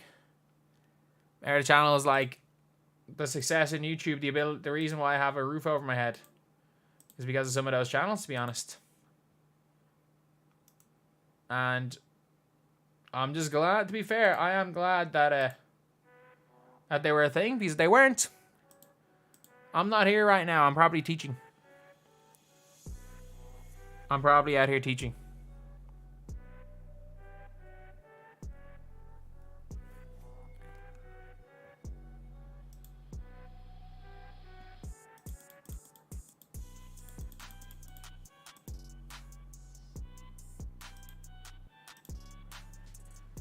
Am I going live tomorrow? No. Now, why would I go live tomorrow? There ain't no Game 7s tomorrow. There's no games tomorrow. Am I right in saying that there's no games tomorrow? And like Caitlin Clark's at 3 a.m. my time. Does DBG stand for anything? Actually, it doesn't. Which is the funniest part. It doesn't.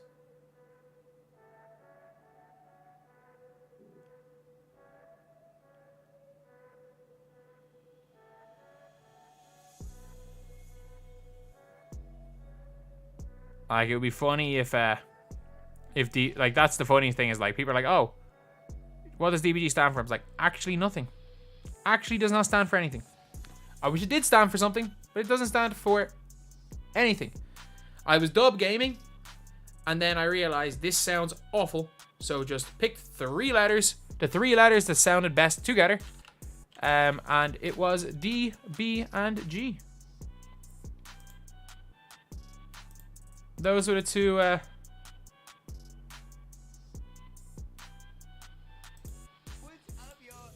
those were the two things.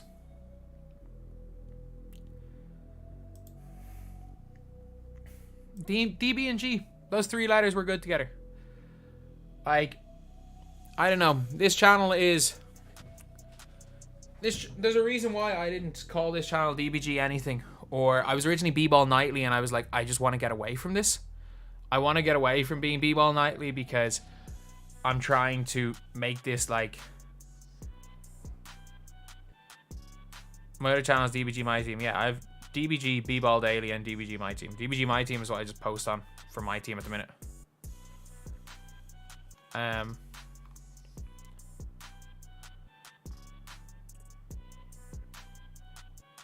But yeah, like I don't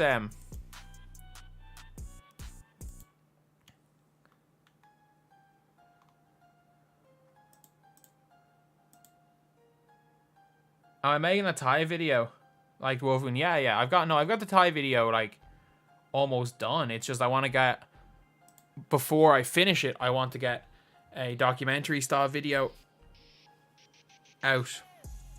I'm flexing my plaques. Yeah. I got uno, dos. I'll flex them. It's been 5 years. When I get another one above that for Mick Talks Hoops, then life is complete. Getting the third one of them, life is complete. I've already got one that wasn't 2K, and like when I get 2 of 3 that aren't 2K, everyone saying I'm 2K made can shut the hell up.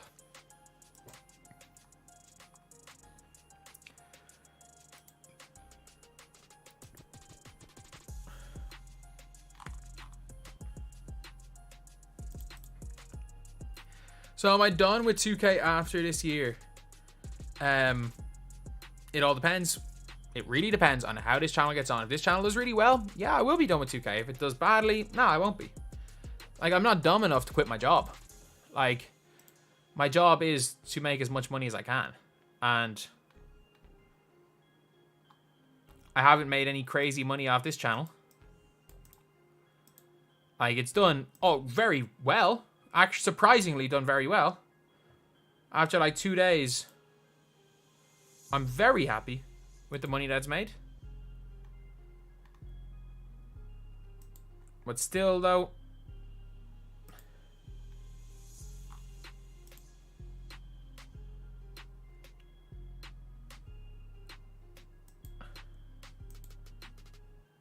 it's still not where I want it to be. It's still not where I want it to be. And still not, like, in a position where I can stop making 2K stuff. Because I'm still making pretty good money off 2K.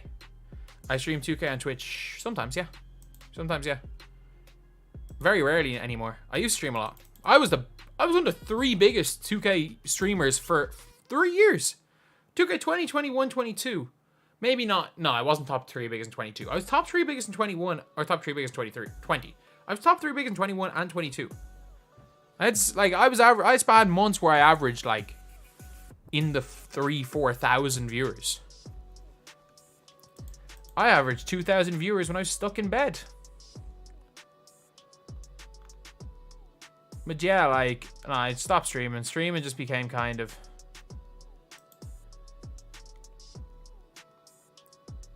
Streaming just became kind of dead, to be honest.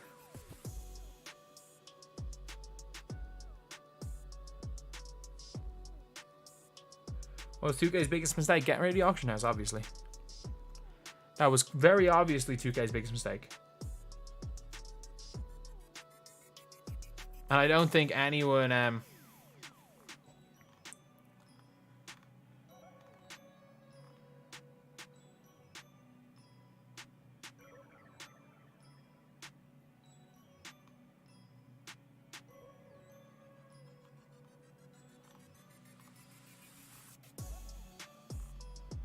Nika Mule still can't play? That's concerning. That's really concerning.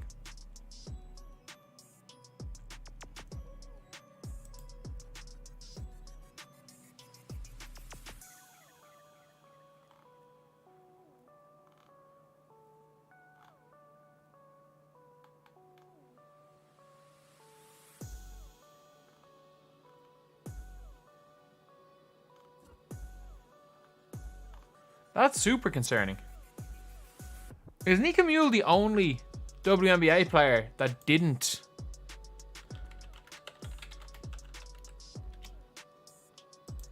Is she the only international WNBA player? What is the issue with that?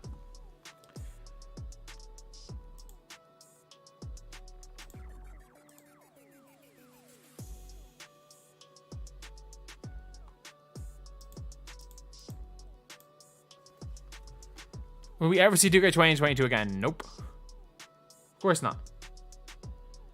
Of course not.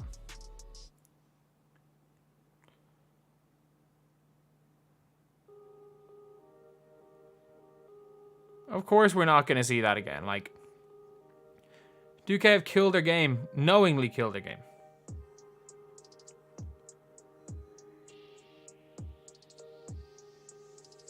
And they got no intention to make this game good, to make the game good again. They have absolutely no intention of doing it.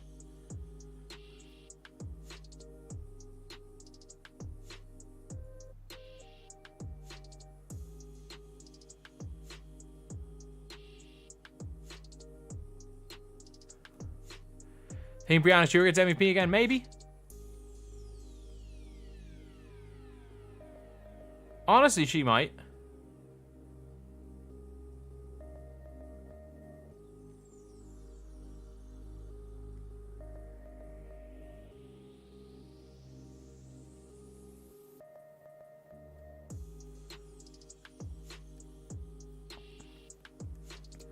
But yeah,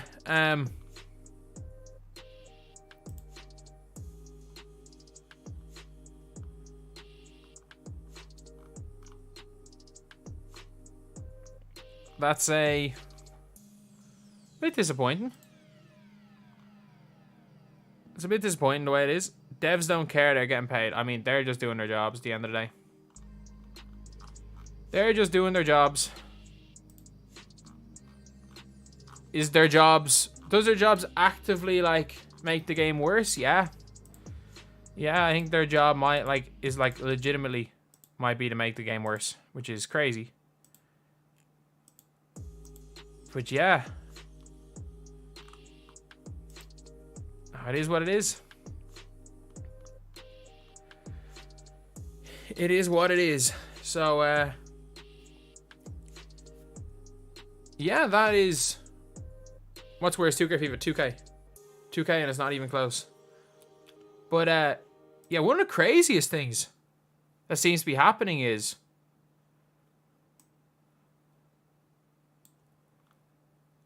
Like, have you guys seen the WNBA? Have you guys seen the WNBA with Nika Mule? So, one of the most hyped players in college basketball for women's was Nika Mule. She played with UConn with Paige Beckers. And obviously, that team is going to be hyped, especially because, one, it's UConn. Two, they came up against a really freaking good Iowa team. And obviously, they went and beat USC with Juju Watkins. And now, she's not been able to play in the WNBA. She was drafted. Like, she was drafted in, was the second or third round? I was going to check here. I think it might have been the second round. But she was drafted. Yeah, she was the 14th pick in the draft by the Seattle Storm. And, like, the team cut players for her. But she genuinely could not get her work visa. And she still has not been able to get a work visa. As of right now, she cannot play in the WNBA. She played a preseason game. But, like, not only that, like, she can't get paid. They can't pay her right now. So I'm like, it's tough. It's such a tough one because... Obviously, you're going to want to play on the team, but they can't pay. They can't pay her. She can't work.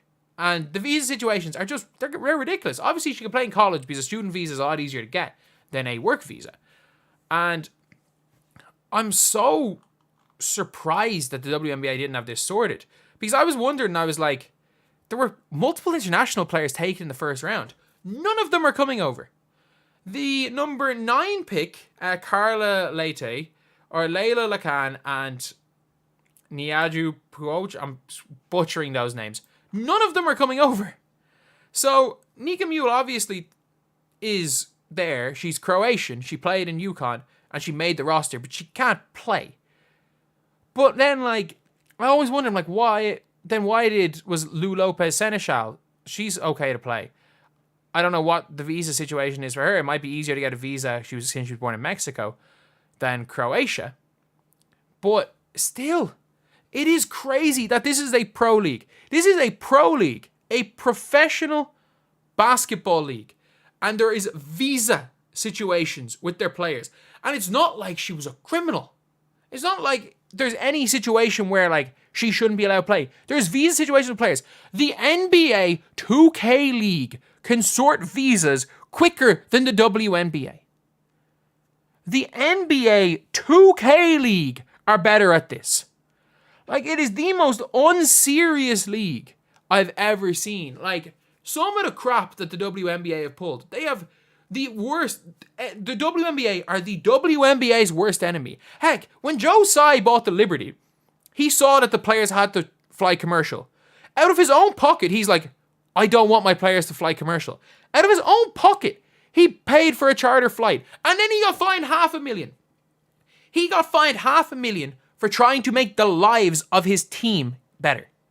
Not giving them any money, just being like, I don't want you guys to fly commercial. So, yeah, cool. I think it was his own private jet that he let them travel on. And then he got fined $500,000. He got fined $500,000. They are their own worst enemy. And now they're doing it with the Aces. Like, literally a team getting a sponsorship because they're a good enough team that people want to sponsor them. They are their own worst enemy. And now Nika Mule, one of the most popular rookies in the entire league, cannot get a visa. And it's not like she was ever not going to be drafted. Like, it's been a month. It's been a month. Like, surely there's a way to expedite it. Because you do realize NBA players that are international players come over within a month for Summer League. They come over within a month for Summer League and they're fine. They're completely fine. There's never been a work permit situation with an NBA top 15 pick coming over for, like, Summer League. So surely the NBA should have lawyers on retainer. Surely something. Surely this shouldn't happen. This should not happen in a league. Like, this is meant to be the top professional league in the world. And players are having issues with being allowed to play basketball because they're unable to sort out visas. Like, it's mad. It's absolutely mental. And, like, I don't know what happened with her being allowed to play in preseason. I don't know what's going to happen there. And I don't know what's going to happen now. I don't know when it's going to be sorted. And I hope that, like, all the coverage, all the mainstream coverage with this helps this get sorted sooner. I hope that it helps it get sorted sooner, because I'm just sitting here like, how is this league? This league is its own worst enemy. This league is its own worst enemy. Like, you have one of the better international players coming in the last couple of years. And one of the more popular players. Like, look, is this rookie class all superstars? Like, no. Like, there's no guarantee that they're superstars. Like, Brink's very good. Reese is very good. Caitlin Clark is potentially one of the top 10 players in the league already. Like, because of the way, if you put her on any team other than the Fever, she probably looks like a top 10 player in the league. But at the same time, you've got other players. Like, Kate Martin is a second round pick, but because of people watching Iowa, they all know who she is, so she's hype. There's never been a second round WNBA pick with hype before other than Kate Martin. And it's the same with Nika Mule. It's the same with these players because they're building a name for themselves in college and people want to watch them. And it's a horrible situation all around. It's a horrible situation for the Storm because with how few teams are in WNBA, you have to cut somebody to bring in somebody. They had to cut a player to bring in Nika Mule for the last roster spot. It's not like the NBA where you can send people on two ways, where you can have 15 roster spots and a bunch of guys on two ways. You can call up G League players. It's not like that. You have your 12, and if you want to bring someone in, you cut somebody. So to bring Nika Mule in, the Storm had to cut their backup power forward, and now, like, ideally they would rather have the player that they cut for Nika Mule, but they can't do that. And now Nika Mule can't even play. So it's just an all-around awful situation that is being caused by just the WNBA. And this is just like, the more Like, again, I watched games. I've watched probably more WNBA prior to this year than like 95, or not, I wouldn't say 95%. 95% of the general population, yeah, I agree. I would watch 10 to 15 games a year, and I have for years. Not like a heavily involved fan, not as much as I would in the NBA, but I'd watch quite a bit of it. I would know what's going on year on year. And I just didn't know how bad some of the stuff was. Now that I'm looking at it, and I'm like, the WNBA don't want their league to succeed. The WNBA don't seem to want their players to succeed. I don't know what's causing it. It's like, anytime something or someone or something good happens in the WNBA, it seems like the league is trying to sabotage it. And it's just, and this is obviously isn't them trying to sabotage something. This is just sheer laziness. Like, there's no way that the NBA can sort visas out so quickly. So quickly they can sort visas out. But the WNBA genuinely can't sort out a visa in 6 weeks for a player. In 6 weeks for a player. Like, it just doesn't make, not that it doesn't make sense. Like, obviously 6 weeks is incredibly short to get a visa sorted, but not if you're the NBA. You should have the best immigration lawyers because of the amount of international players that get drafted every year. You should have the best immigration lawyers available on retainer. And those lawyers should be, like, you should be able to sort it out, especially because it's literally one player. It's literally just one player. It's not like you're bringing in 15 international players, shipping half of them to the G League, half of them being drafted and stashed, but still probably have to have visas. Like, it's not that complicated. And also the fact that you literally sort it, it's also fine with the 2K League.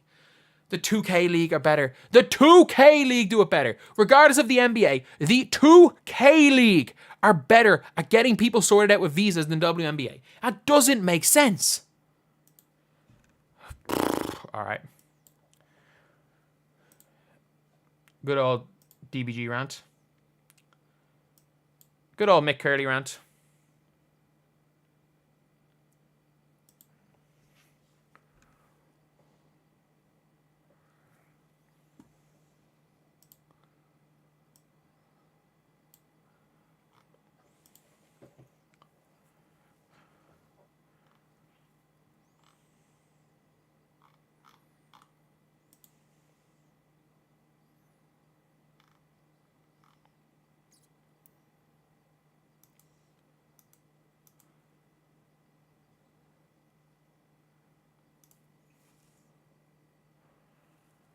Hey, how are yous? How are you? Oh man, it's so fucking hot in this room. I'm sorry for the background noise. It's so hot in this room. Like, it's normally not too bad, like only streaming or recording for a short amount of time, because I normally like put this on full blast when I'm not recording. It's so long. It is so long. About 20 minutes to go, lads. We got about 20 minutes to go.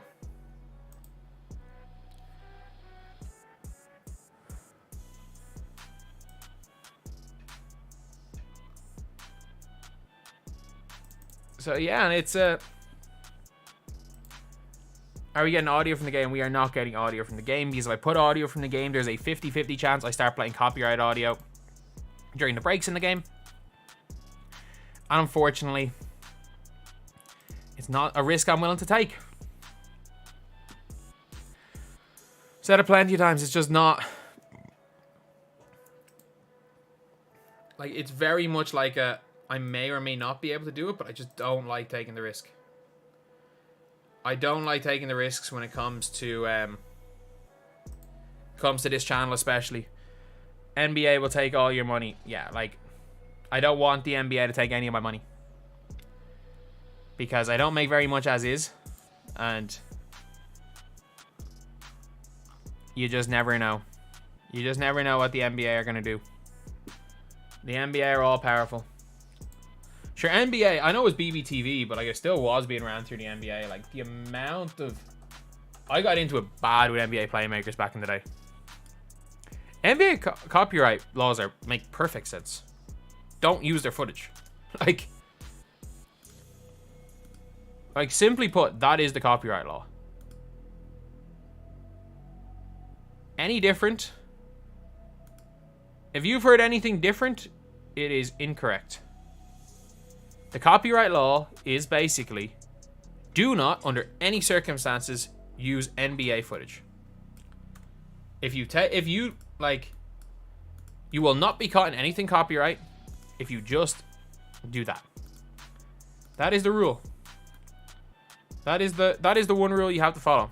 Why can Flight? Flight doesn't make any money off those videos. So one of the most hyped players in college basketball for women. Like, Flight doesn't make money off those videos. Like, I know, like, a Spanish player, or Spanish YouTuber Tresco, who like is obviously very, very successful. But the problem with Tresco is like he literally can't. He can't like, play. Like he can't play. He can't make money off it. And if he can't make money off it, half of Flight's videos are NBA reactions. Yeah, he doesn't make money off those.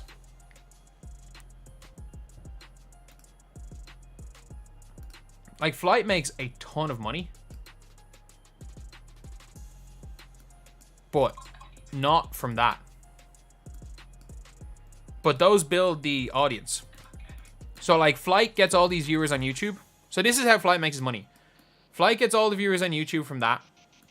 They watch his other stuff. They watch all his streams. And I don't know what other... I don't know what like revenues he has as far as like subscriptions, whether it be members on YouTube. But those videos are literally just to get an audience, and he'll make money elsewhere. Like if he ever runs sponsors on the videos, he can make a ton of money. Like considering how little effort they are, it's worth it for him. Like, and that's like if you know anything about just the way kind of like the ins and outs of YouTube, like even if you're not getting crazy numbers, or say crazy money from certain things, but if you're pulling in the viewers, they're gonna watch other things. What about Chris Smoove? Those like 3-minute things. No, Chris Smoove used to make money from them because Chris Smoove was an NBA Playmakers partner. Like that's the only way you can make money. That like little bit of that like small bit of footage. So Chris Smoove was making money out of it.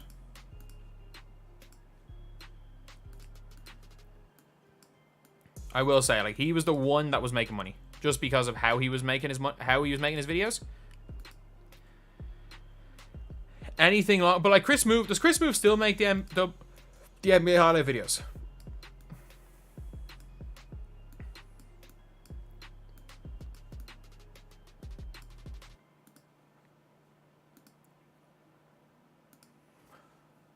No, he rarely does. What about the accounts that upload 10-minute highlights? Yeah, they don't make money out of it. They don't make money out of it, but the NBA are cool with letting them keep doing what they're doing because it's bringing a lot of viewers into the NBA and they do it just quicker in the NBA. Partnership's over with Chris Smoove. Yeah, so if his partnership's over, then like he's not going to keep doing that. Yeah, if Flight's reacting to...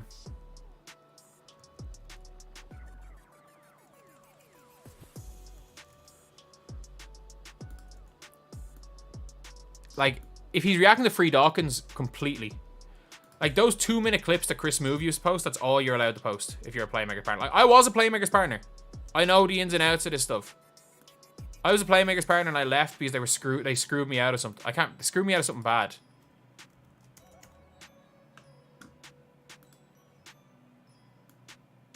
Like, they genuinely, like, they took way more of my money than they were meant to. And they tried to take more. So I was just like, nope.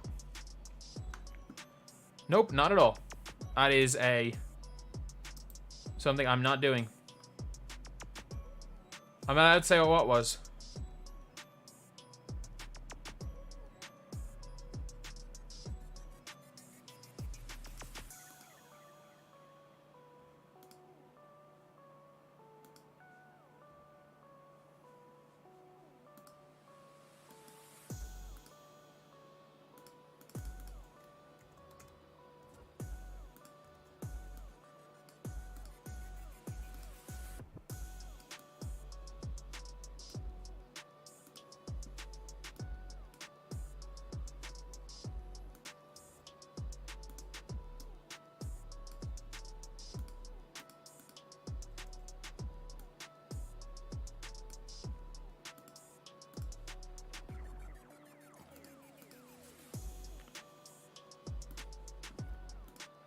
The 20% or whatever they get is not worth 2 minutes of highlights. Why I left the partnership? Oh yeah, I just literally went to them and I was like, they copyright claimed like 100 of my videos the one time, and I was like, I just used your footage, and they were like, we still claim it and then we pay you afterwards. And I was like, yeah, that's not what I've been doing for 2 years. So you're either getting rid of these claims or I'm leaving. And they literally went to me and they were like, we'll give you 5,000, but we're taking 10% extra of your money. And I'm like, so you're basically asking me to give you 20 grand or so at the time for 5 grand? No. Like, I'm like, what? I was like, in 2020, I was like, 2 months, I'm giving you more money than you're giving me. This is so dumb. Let me just cancel it now. And they basically have tried years to bring me back on board. And I've just literally, I got about 20 emails and I responded to one of them being like, I have no interest. Can you please stop emailing me? Please please look at how I left this program. And they were like, oh, can we have a talk? I was like, no, stop emailing me. And then 2 weeks later, I got another email asking me to join. Like, they're just, those YouTube networks were so toxic. Like, people that aren't in YouTube don't realize what YouTube networks were back in the day. Like, they were the most toxic things ever. Kind of want to see a petty, I mean, the people were just doing their jobs, but like, they were basically trying to do nothing and take money off you. I remember in 2018, playmakers promised me tickets to the Sixers and Celtics game in London. So I couldn't get they promised me tickets, so I didn't even try to get them myself. MCNs, yeah. So they promised me tickets, so I didn't get them myself. And then I was like really worried coming into it that they weren't going to give me the tickets. So I was like messaging them being like, oh, I still have the tickets. And they were like, yes, yes, yes. And then about 4 days beforehand, like, I had booked flights with my dad and a hotel as a Christmas present. I had booked the trip for my dad as a Christmas present at that stage. So I was like, I'd flown over to London the day before to do some media stuff over there. And I was trying to source tickets at the media thing. Like, I was interviewing NBA players, like here's me interviewing freaking Jared Bayless. Here's me interviewing Jared Bayless. But it's like, so basically what I ended up doing was I got over to London and I texted him and I was like, dude, I'm here. Can I get the tickets? And they genuinely texted me the day before and was like, I don't think we're going to be able to get tickets, but let me get back to you.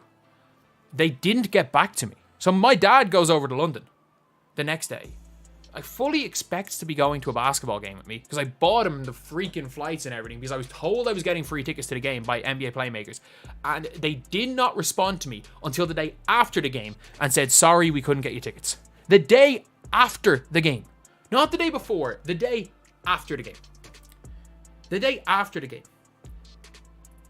And they responded something like, we might be able to get you tickets to this game. And it was like, it wasn't these teams, but like hypothetically, like the pace, it was like the freaking Pistons and Knicks, which is two non-playoff teams. 2 days later, they were like, we can get you tickets to this game. And I'm like, I'm in Ireland.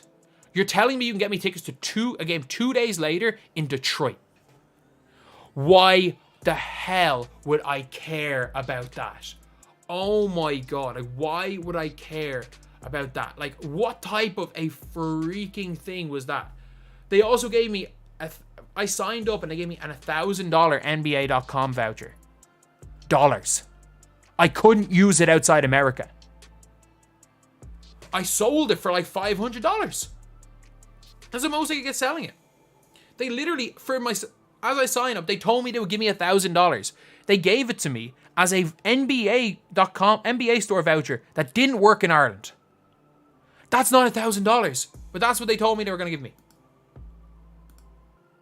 Oh, it's the worst thing. Never sign with a network. Never. It's the worst thing ever. Don't give, no matter what people say, give you free, never give anyone a cent of your money. That's all I'm going to say, is never give anybody a cent of your money. It's just not worth it. It's just not worth it. I'll die on that hill, like.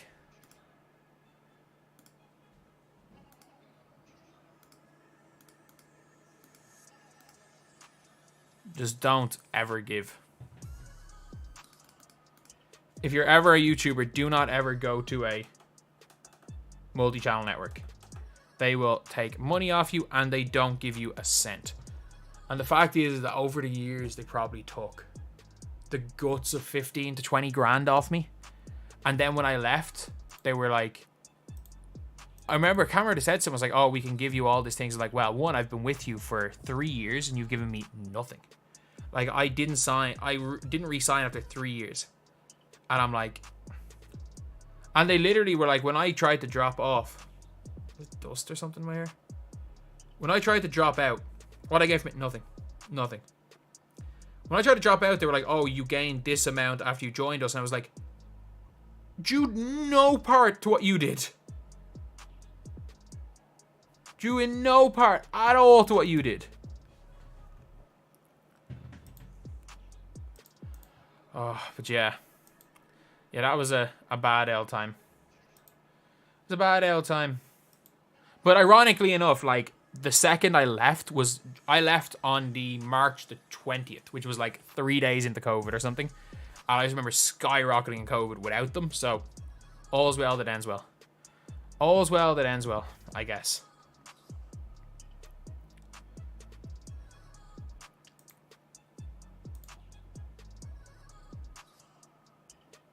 But yeah, that's my that's my story.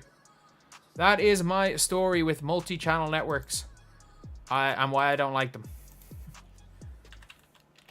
That is why I don't like multi-channel networks, and that's why I don't like NBA playmakers. And I remember when everyone was like making their exposed videos on playmakers, I was like, fair. I just remember like watching. Oh, you guys probably don't remember Slam Dunk Comedy or SDC. Like, I doubt people really remember that guy. How do I mute this?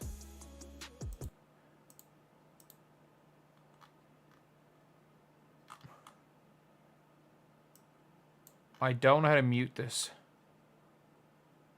Okay, there we go. It is muted, I think.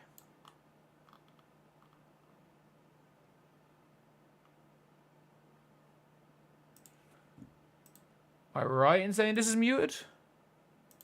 Give me 1 second. Yeah, this is muted.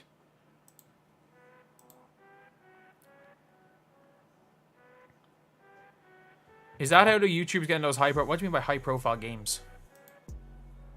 No, the NBA worker people. Nothing to do with playmakers. By high profile games, you mean like Jesser? No, Jesser got it for being like the biggest basketball creator in the history of basketball creators.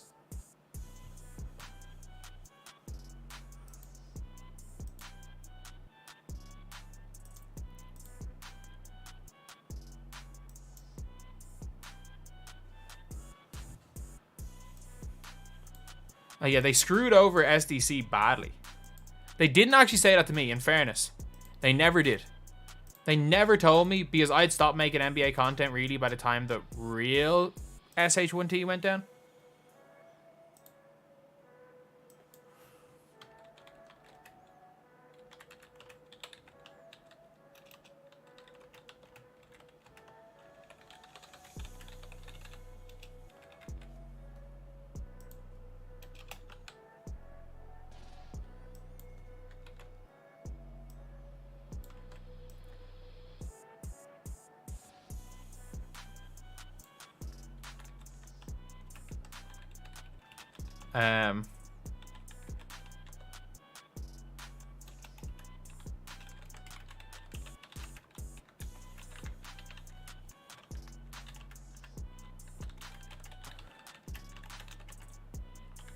Hopefully this game is pretty good. This should be a good game. This should be a real good game right here.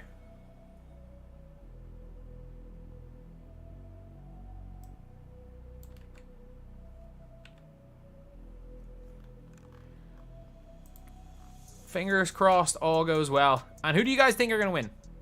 Who do you guys think are going to win? I think Denver. Chat, who do you guys think are going to win this game? I can't see Denver not winning. I'm not going to lie. I cannot see Denver not winning.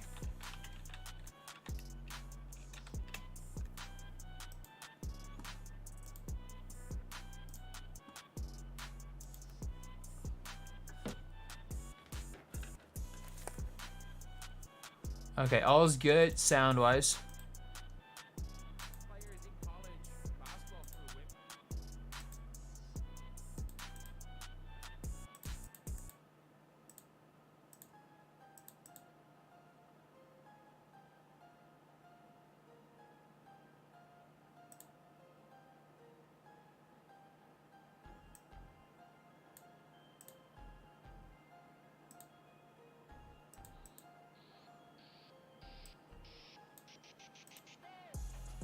We are starting. We are starting the game right now.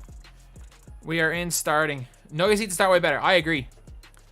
I agree. The Nuggets 100% need to start better. If the Nuggets don't start well, it's going to be very, very tough for them to come back here. Like, it really is.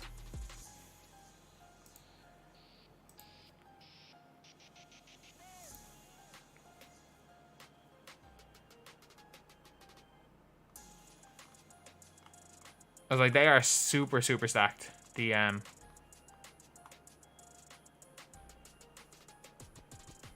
Like the things, they're hard to come back on, the Timberwolves, just because of how good they are defensively. They are hard to make a comeback on.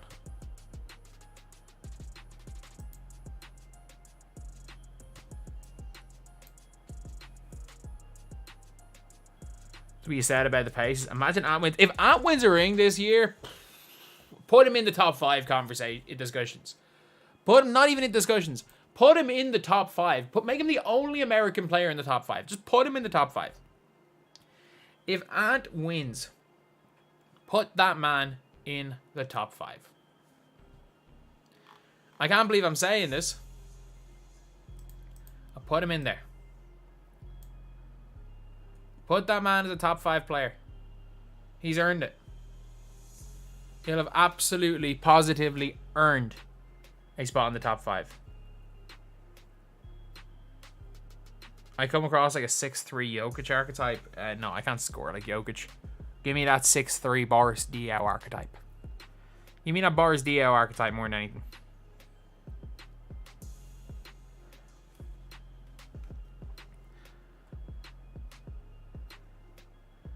I will say,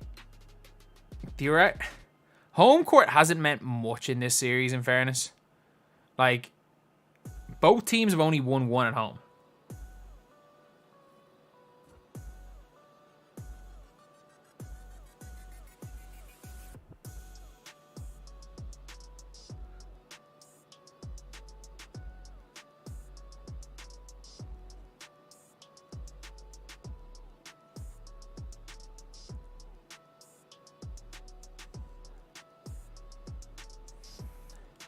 Who's the biggest bust in WNBA history? I mean, there's a lot. There's a lot of them. I can't think off the top of my head, but there is a lot of them. I have no left hand. I'm not going to lie. I can only dribble going left.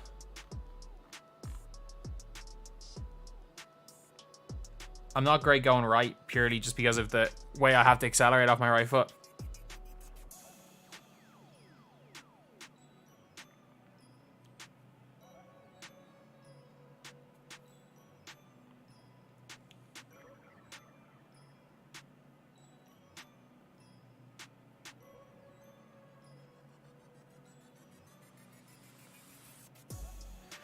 Get this game going. Get this game going.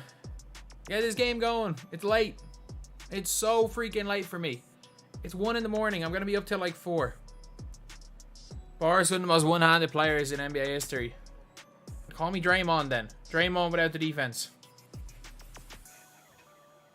Manu's the most one-handed player in NBA history. That man barely touched the ball with his right hand.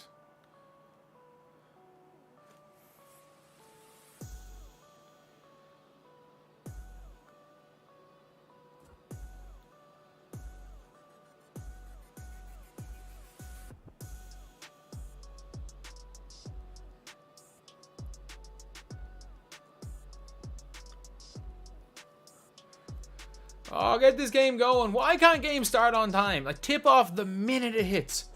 Like, do what they do in EuroLeague. If the game's meant to start at 8 p.m. Eastern time, the game starts at 8 p.m. Eastern time. Not 10 minutes later. It's not as bad. You know what? It's not as bad here as it is with the Knicks. With the Knicks, it was so bad. The Knicks game. It was like 15 minutes late. Oh, I just don't care. Start the game. I don't care about your video, Denver. You could have the best video ever. Just play the damn game. We're here to watch the basketball game.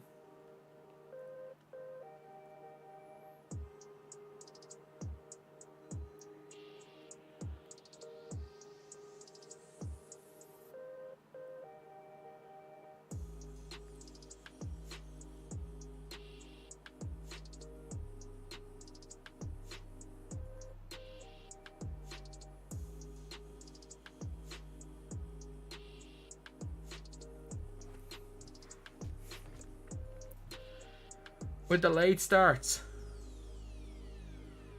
It's so people tune into ads right before the game. They're not even showing ads. That's the problem. To be fair, I am watching on League Pass. It's a bit different on League Pass.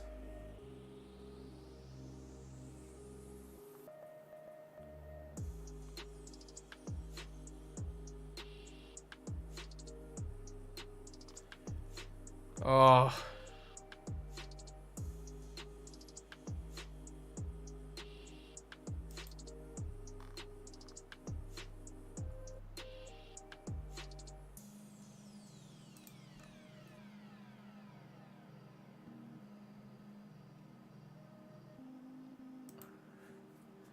Let's get it going. Let's get it going. I used to drop 30 points per game, maybe in Dublin Division 6. I think I was playing, right before I got injured, I was playing the lowest level of basketball I ever played in my life and only had one 30-point game last season. And it was like 26 in the first half, like 6 in the second half. Because my teammates who couldn't dribble a basketball were annoyed that I shot the ball too much in the first half and stopped passing me the ball.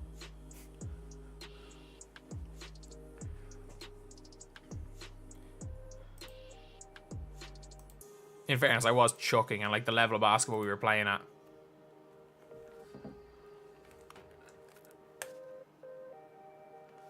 The level I was playing at, in fairness, people are just playing for fun and they didn't want me to go out and shoot 30 times in a game. So fair enough. You got killed though. Could I score 10 points in WNBA game? In my peak, yeah. Now, probably not. 10 in WNBA. Peak Mick Curley could score 10 points in a WNBA game.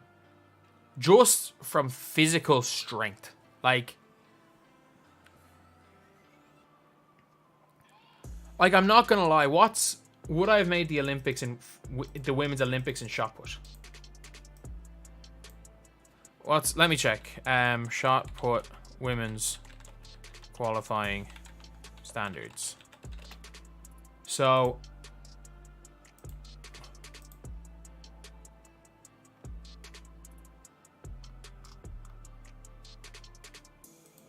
I threw like 18 meters or something.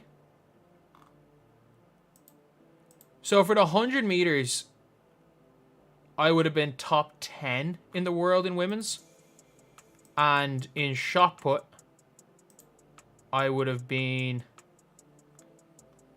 ranked about 18. Let's say roughly 18. I would have been top 20. So yeah, I would have scored at least 10 points just from physically just going through people. But not skill-wise.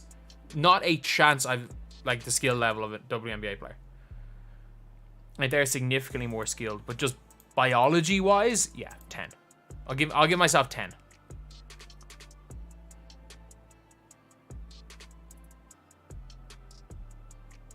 Literally never seen you in Sanctuary. I was Clonliffe senior shot putter for like 3 years when I was 16, 17.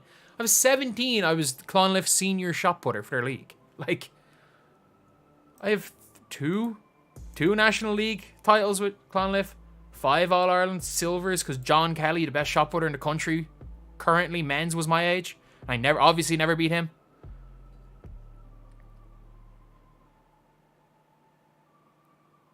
And like, I just mess around in school and train with a 4 and was throwing around 18. Freaking 23 or something in school practice. My school I went to school close enough to Santry, and we literally only had, I had to buy my own shots because we only had 3.25s and a 4 kilo. And I literally, like, I just remember going from senior throwing with like a 7 to like freaking training with that to train with 3s and throwing like 23 meters. But now we are starting. Now we are starting, lads. We're starting. Rudy Gobert gets swatted. Well, he swats MPJ. Telling you guys, though, this is going to be a hell of a game. This one's going to be a hell of a game right here. Okay, Jamal Murray hits a shot to start the game. This could be playoff riser Jamal.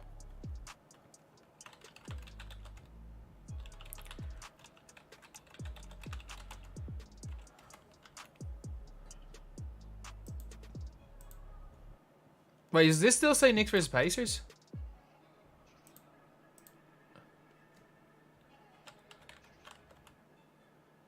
T-Wolves.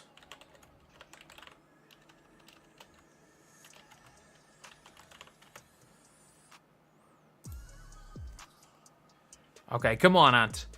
Who are you guys up for in chat? Can I make polls? Can I make polls here?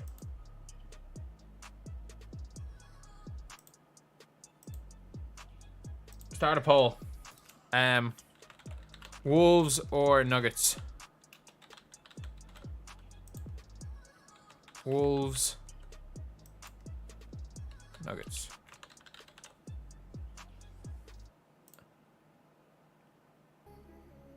So guys, I'm gonna start a poll right now. Let's see what we're getting here to start off this game.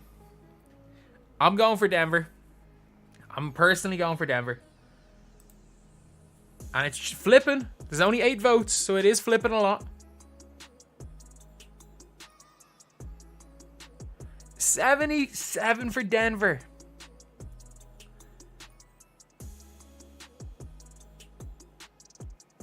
MPJ. All right. Very slow start for both teams right here. Like, really, really slow start for both of these teams. Like, we're nearly 4 minutes in. The score's 4-3. After the last game, where neither team missed to start the game, and they were both just letting each other walk in. Oh! Who got Jaden McDaniels? The block party from Minnesota. No way he pulled that. Jesus, this is what we thought for games. This is what we thought Game 7 was going to be. Like, this is genuinely what we thought. Like, when we were talking about Game 7s, this is what we thought Game 7s were going to be. Just this gritty basketball. I don't know why this still says 3-2 here. Like, it is 5-4 to Denver. There's a ton of pressure because I think both these teams know that there's a very good chance that they win the title if they win this game. So, like, this game could decide the title.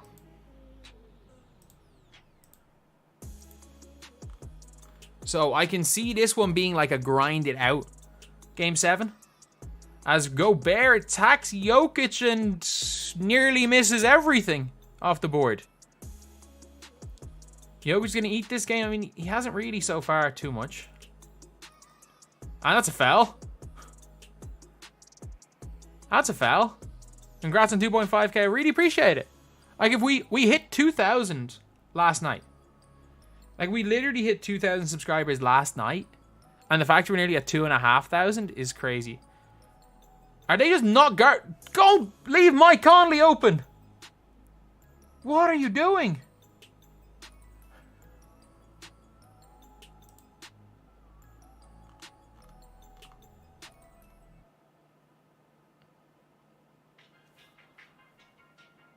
Oh my god, like. Once my team's fully dead, this is my main channel. Once this starts making more money than my team, it's my main channel. This is actually, no, this is already my main channel. This is already the main channel. We're just starting getting back.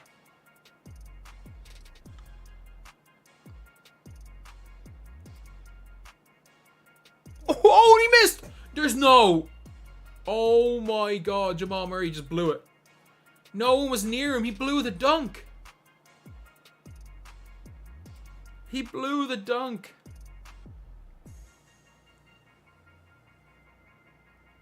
Oh, come on. Jaden McDaniels. They don't need KD. They got Jaden McDaniels. And a very, very iconic quote. I think the Mavs are a cakewalk. I don't think they're a cakewalk, but I do think the Mavs win.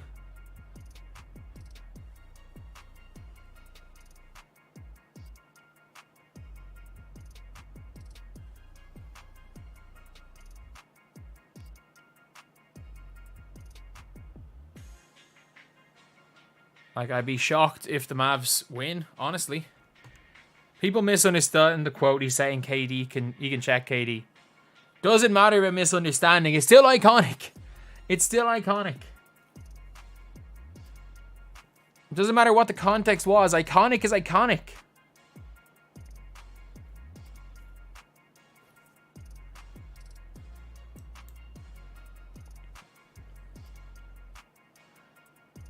Do I have a plan for the channel in the offseason? Oh yeah, a billion trade rumor videos, a billion draft rumor videos, then a billion videos on Summer League, the Olympics, the WNBA season, freaking Euro FIBA.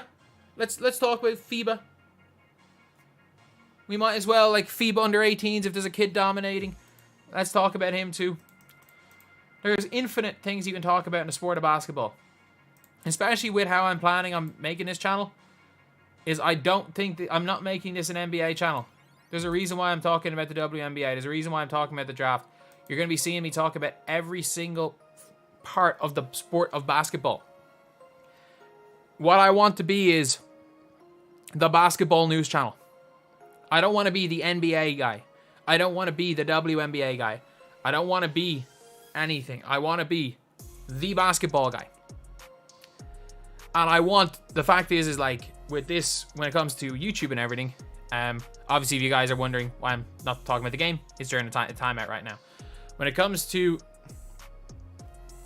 YouTube,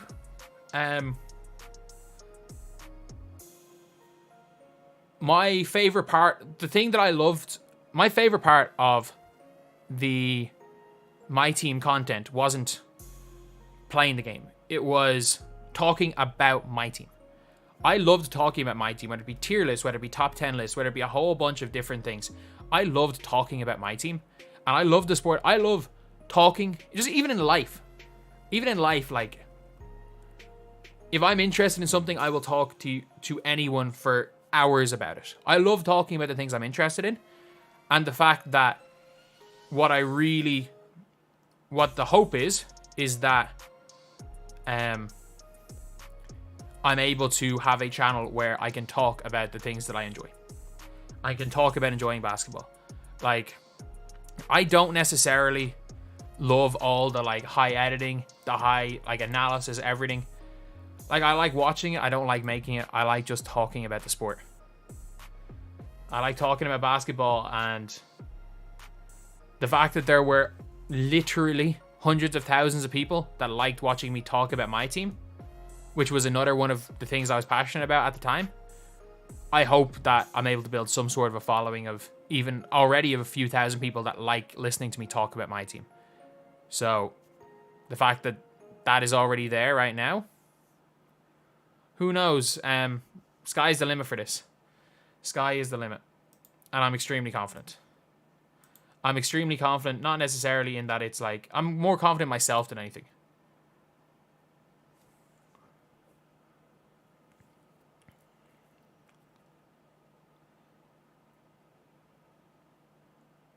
What is this in my hair? Is this just my hair? Am I gone gray?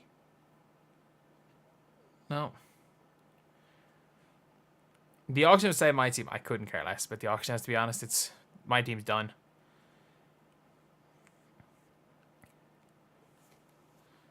44 and 35. The Nuggets made that many. The Nuggets did make that many playoffs, yeah.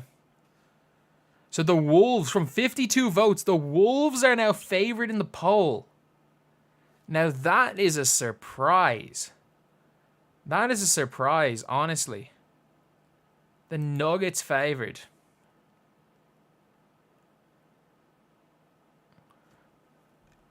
NBA Live, I mean, I play it. NBA Live's never come back.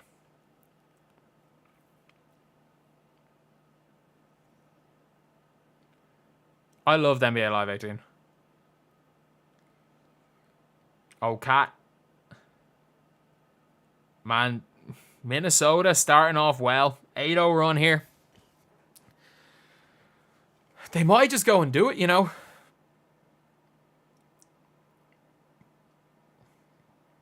Oh, what a pass. Oh my God, Jokic.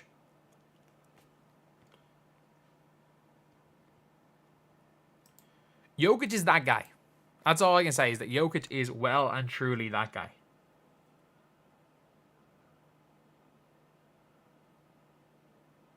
And struggling to start off. This is definitely a game. Like, I know, obviously. Oh my God. Oh my God. Jokic is a joke. This man is... He's just so good at the sport of basketball. Like, it's not even funny how good he is at the sport of basketball. It's not... Like, you just watch him and you're like, he's just better than everybody else. There's nothing, like, overly complicated about it. You just look at him and it's like... You watch him play and you're like, he's just better than every other player on the floor right now.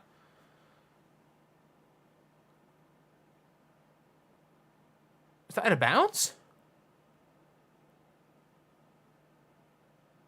But, like, he's literally looking this way and just throws the pass without looking into the corner. Like, he's different. Those floaters that touch. He's a different animal, man. He is a completely different animal. Luka and Jokic 1A, 1B. Luka at his best, yeah, but when Luka's not at his best, Jokic is better. Two white dudes from Europe who have exactly 0 abs. Two white guys from Europe with 0 muscle definition. Two white guys from Europe with the DBG build.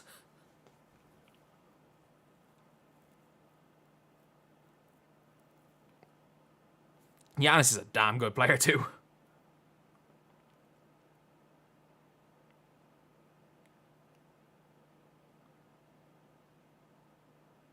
Man, Ant is starting badly here.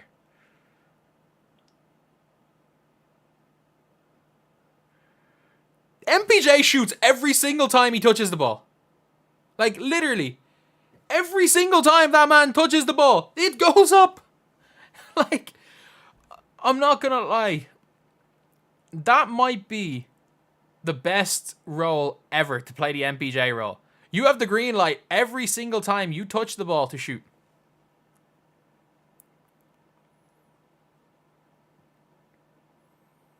Nah, the Nuggets can shoot. They're just not shooting well right here.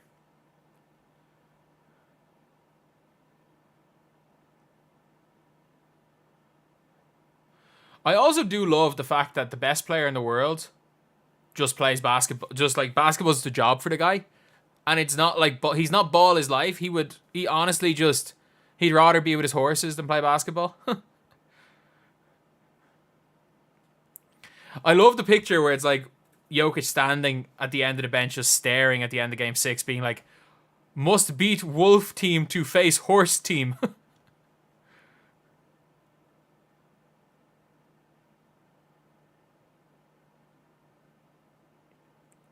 You don't need to love basketball to be really good at it if you just still outwork everybody. Like, it's not like Jokic doesn't put in the hours. Jokic is still going to outwork everybody. And I think sometimes the fact that you treat it as a 9 to 5 means that when you're at work, you're at work. Like, when you're working on your game, you're working on your game. You're not trying to do dumb stuff. Like, you're not like some guys that love basketball too much. They might practice things they're never going to use. They might practice a lot of vanity things. They might just love ball and practice all this mad stuff they don't need to do. Whereas Jokic, his job is to do what he takes to win, just maybe not loving basketball isn't a disadvantage. I'm not going to say it's an advantage, because that's crazy. Because it's obviously easier to work when you love what you're doing. But I'm not saying it, like, if you're willing to put in the work, it might not be a disadvantage.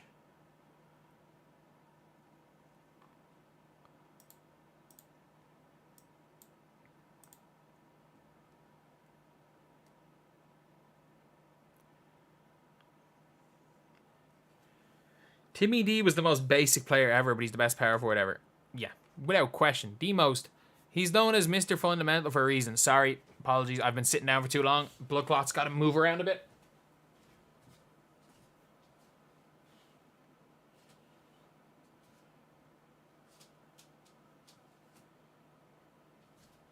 There we go.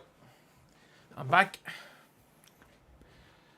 Joys of having a freaking likelihood to have blood clots. Gotta move constantly. Gotta move constantly.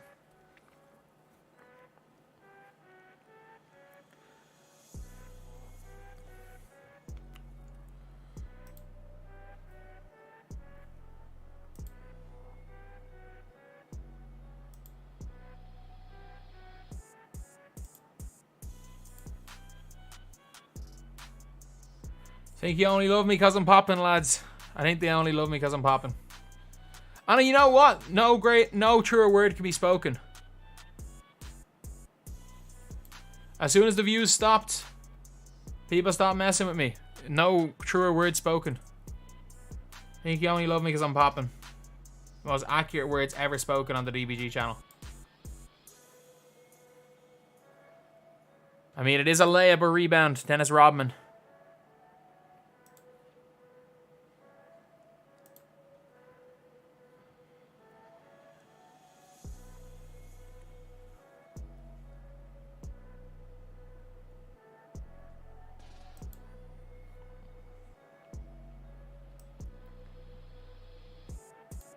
I know, this song was well and truly 2K20 when I used to edit every single video. This song was like peak DBG of 2K20.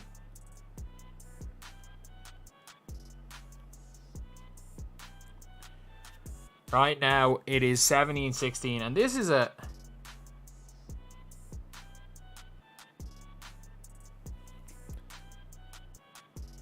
BBALL Daily, DBG, and other 15 channels. Man, I've tried and failed a lot of times to move on to other things.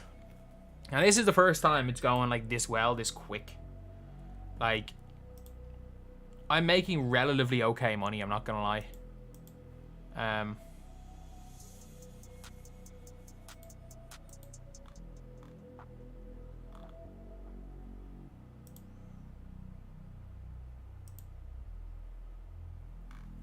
Like, from this channel, considering it's been 2 days, I've made really good money from 2 days.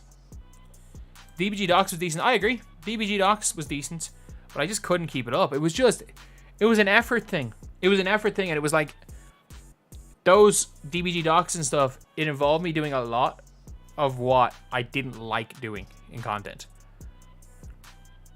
I wasn't the biggest fan of, what do you mean, can I show the actual gameplay? No, I can't. Of course I can't show the actual gameplay. What are you on about? This isn't playback TV.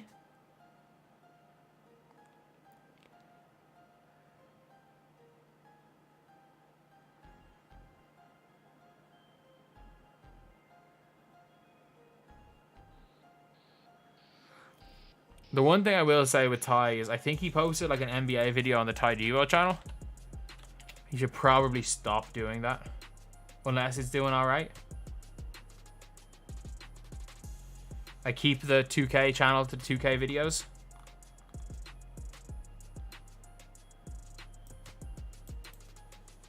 Maybe it's doing well, because Ty might have viewers that watch for him. It might do alright actually if he sticks with it long enough.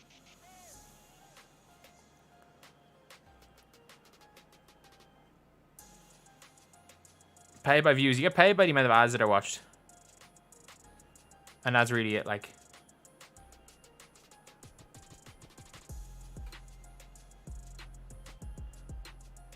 This is ugly basketball. This is game 7. Oh, Jamal Murray finally deciding to play basketball. Fair play to Jamal Murray. Finally remembering he's Jamal Murray. 10 points here early.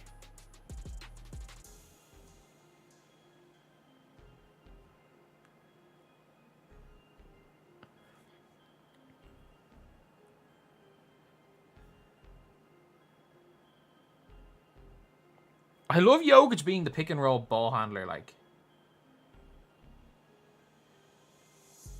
oh, Jamal Murray remembered he's Jamal Murray. He finally remembered that he's Jamal Murray. 13 points in a quarter. Finally. Finally, this man has remembered he's Jamal Murray.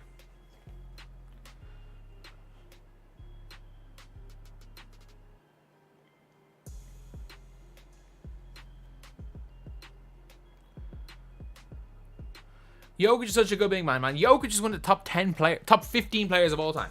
Jokic. I have him above Kevin Durant. Jokic is that level of guy. Your team's going to crack 90. I'm not going to lie. They don't care if they crack 90 as long as they win.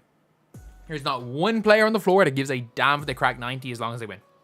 I can say that confidently. If Jokic wins this year, he's probably closer to top 10 than he is 15.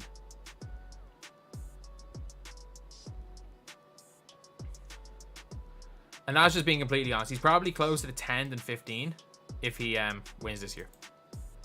That's the level we're looking at for Jokic. Jamal seeing purple and gold jerseys tonight. I mean, you're not wrong. You're not wrong. He probably is seeing purple and gold jerseys tonight. He's balling.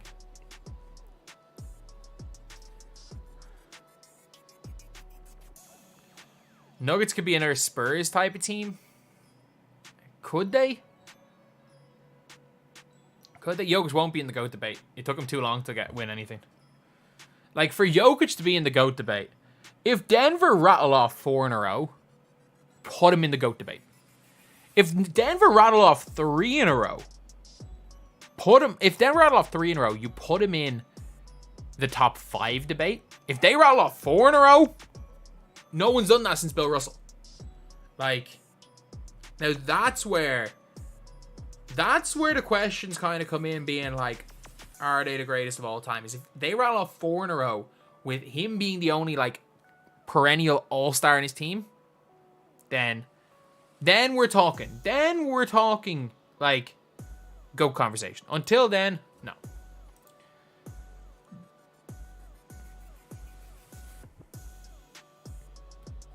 Brighten the lights so that Jamal can cook. I mean, yeah, the brighter the lights, the better Jamal plays, I guess. You're not wrong about that one.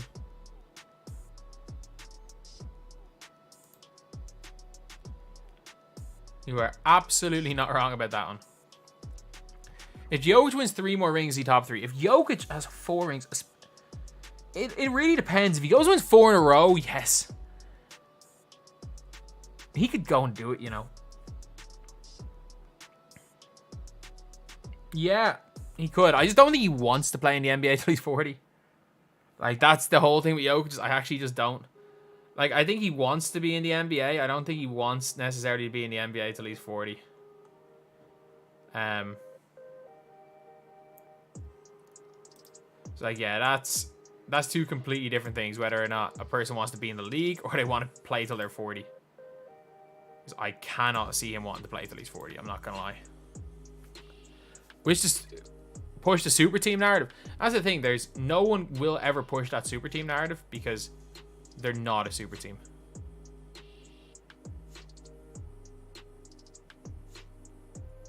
He's like, they're simply put just not a super team. And I don't think anyone is really going to anyone's going to be pushing that one because they're just simply put not a super team.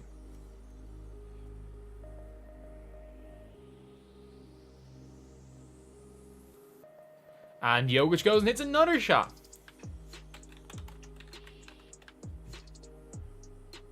Is Chris Finch not on the sideline?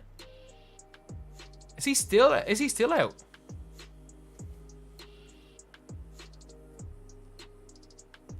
Four in a row has happened once, and it was Bill Russell's Celtics, who were literally a Hall of Famer team.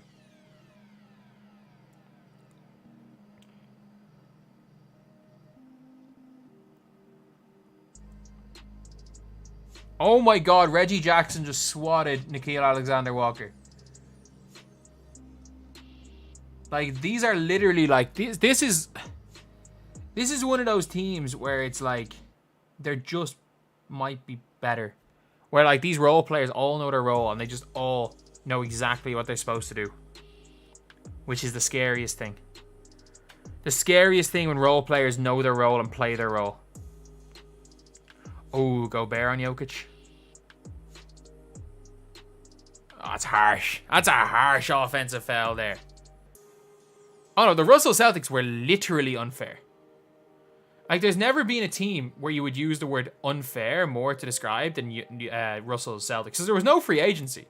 They just had all the best players in the world, and because of the rules of the NBA at the time, they couldn't lose any of them.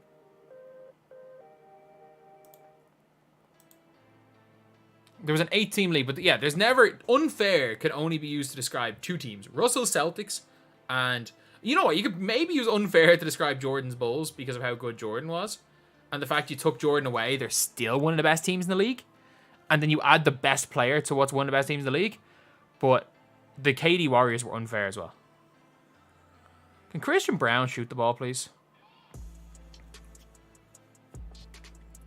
I'm pretty sure Wilt, if I'm not mistaken, was the first, like, true free agent. I could be wrong with that. And back in the day, like, if you left in free agency, a team had to give something up for you. So that's how the Lakers got Magic. I think for Gail Goodrich, when he left, or I'm not sure if it was Magic or it was Worthy, but one of them, they got them because Gail Goodrich went to the Jazz, and the Jazz had to give them their pick a few years down the line. Think MJ's to go. Cool. Plenty of good arguments to be made for that. Oh my god. Christian Brown blew the layup. I was like, that is one of the best passes I've ever seen from Jokic. Thank God they put that in. Christian Brown blew that layup bad.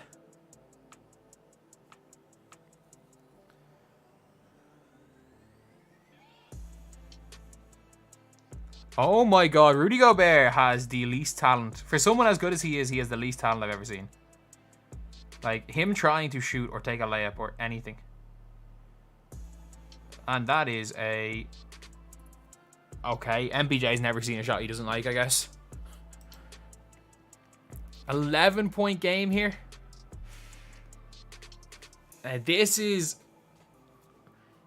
getting close to... You could argue don't give me a top 5. Yeah, you could. Half the points in this game are put back. I mean, you're not wrong, but also Denver are doing well. How do I feel about Oscar Wembanyama? He's unbelievably raw, so I think it's hard to discuss him right now. I think it's very, very hard to discuss Oscar Wembanyama right now because he's unbelievably raw, but like he could be elite in a few years, and he's maybe like Giannis's brother. His teams will take him just to hope. In hope that he becomes his brother.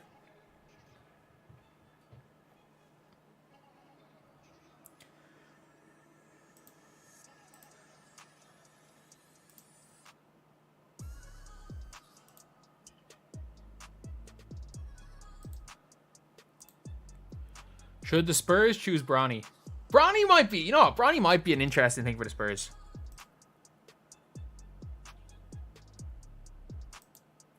Bronny might actually be an interesting pick for the Spurs. I'm not against that. I'm not gonna lie. I'm actually not against Bronny James going to the Spurs at all.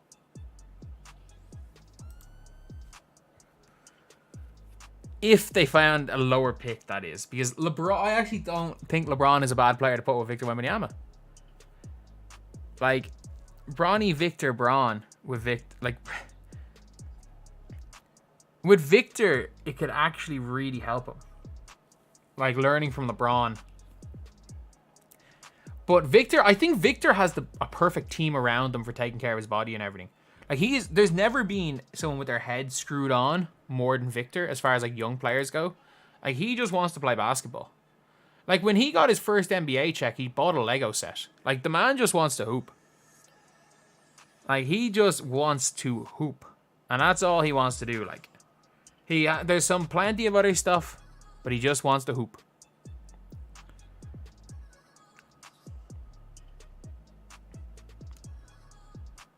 How non-Edwards and non-Jokic minutes? I think the Nuggets probably have more without Jokic.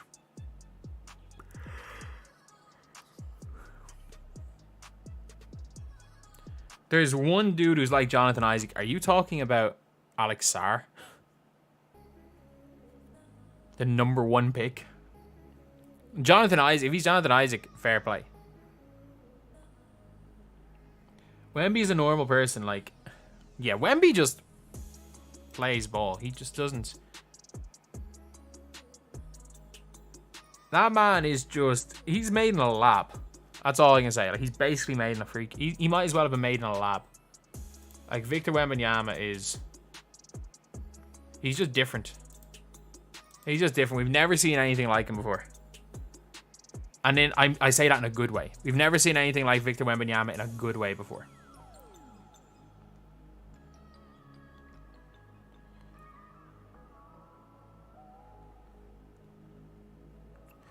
Does Bronny go in round 1 or round 2? Second round. I think Bronny goes way before the Lakers pick, but I also think the Lakers trade for the pick. I think Bronny goes like 34th or something, and the Lakers give up something. Something plus 55 for Bronny. Even if it's cash. A team who doesn't want a second round pick might just get the money. Ooh, that looked like a goaltend.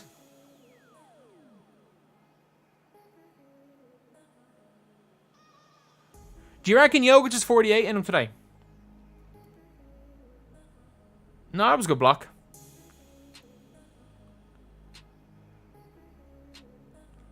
Why is Mike Conley shooting his right hand? I don't think he is he? He hit a 3 to start the game. I really don't think he's shooting his right hand.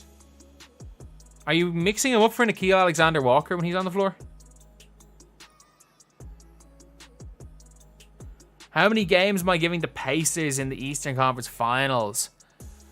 I'm giving them... 2. I'll give them 2. I'll give them 2. Also, and it's 2 a.m. What are you doing awake on a Sunday?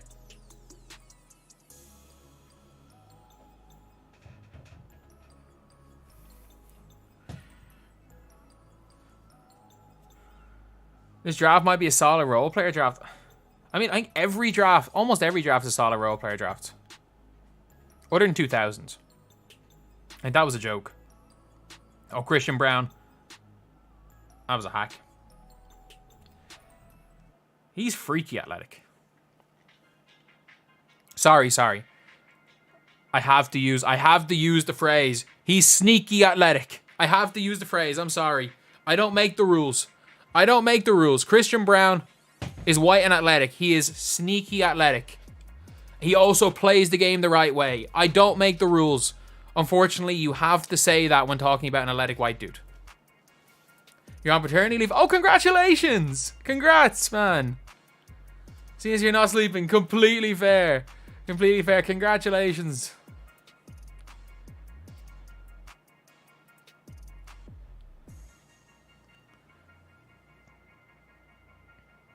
And he stopped being so passive. I mean, he was chucking to start the game. He just didn't hit anything.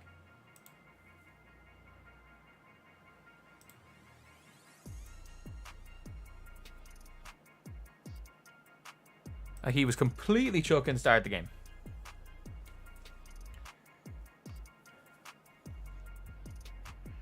The Nuggets are cooking, but the Timberwolves are also playing terribly. Like, they have 19 points through a quarter, in 3 minutes. Like, they're on track for like 70 or 60. Then I put Gobert on the line where you might brick both of them.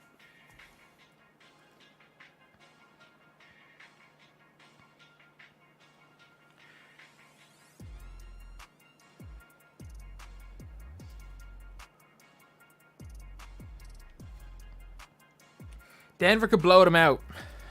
This is the freaking Miami. This is Miami versus Atlanta in 2009. A 7-game series without a single close game. Has there been a close game in this series? Anto's Hooper syndrome.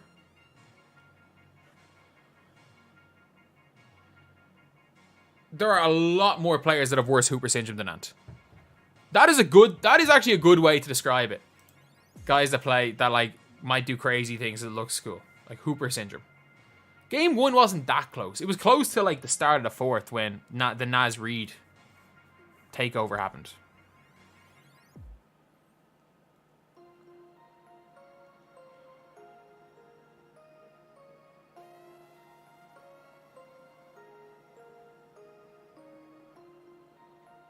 Wow, they subbed off Jokic. Oh, Jamal. Don't. Jamal Murray remembered that he's not... He forgot that he's Jamal Murray again. They're literally playing the hack-a-shack. What is this lineup Denver are running? Do they not have a backup center anymore? Rudy's not a likable person. Oh, he's completely unlikable. Like, he's one of the least likable people I've ever seen. Doesn't matter. He's a good basketball player. Who's guarding Gobert? That's not a foul. He fell over. Why is Justin Holiday guarding Rudy Gobert?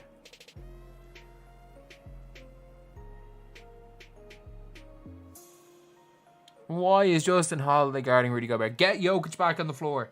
Play him 48. Just play Jokic 48 minutes, please.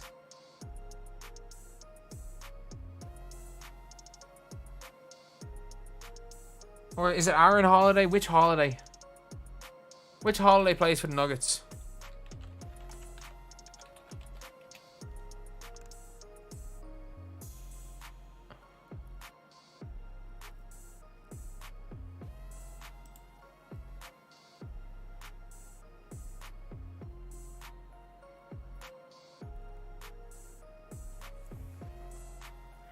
They're just playing hack-a-shack. The funny thing is they're not playing hack-a-shack. They're trying to get in front, but they are fouling him.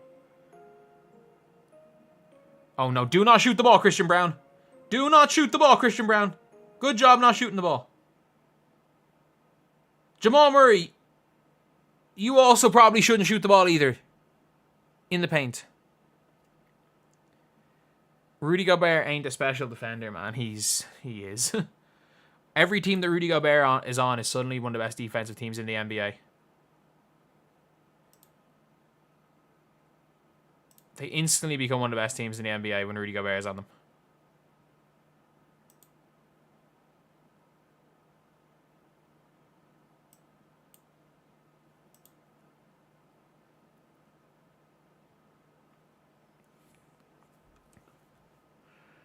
Thoughts on Luka and his Mavs dismantling the Thunder? I wouldn't call them Luka and the Mavs. I'd call them the Mavs. I don't think Luka had the greatest series. He had he might have had his worst ever playoff series. The rest of the Mavs stepped up. And fair play. Because in the past, Luka had to be everything. Luka had to be literally everything for Dallas. For him to win. And now he obviously doesn't.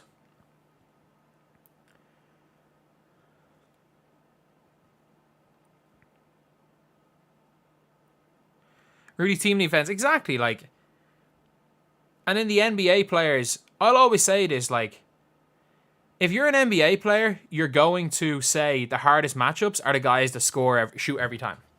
Like, for example, LeBron is a much better offensive player and scorer than Carmelo Anthony ever was. Scored more points on less shots. That's all you have to say.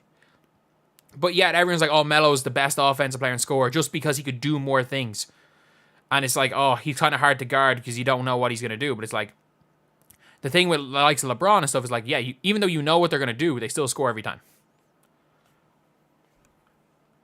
Even like young MJ. When MJ was at his peak scoring-wise, he didn't have the turnaround jumper. He was just a freak athlete going to the basket. When he was at his scoring peak. And like, there's a lot to be said for... You don't even need to have the biggest bag. If you don't have the biggest bag and can still get what you want, there's a lot to be said for that. There's a lot to be said for when teams know what you're going to do and still being able to do whatever the hell you want. Oh, slow-mo. Oh, no.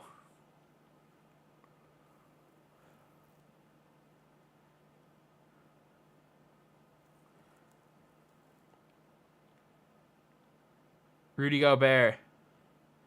Rudy Gobert is also... How many centers in the NBA are better than Rudy Gobert?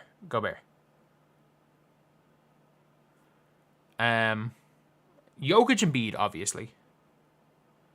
Is he the third best center in the NBA? I reckon putting him 3 is, unless I'm missing somebody.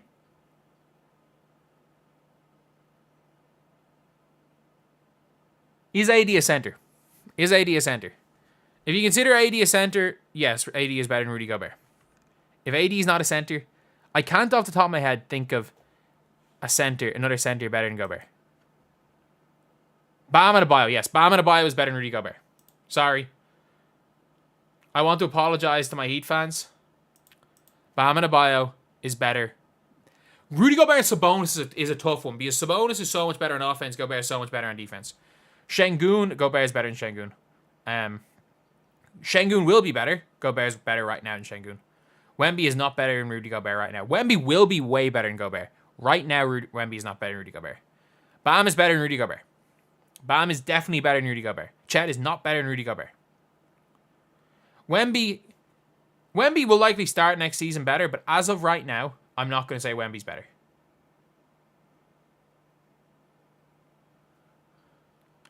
But if you want to argue Sabonis or you want to argue Wemby, I'm not going to be crazy about that. But Jokic, Embiid, and Bam are definitely better than Rudy Gobert.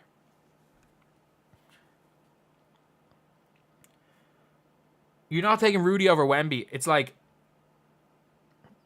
I agree you're not taking Rudy over Wemby, but what you are doing is saying, like, today, I think the Timberwolves are better at Rudy Gobert than they would be if Wemby was their center. Just because of what they need him to do. We're seeing them both for France, yeah. The worst part is Wemby didn't cancel the league. He wasn't the first person to get COVID. He just was dumb about it.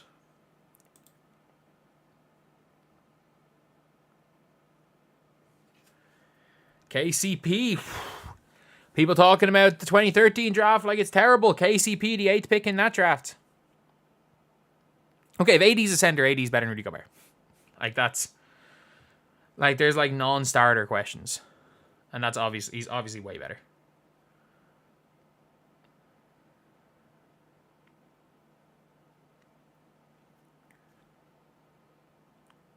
Porzingis is somewhere in the top 10. Okay, Jamal Murray, finally in this series, we're seeing Jamal Murray beat Jamal Murray. Finally. It's about damn time. Jamal Murray is Jamal Murray. And of course, he does it in Game 7. Of course, Game 7 is where Jamal Murray is Jamal Murray. Always good thing to see a good player being a good player.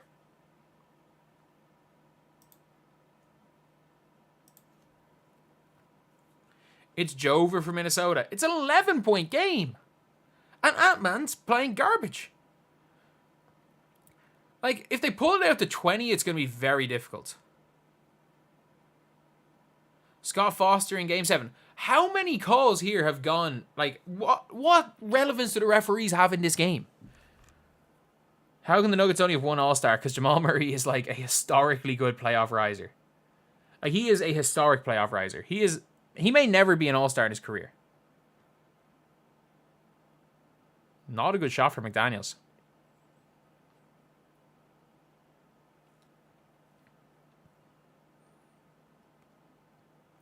Oh my god. Are they in the bonus? Oh, that's a terrible... It's a terrible foul. I think it was one as well.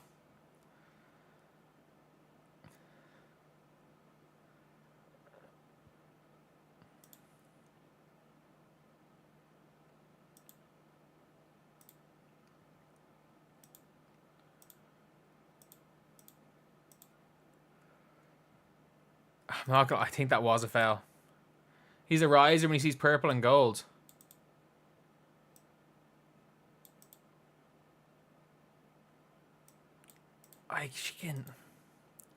Like, he's always a playoff riser. He's always good in the playoffs. Man, do you not remember what man did in the bubble? Do you not remember what Jamal Murray went and did in the bubble?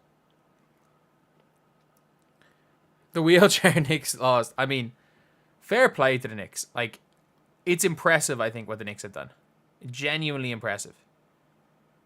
Game 7 versus Utah. Like, I'm pretty sure there was a game, wasn't there, where him and Jamal Murray or him and Donovan Mitchell both put up like 50. I think he put up 50 in a loss, maybe, if I'm not mistaken. He was going bucket for a bucket with Mitchell. Yeah, he was their best player in the bubble.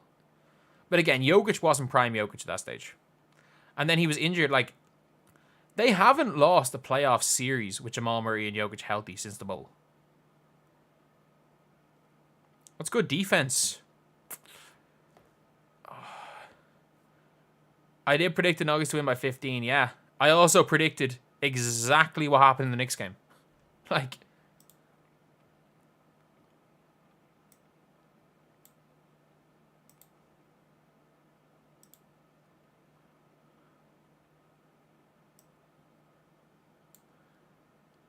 Conley missed game winner. Yeah, that was... The bubble was a mad time, wasn't it? Like, that's 3.5... That's nearly 4 years ago now. Like, I'm looking at, like, 20th of May. Back in, like, my YouTube videos. Talking about... I think this was around the time, like, Diamond Dwayne Wade came out. Talking about him and my team, like...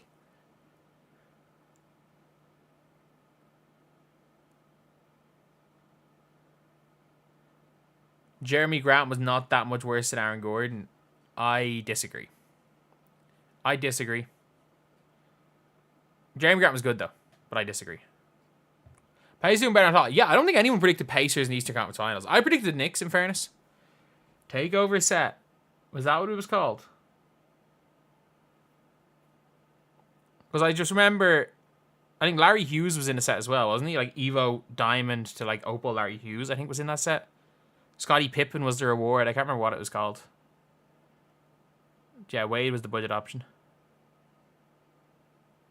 Oh, why would you try to jam it on him there?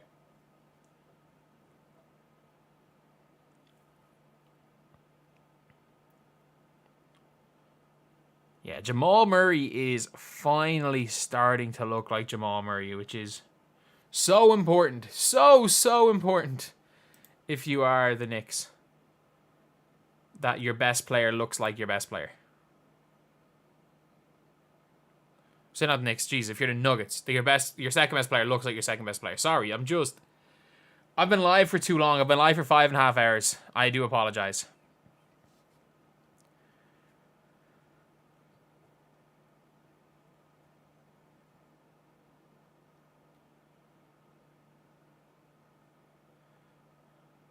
Oh my God, Christian Brown. The sneaky athletic man goes and almost dunks it. That man is the most sneaky of athletics. Like, he is the sneakiest of athletes.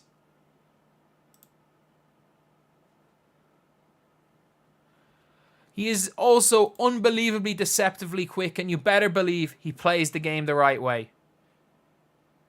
When they would take Cat over the field, I mean, that was years ago. Like, that's like after his rookie year. Cat, an unbelievable rookie year. He's mad quick. No. He is deceptively quick. Get it right. He is sneaky athletic, deceptively quick, and plays the game the right way. You have to use those 3 words. It's just, I don't make the rules. I'm sorry, I don't make the rules with how to describe these guys. Those 3 words have to be used to describe Christian Brown. Do I agree necessarily with him? No, because he's unbelievably athletic. He's unbelievably quick. But he has to be sneaky athletic, deceptively quick, and plays the game the right way.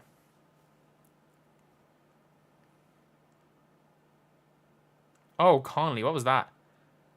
Taking Okafor over him. I mean, I think Okafor was better in college. Okafor was unbelievable in college. No, I don't think anyone realized how quickly. Like, that was also the first time the Warriors won. I don't think anyone realized how quickly the back-to-the-basket center would be eradicated from the NBA. That's not an offensive foul. That's a flop. Get up, Rudy Gobert. You're a basketball player. You're not a COD. Get up.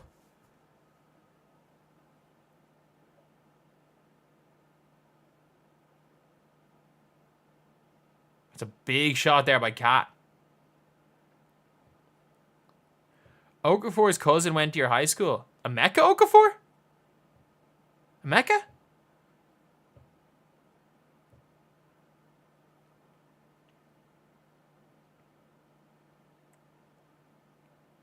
Nobody knew Cat could shoot before the NBA, though. Like, Cat wasn't allowed to shoot at Kentucky. Like, that's the thing. People compared him to Andrew Bogut before the NBA. Like, his draft comparison, NBA Draft.net, is Andrew Bogut. I love Luka's as Danilo Gallinari. It's literally just pick a random-ass white dude. Oh, Cat's doing what he can to keep Minnesota in this game.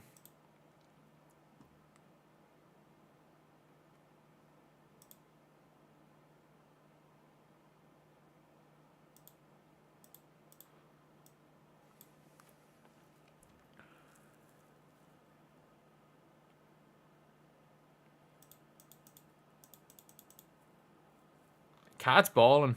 Cat's had a really good playoffs.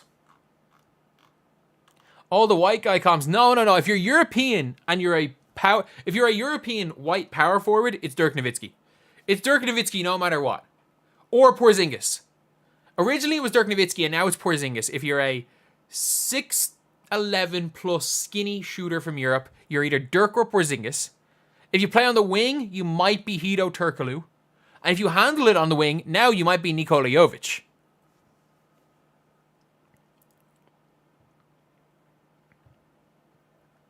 What's Cooper Flag's comp?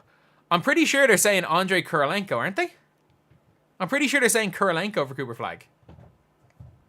Because it's got to be a white dude.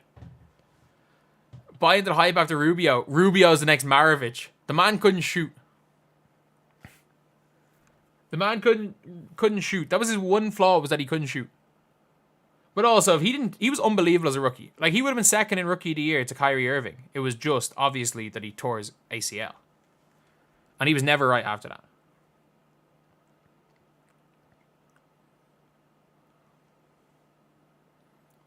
Like, Rubio was never right after tearing his cruciate.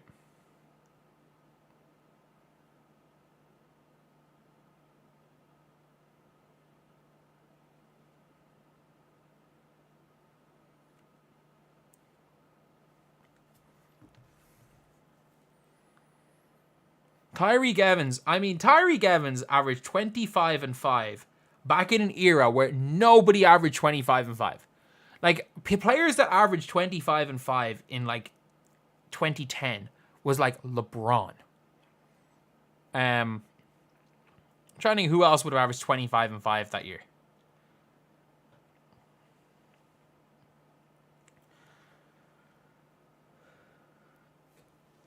Like, what white dude did I compare Cooper Flag to?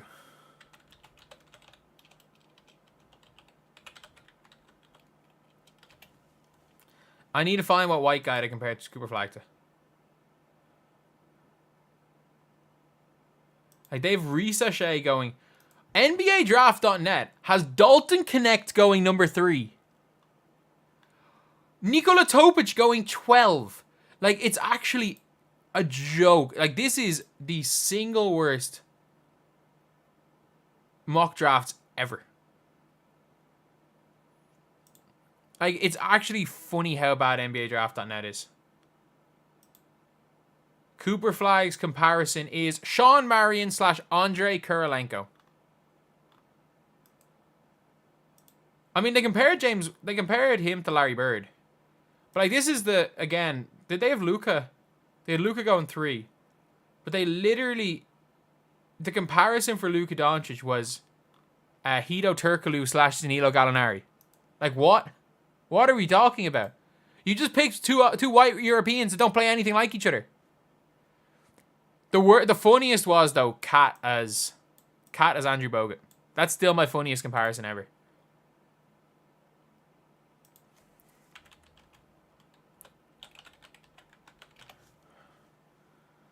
Magic's in his prime. No, Magic's in his prime was really, really good. Like, no, that's not even the worst comparison. I'm actually surprised.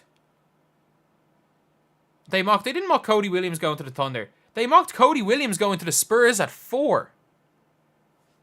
They have Nikola Topic going to the Thunder. They have Jared McCain going 25. Zach Edey falling to the Spurs in the second round.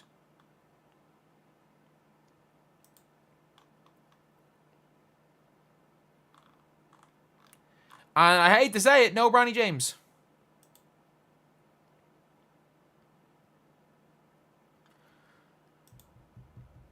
And as always, I'm not even joking about this. I'm not even joking. You guys will see it here. Karl Anthony Towns, comparison.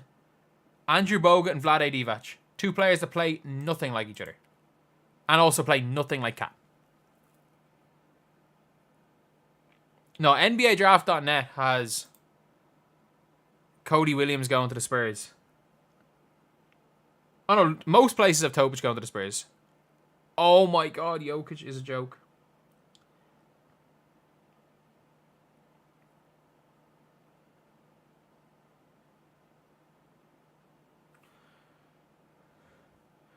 MJ still average better numbers at UCF. Who's Cody Williams? It's J-Dub's brother. Yeah, but like... Michael Jordan's son was way better than people give him credit for. Not an NBA level player, but way better than people give him credit for. But Michael Jordan wasn't in the league when he was doing that, and Michael Jordan didn't say he wanted to play with Marcus Jordan.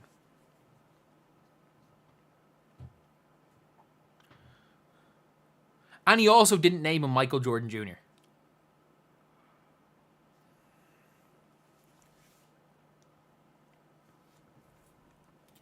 And things would have been a bit different if that was Michael Jordan Jr. playing.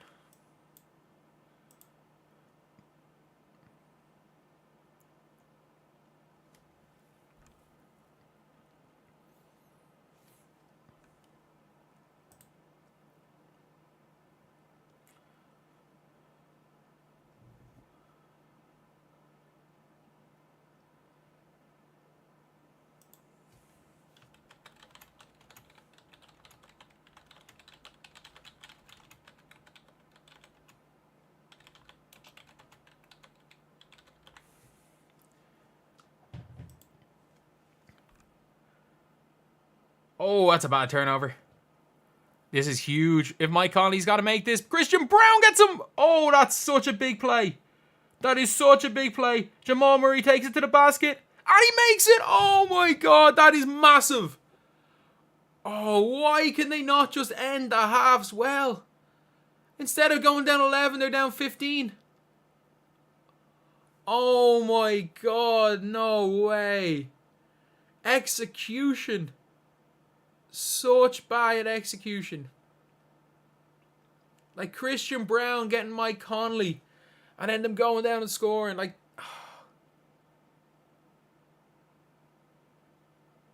oh my god. They're up 15. If this stays even the rest of the game, I'm right with my prediction of Nuggets by 15. Just got back from playing ball. Nuggets up 15 at halftime.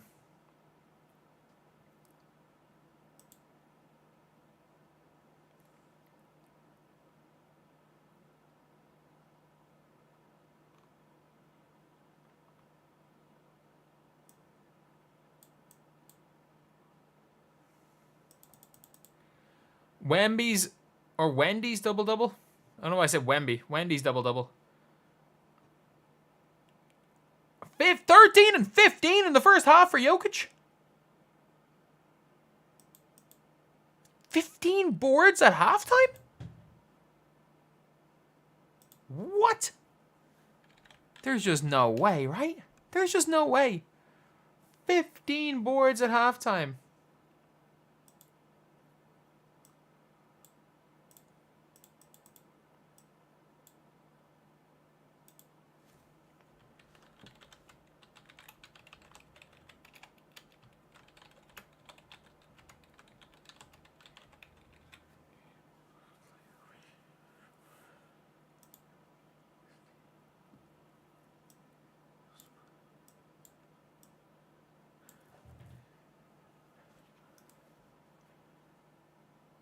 $15 rebounds. 15 boards. And of course, Jokic rocks up in a suit for the game. He's just the best basketball player in the world. You see, Lively grabbed those boards in a game. It is halftime. It is halftime right now. It is literally halftime, and Jokic has got 15 rebounds.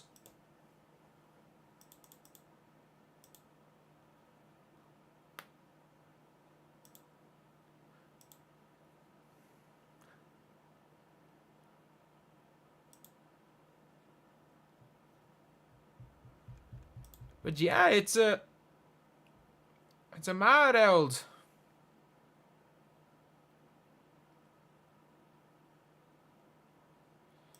A mad old half. Mick Curley would average 1 point a game. Man, I would not average 1 point a game.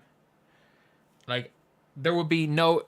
I would be the worst player to ever set foot on an NBA floor. Like I would. Like, you guys don't understand how hard it is to play against these guys. Like, I basically.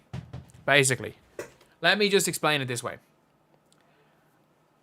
Some of the guys that I play pickup with a couple of pros. Regularly enough, play pickup with a couple of pros. These pros are playing like in the Switzerland League.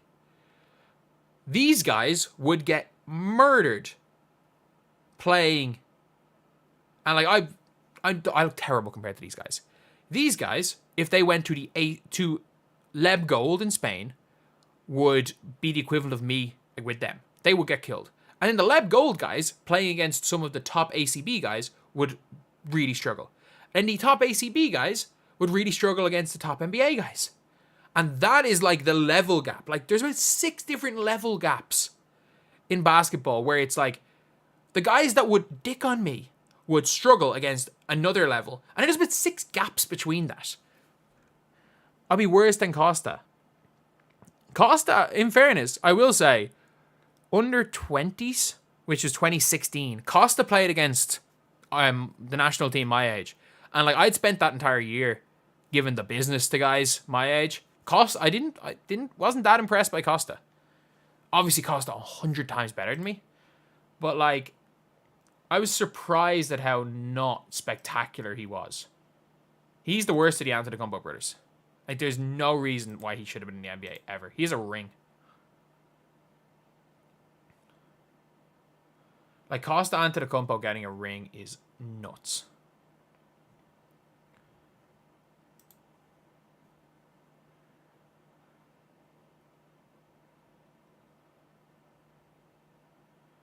I still can't believe that he has a ring. The Brooklyn Nets is the most failed Super Team ever. Which Brooklyn Nets? Who does Costa Antetokounmpo play for? Obviously, Costa 100 times better than me. Especially now. Costa Antetokounmpo. Oh no, he plays in Panathinaikos, who are elite. Who are absolutely elite. Does he play much?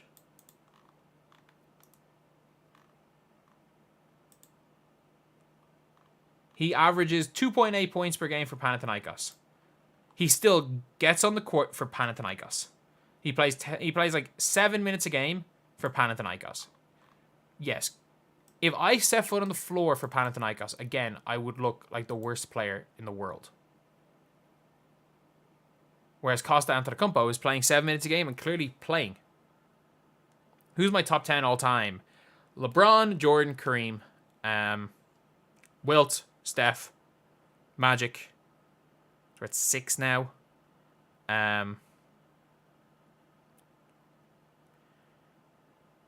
You go Larry, 7.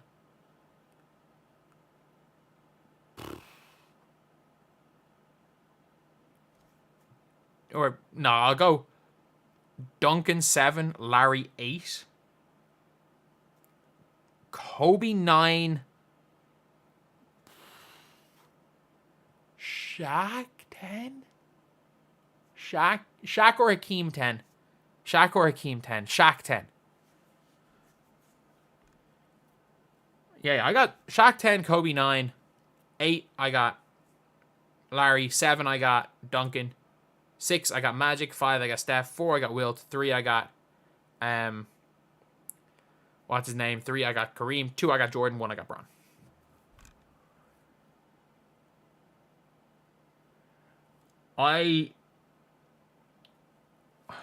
I think Curry is so good. Like, there's not. Curry is like. Like I might put Curry at 4. Like that's how highly I rate Steph Curry. Like it's silly what he's done for his career. Like I would have Curry in a much, much higher position than most people. But I love Curry.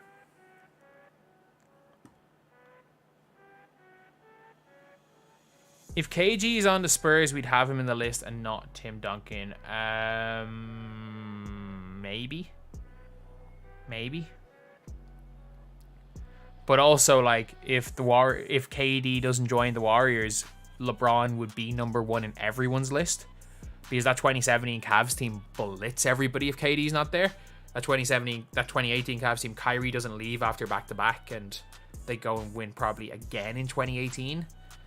And suddenly LeBron's there on 5 rings. With probably another MVP in there, because they might just want to give him one. So then LeBron's on 5 MVPs, 5 rings. May not go to LA after a back-to-back. Resigns in Cleveland. Might go back-to-back with Kyrie Irving. Like we can talk about hypotheticals all we want. Like, what would Michael Jordan's legacy be if he never retired? Because if he didn't retire and won 8 straight, there's no question about it, he's the GOAT. No one can argue that if he goes and wins 8 straight. But if he retired and Houston still won those 2 in the middle, and he won 2 3-peats with him, if he played those 2 years fully, and he lost both those years, his legacy might change different. So there's no point looking at hypotheticals.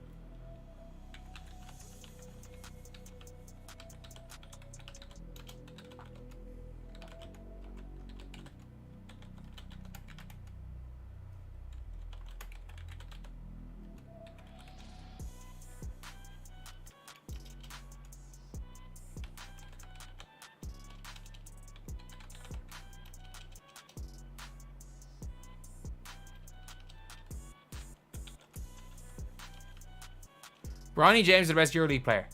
Bronny James wouldn't start for most EuroLeague teams. What are you talking about? Bronny wouldn't start for most EuroLeague teams. What are you on about? What are you actually on about? I think MJ and LeBron had equal talent around them. It's just there were better teams against LeBron James. Like the difference is that Michael Jordan. And you might be saying, like, oh, Michael Jordan was on the best teams because he was the best. It's like, no. If you took Michael Jordan off any of his teams, they were still 50-plus win teams all the way through. If you took LeBron off any of his teams, they were the worst team in the NBA. It's literally just a case of, like, LeBron faced the Spurs and the Warriors. No excuses for Dallas. No excuses for that one. But Spurs and Warriors, they faced 2 dynasties.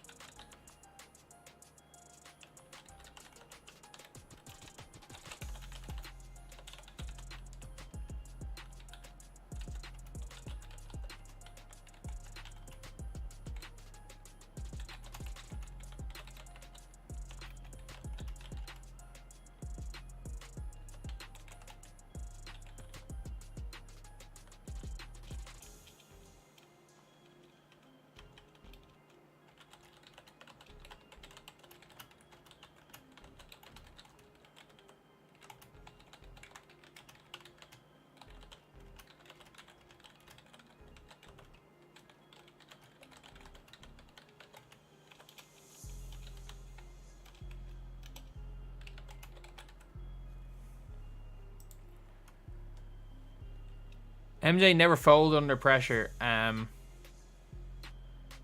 mean, he wouldn't.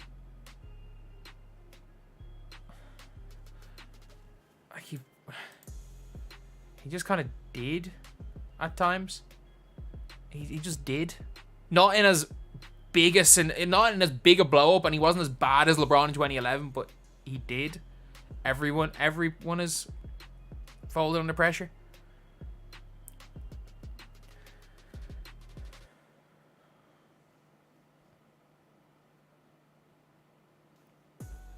KD would average more than 19. Give KD 25. KD could average 25.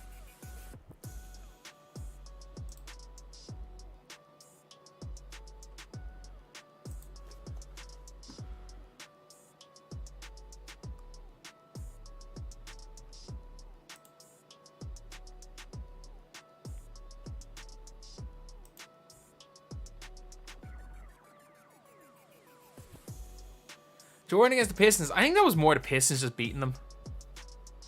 Best EuroLeague team versus the Pistons. Real Madrid beat the Pistons. Why don't I do my NBA videos? I hate making my NBA videos. I can't consistently make content I hate making.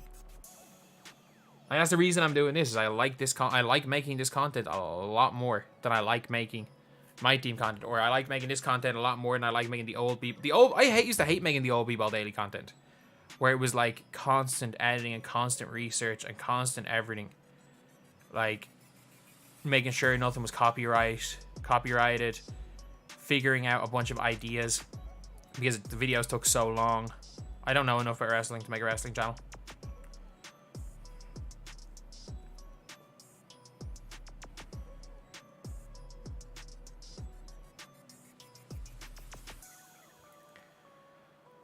But yeah, 50, like Nuggets only score, or the Wolves only scoring 38.5.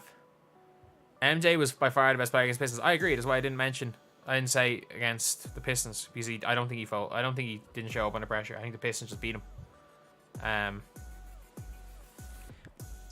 Feels like I don't think anyone's gonna blame LeBron. Like if you're blaming LeBron for any finals other than 2011, saying he just didn't show up when it mattered, like it's the other team was just better. 2011 was bad. 2011 was bad. But the problem is that like in 2011 he was flustered. Like he was trying to make the right plays. He had no post game. He didn't really. And then he came back the next summer and got so much better from 2011 and won the 2012 finals because he learned. Basically, the only reason they won the 2012 finals is because they lost in 2011. If they win in 2011, they lose in 2012.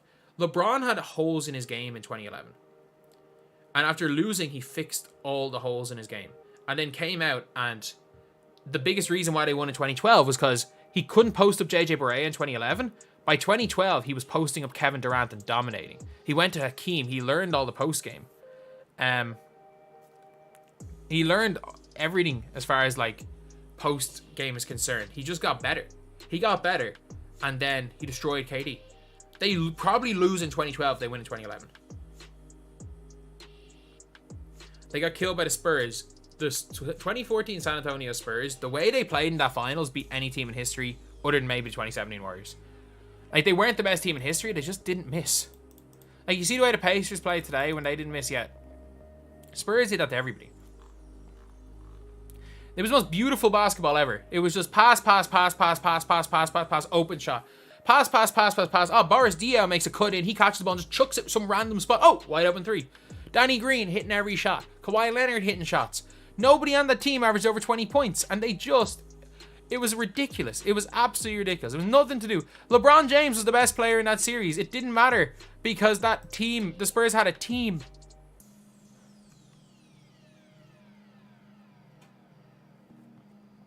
It doesn't matter who's the best individual player when you're playing as a team like that. That's one of the best teams ever.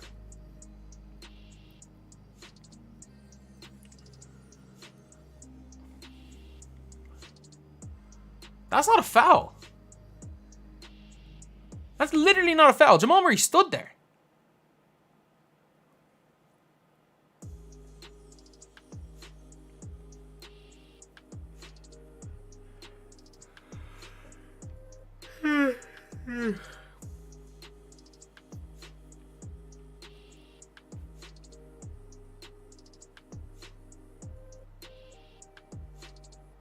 Spurs and Clippers 2015 series, like how the Clippers didn't at least make the conference finals that year. Like, they would have ran. They genuinely would have ran. Golden State's so close. Someone's sleepy. It's 3:23 in the morning, of course. Oh, 2:23 in the morning. Of course I'm sleepy. Of course I'm sleepy, and I gotta make another video after this. I'm sweating already. Oh, man. I'm sweating. I'm sweating bad.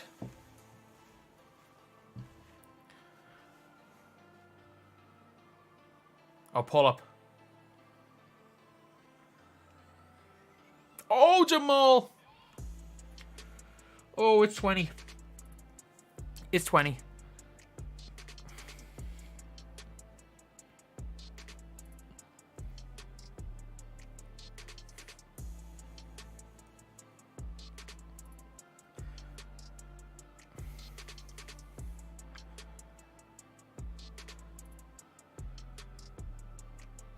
Oh, why would you shoot that?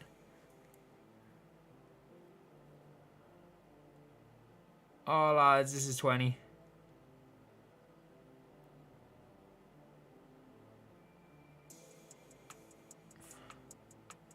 The Nuggets just play very good basketball, don't they?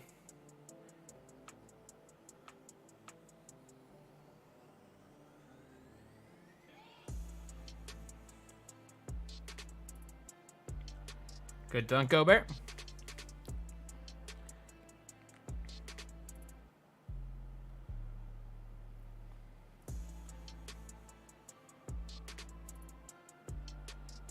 For 1 of 5 in the field, wow.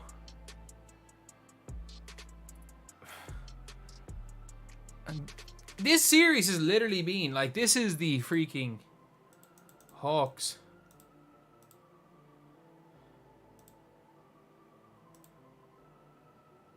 Like, this is the definition of a 7-game series that's not close. That's not close. Like...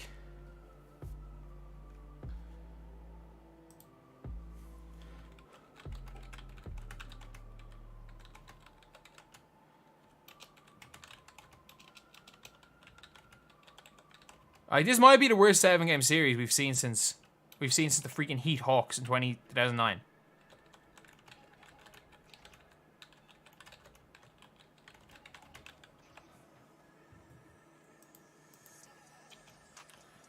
Like, it's just blowout after blowout. Hopefully they can at least pull this back.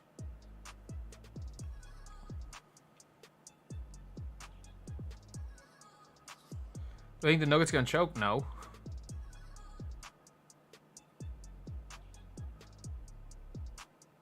Oh my god. Oh my god, he drew a foul from that? How did he draw a foul there? That's a good pass by Ant.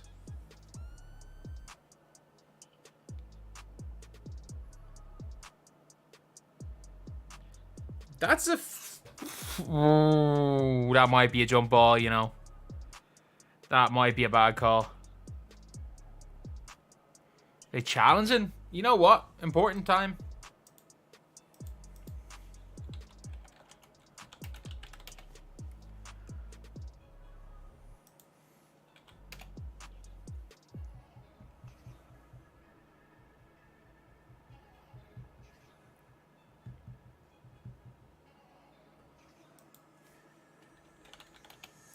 They might win this challenge.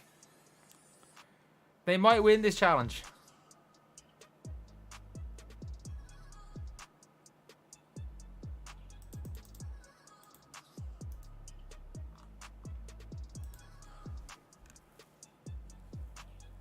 Gotta do what you gotta do for free throws. I didn't really flop. He just got the ball out of his hand and chucked. It's whether or not the referees... I think it's hard to, like... It's hard to overturn that call, though.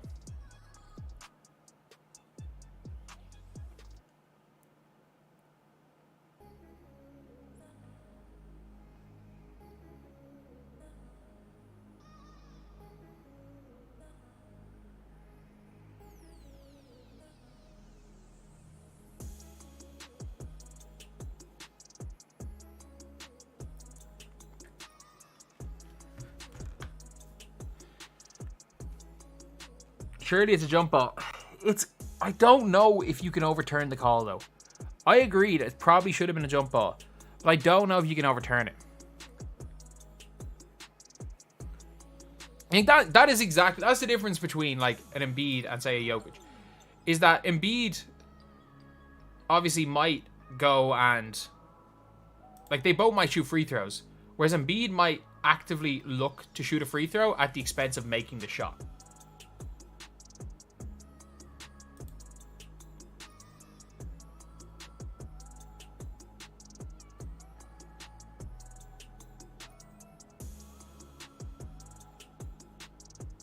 Like, it is a foul, but is like the jump ball is first. But I don't know if the challenge, you're allowed to go back to the jump ball. I don't know the way the challenge rules are. Like, I'm like, because of VAR in football, I'm like so like conscious of the way the weird rules are. It's like, I'm not sure you can actually go back on that.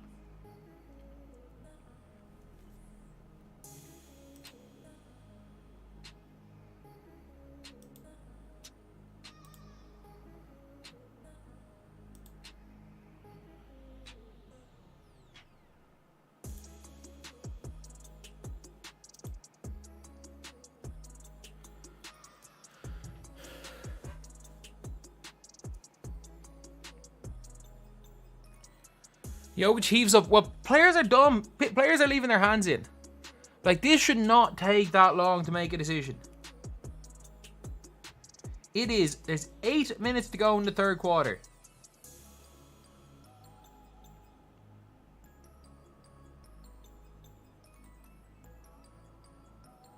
Like, that is a foul. That's actually a foul. That's a foul before the jump ball. Like, that's a foul.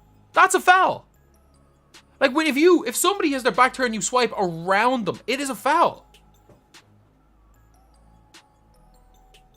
Oh, he swiped down his arms. That's so blatant. Stop watching this replay. Let us get on with the game. That is a foul. That is a clear foul.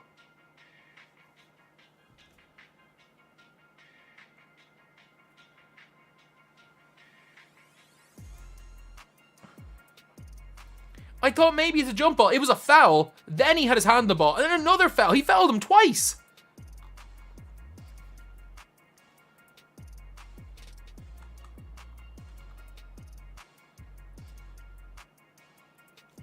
Ball lies, apparently.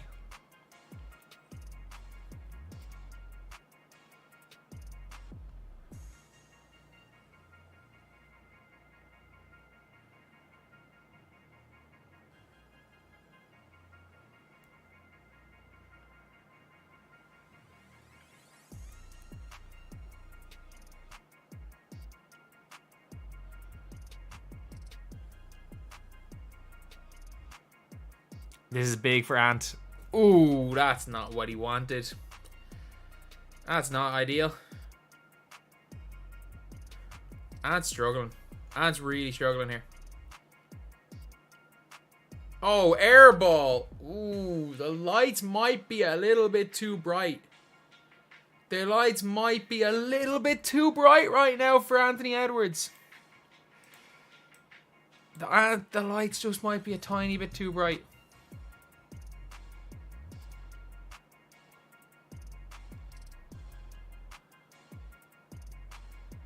Ty's complaining. As a complete neutral, there was 2 fouls there.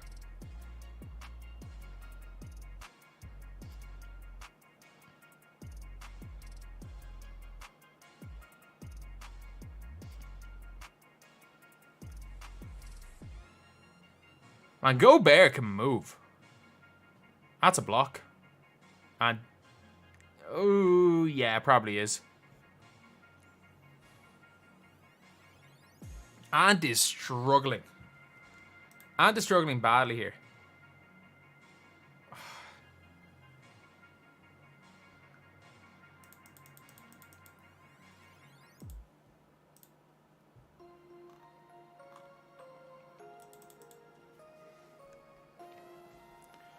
Yeah, Ant is really struggling. He's really, really struggling.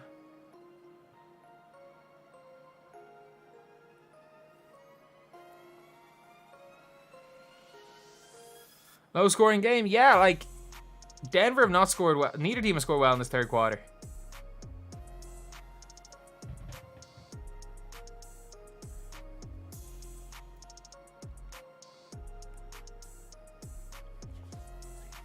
My Denver by 15 prediction might be looking great. It might be looking great, I'm not going to lie. It's a good free throw. Light's too bright for Ant, unfortunately, yeah.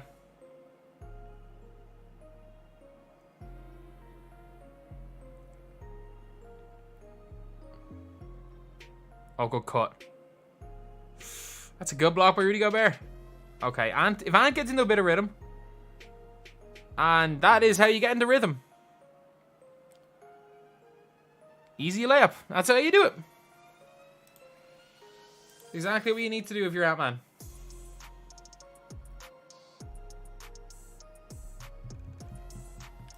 You just need to go to the basket. Hope for the best. That's all you gotta do.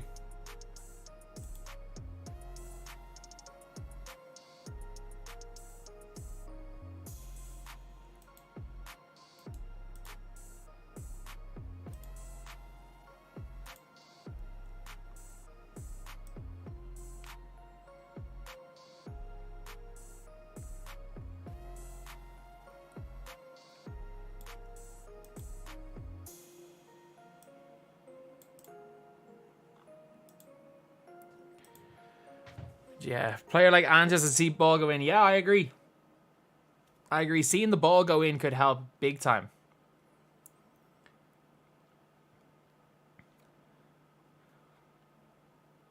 Yeah, they might, like... If the Timberwolves come back in this and have the biggest comeback in Game 7 ever, and it's all off the back of Ant stepping up, fair play to him. Fair play to him, but... Like, this is a... If Ant plays up to his level, this is a ball game. Like, even Jokic has been quite quiet, I'm not going to lie, in this quarter. He's been very quiet in the second half.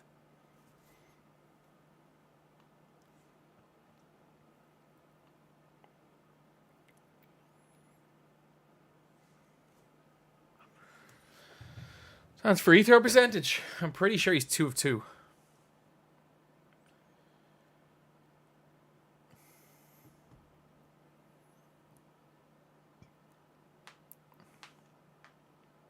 I mean, if you're Boston, you want to face the Timberwolves.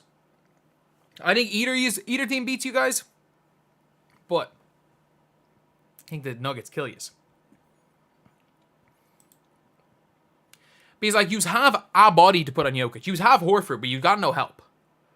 You've got absolutely no help. You're going to have to start playing Luke Cornett and Horford on at the same time. You're going to have to hope Porzingis is healthy and then play him with freaking Horford. Like... You do not match up well. You don't match up well at all to the Denver Nuggets for Boston.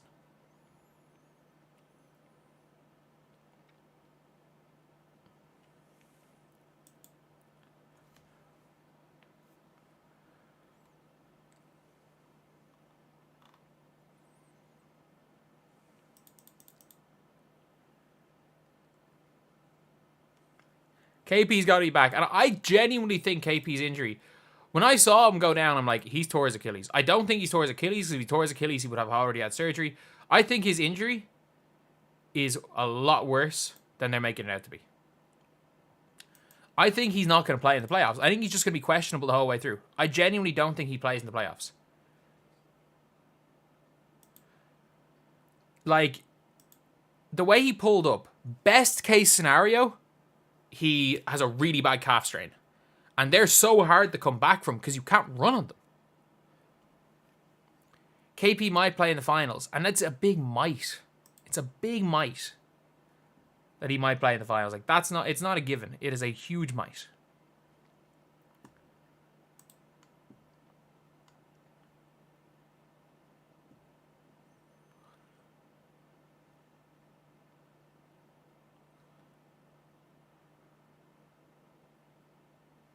That's a big miss for Jokic there. What's the best skill to have in basketball? IQ.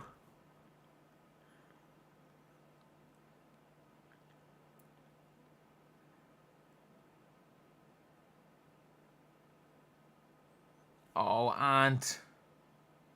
No, he just shot that. What are you doing, Jamal? You're 4 on 3. Don't shoot the 3.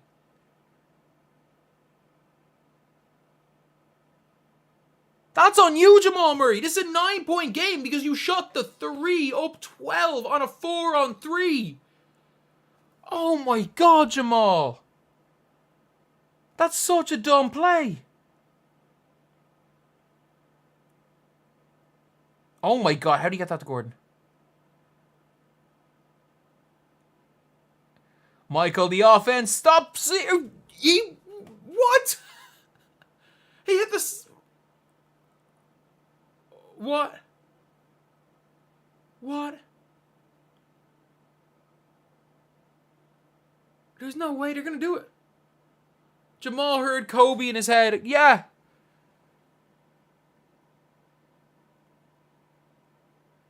Oh, Mike Conley. Oh, this is the ball game. Oh my God, this is the ball game. Okay. Jokic is being double teamed. Swing the rock quicker. Wait for the double for Jaden McDaniels and you can get the ball to KCP. Not to him. Not to him. Jamal Murray.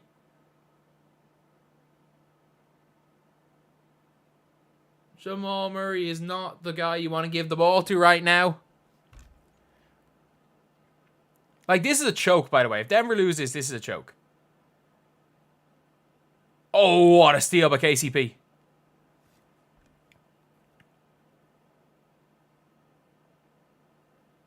That is massive. Denver haven't scored in 6 minutes.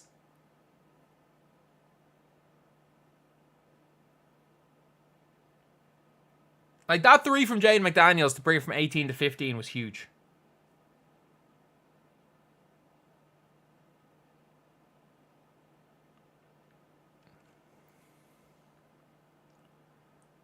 Oh my God. Now, Gobert is off the floor, which means it's going to be tougher for them to stop Jokic defensively, but it also means they're going to be better offensively with Naz Reid on the floor. And Jokic immediately gets shoved by Cat. Gets it to Jamal Murray. Give the ball to Christian Brown, please. I know he's not much of a shooter, but just give him the ball. Why would you pull there? Why would you shoot that? You just airballed it. Christian Brown! That's why you give Christian Brown the ball. The most sneaky athletic player on the floor right now. That is why you pass him the ball. Tell my Knicks, I'm not a Knicks fan. I just kind of like the way this team is.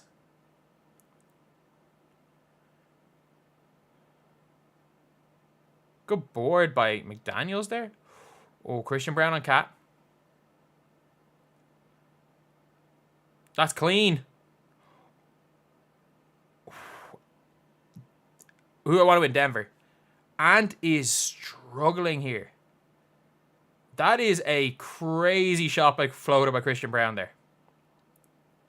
I want Denver to win because I just don't want Boston to win a title.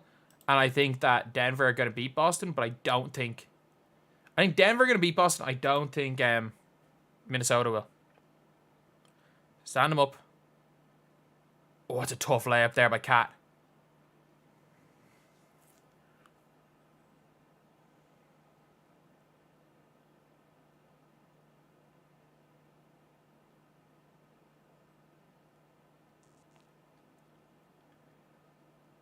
Reggie Jackson hit him. That's your shot, Jokic. That's your shot. Oh, he missed. Oh, no. My YouTube channel name was almost Mick the Heat fan. Back in the day. Back in the day, I was almost Mick the Heat fan. And Cat misses again. Because I was such a big fan of Nick the Bulls fan that I almost named myself Mick the Heat fan. Who would I have for a rebuild, Shea or Luka? Luka. Shea's older than Luka. Shea's like nearly a year older than Luka. That's a foul.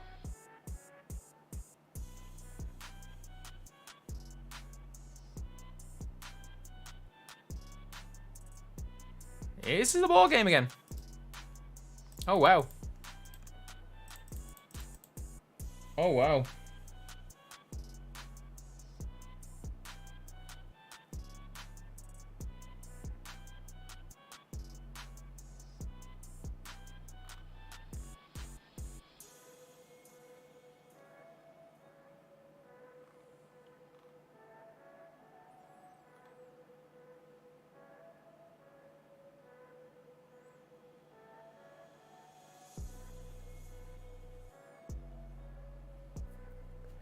4-point game. Ant needed that fast break layup. I don't know what that's going to do.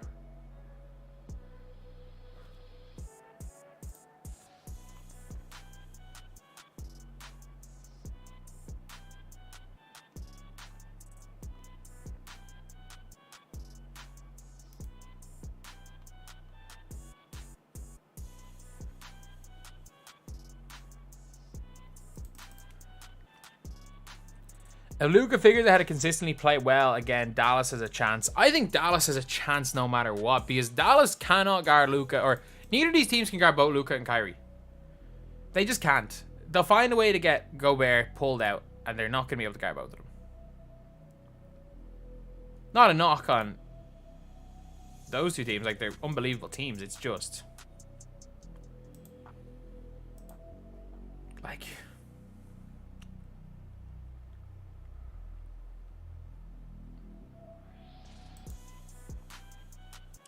19-3 run in the last few minutes. Oh my god, Reggie Jackson. Who was that to? You don't think the Nuggets choke? I mean, it's looking like the Nuggets are going to choke.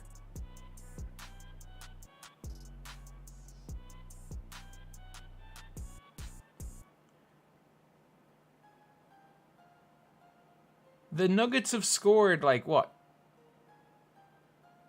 4 points in the last 8 minutes? Please, look at the basket, Christian Brown. Oh my god, Jokic can't even find the basket right now.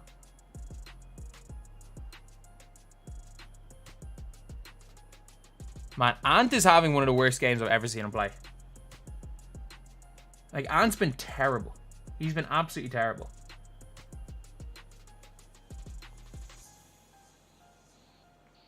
Oh, good pass. This is huge. Oh my god. Oh my god, they forgot how to score.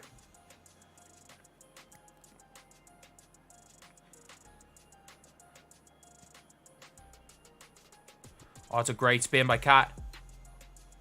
Oh, I thought he should have made that layup still.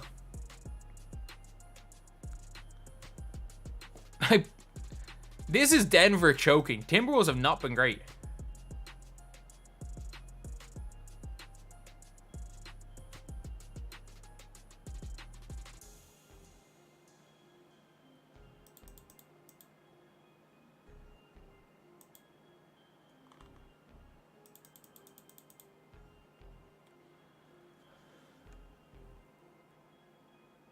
Oh my god. I thought this was done. And Ant is off the floor, and they're probably going to go on a run without him on the floor.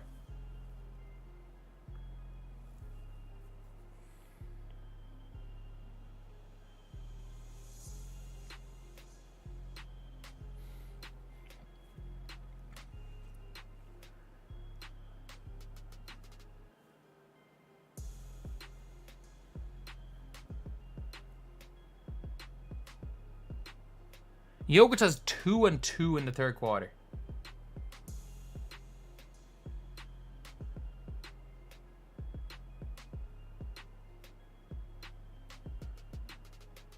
There we go, Jokic. There we go. About damn time.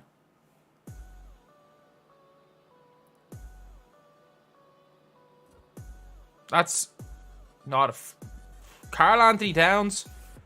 This is the Karl Anthony Towns people thought was going to be one of the best players in the league. Oh, Cat not getting back on defense, and he blew it. Is that goaltend? No, it's a counts. It counts. That's an awful call, but it counts. That's not a goaltend. That is not a goaltend. That's a terrible call. That's a... oh, maybe. You got to give it because you can't do a replay. I can see why you have to call that. I don't think it is the right call, but you have to call that. Nowhere near the rim. You still have to blow it.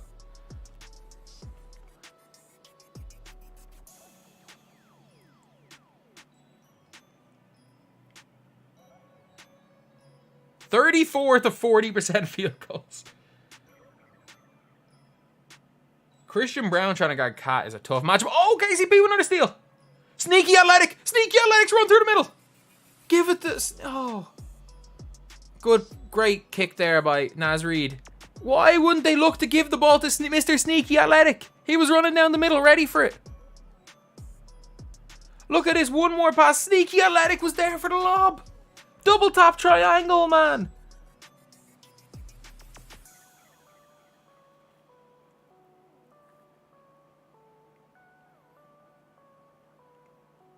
Oh my god. That's huge from Ant. That's huge.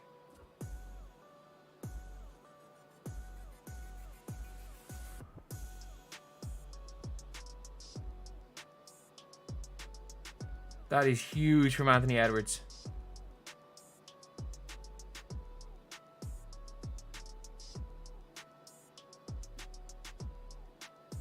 That's a foul. There's no way he missed that badly.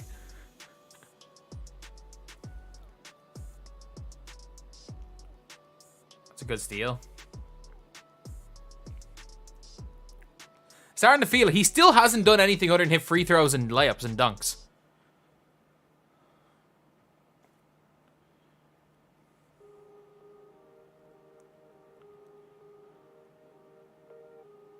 Ant's trying to trigger Hall of Fame Showtime. The late whistles, it's the right call though. Like, first of all, he grabs his jersey. Second of all, he hits his elbow. Like, he literally has his hand in his jersey as he's shooting the fade. There's like 3 fouls there.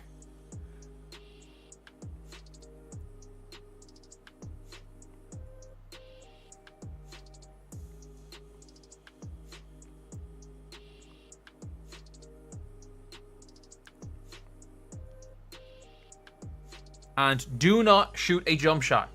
Do not shoot a jump shot. Do not shoot a jump shot here. He shot a jump shot. Oh, he made it! He made his first jump shot of the game.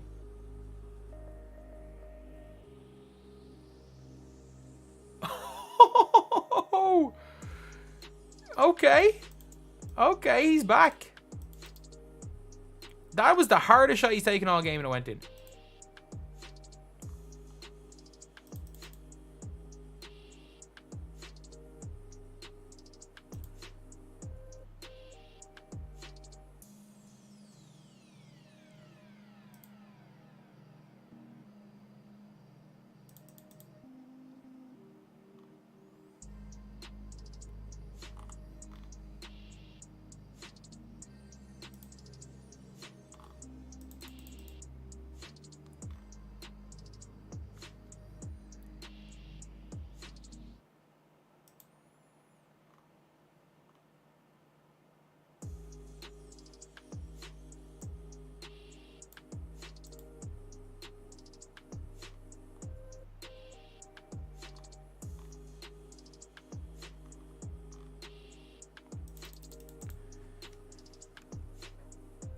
He got takeover. Yeah, he triggered Hall of Fame Showtime. He triggered Showtime. He's got takeover ready.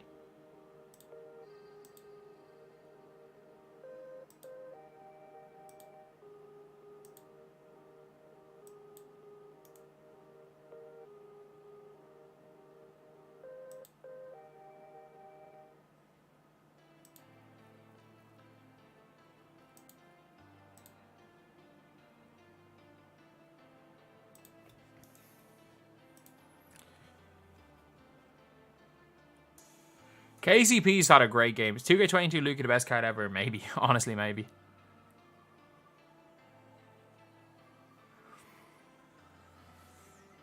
Top 10 modern My Team cards 20 to 24. Freaking Goat Yao, Goat Kareem. Pink Diamond Dwayne Wade. Ball Pink Diamond. Goat Taco. Or Invincible Taco. Luka. MJ 22. Yao 23, Wemby 23, and I don't know about 24. I want to just throw one player, but there's no point. Do more tier lists for basketball? Yeah, if you're talking about 2K, no.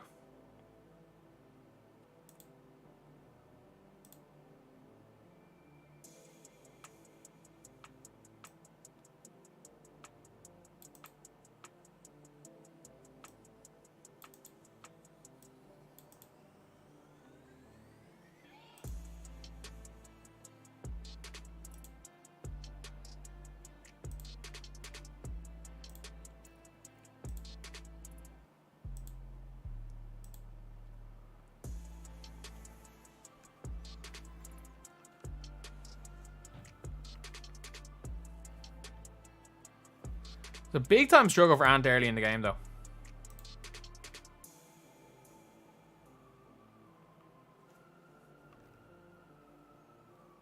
Evening, how are you? How are you?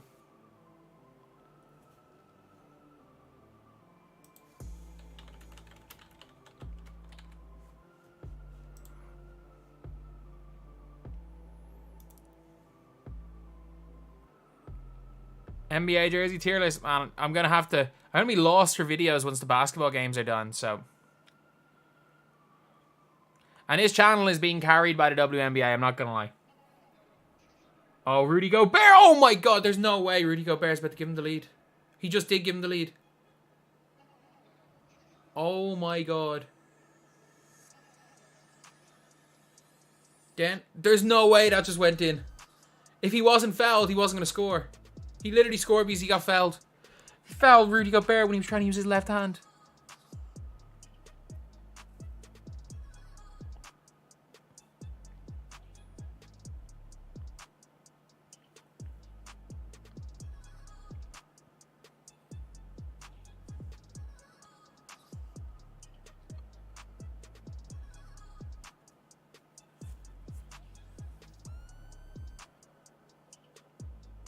Pass the ball, Jamal Murray. Thank you. Jokic, you can take him. You can take him. Don't shoot that. What is... Who is this and what have you done with Nikola Jokic in the second half?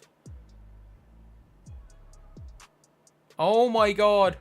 What has happened to the Denver Nuggets? Henry will quit my team eventually. I don't know. He's probably making too much money at pack openings.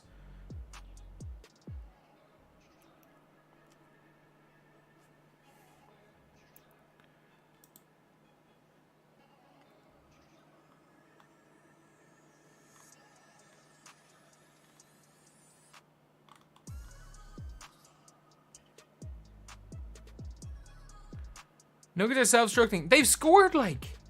What have they scored? Like 10 points in the second half or something?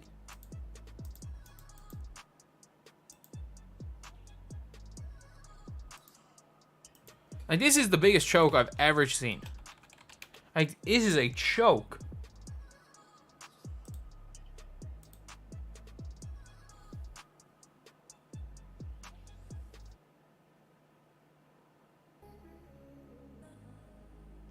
Thank you, Jokic. Jokic is literally the only player for Denver.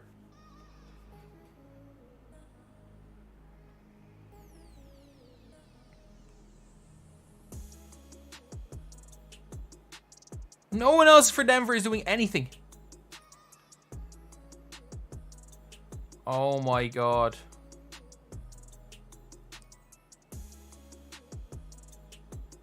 That's a good defense. That's a good finish.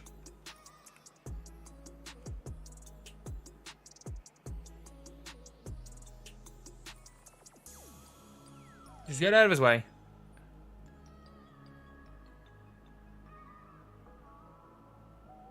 Oh, MPJ! MPJ ties it up! There's never a shot that man doesn't like.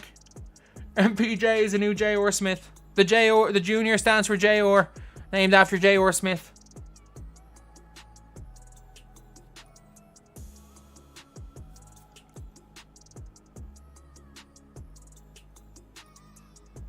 They're playing a zone.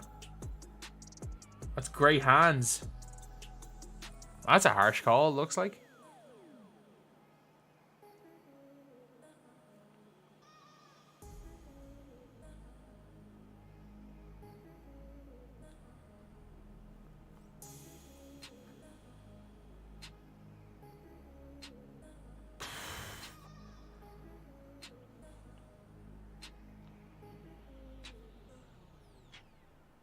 Oh my God, Rudy Gobert. What happened there? Did they get him with the Hacker Shack?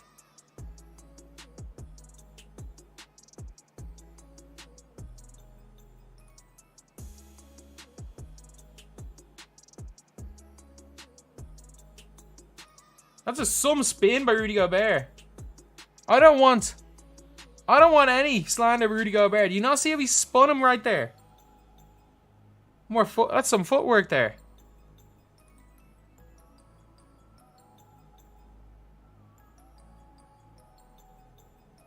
Oh my God, Mike Conley.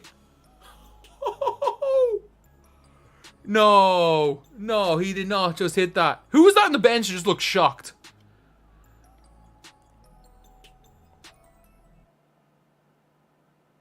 Okay, Jokic, please. Oh my God, Jokic cannot buy a bucket from 3. 0 of 7 for 3.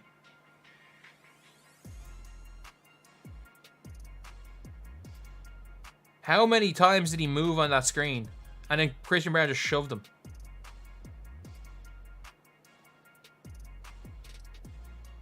That's good hands.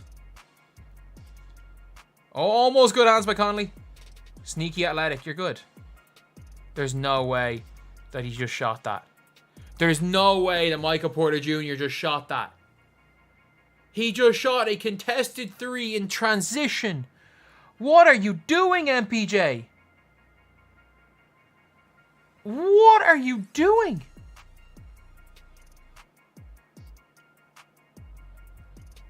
They are choking bad.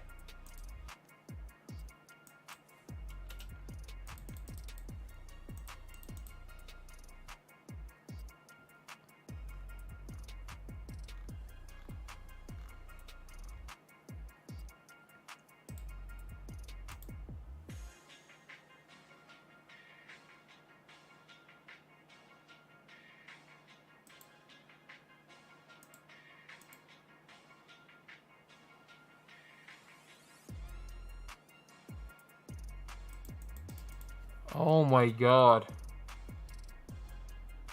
MPJ does not. He has just got no conscience. And Gobert goes 2 for 2 from the line. Like.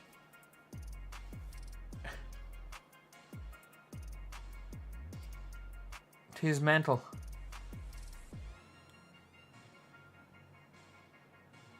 And he finally hits one. Oh my God. That's the biggest one shot of the game. They're down 5. Like, Jokic is literally the only player on that team.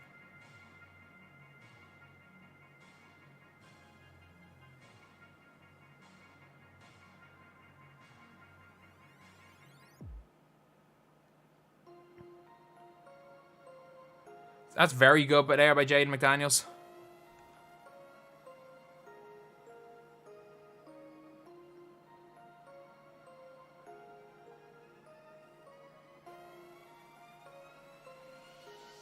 Fair play to him staying in bounds there. That is impressive.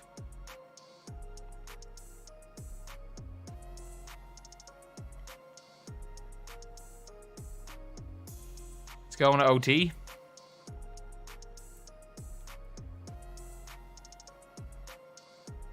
This is tough. This is going to be a tough game right here.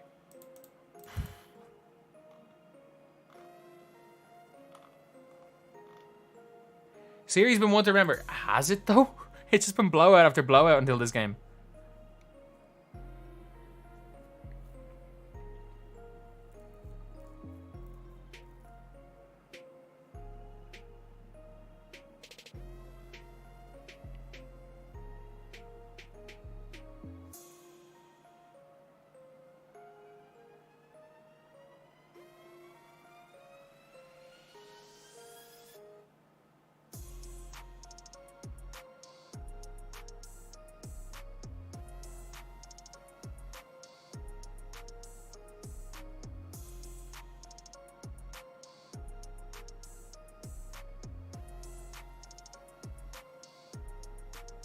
Edwards game winner after bad performance. Maybe. Maybe. Honestly, maybe. Jokic isn't shooting well, but he's literally the only person on his team that might make a shot.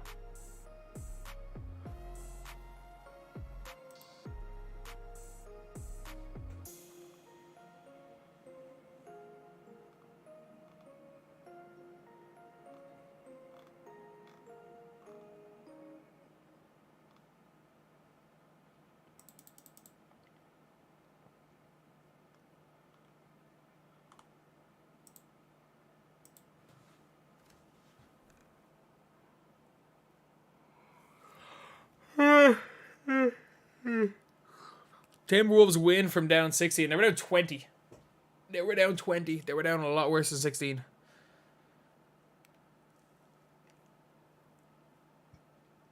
I'm pretty sure they were down 20, weren't they?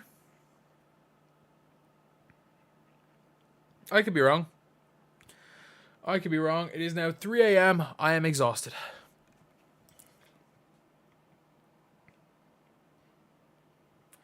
I'm just happy I haven't needed caffeine to stay awake.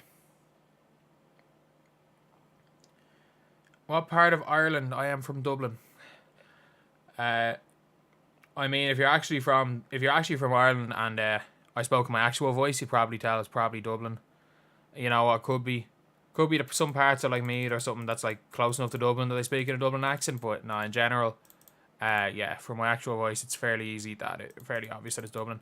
But for the YouTube voice, yeah, fair enough. It's kind of is hard to place.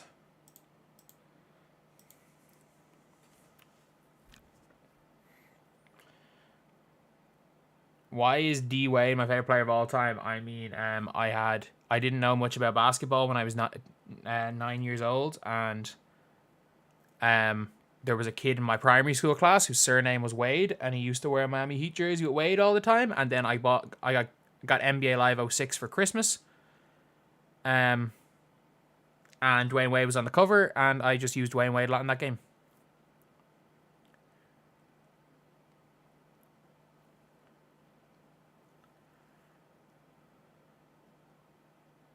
Oh, into Gobert. There's no way.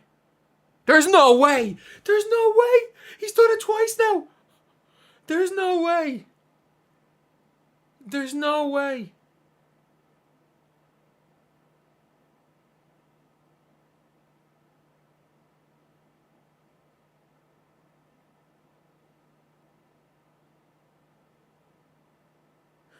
Rudy Gobert! What the hell? He hit it. There's no way. There's no way he just hit that. Whoever that dude on the end of the bench is that's going berserk, I love him. His reactions have been hilarious.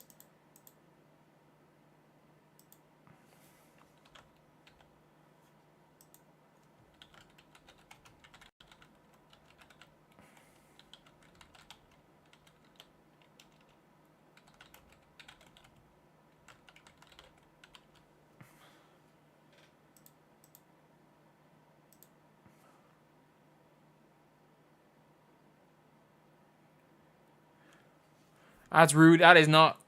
He hit Jokic with the Jokic. It's Rudy Nowitzki.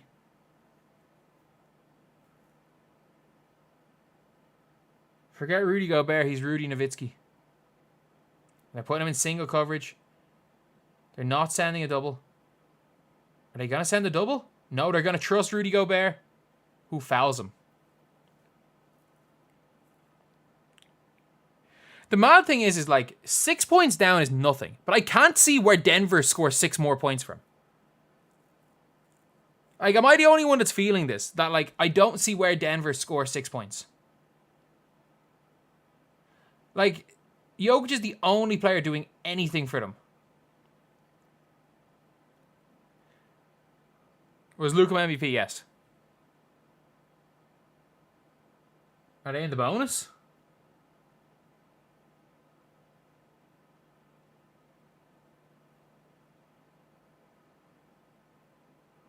You see they score 6 from MPJ.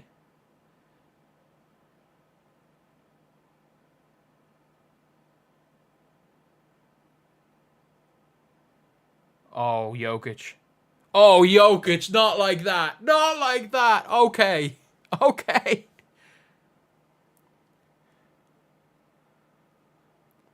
Is Cotton 4 or 5?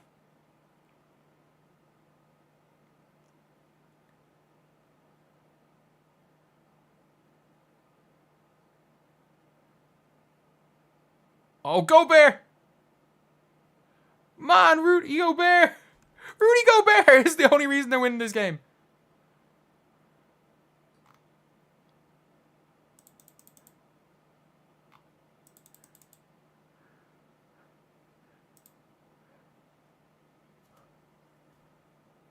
That's not a foul. That is definitely not a foul. I'd consider challenging that. That's not a foul.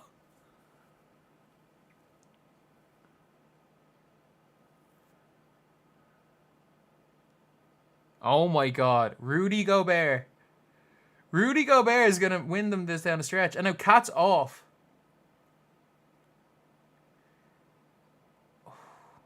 I'd risk him. I'd leave Cat. I'm sorry, I'd leave him. There's only 6 minutes to go. You just don't want them to come back.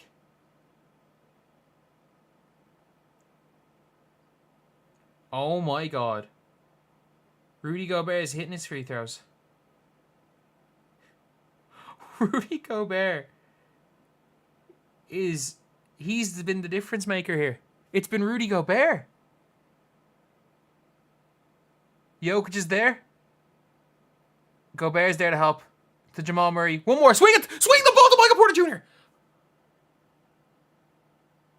And Jokic is right there under the basket. Someone got him. Why would you foul? Oh my God, they didn't call it?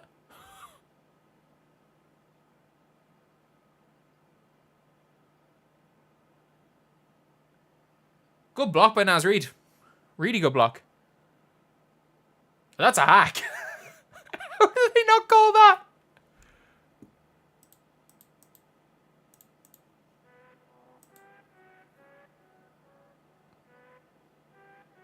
Offensive foul. No way.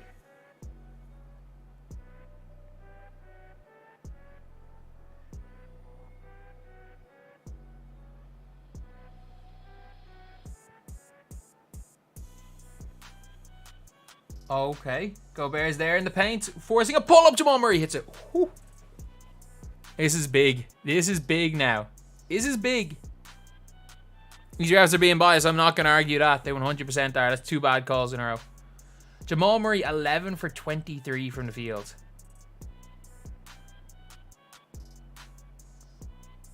So Gobert is a big game player now.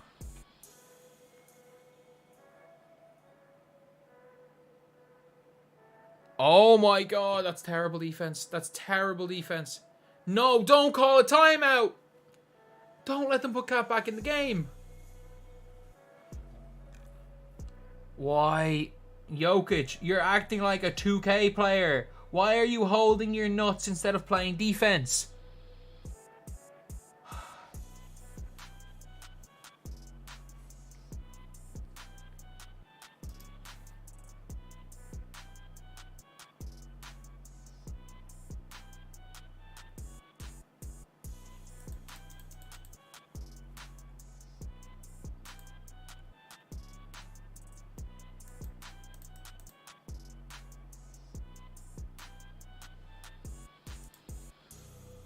Oh my God.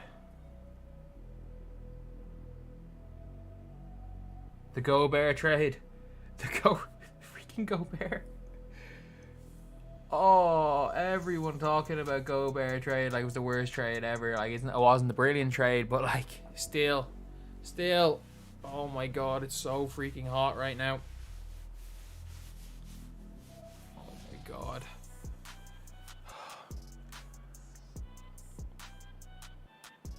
Shax, I wasn't familiar with your game.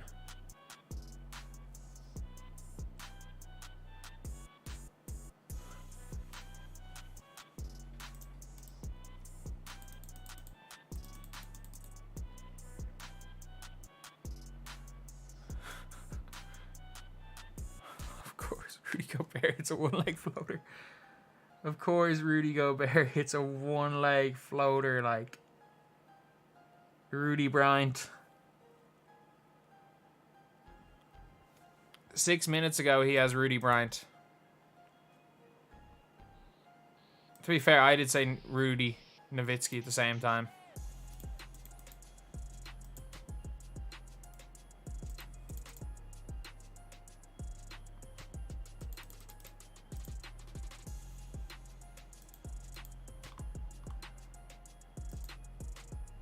Gobert, if they win this game... If they win this game, Rudy Gobert is going to be a legend. Because they're probably going to beat the Mavs.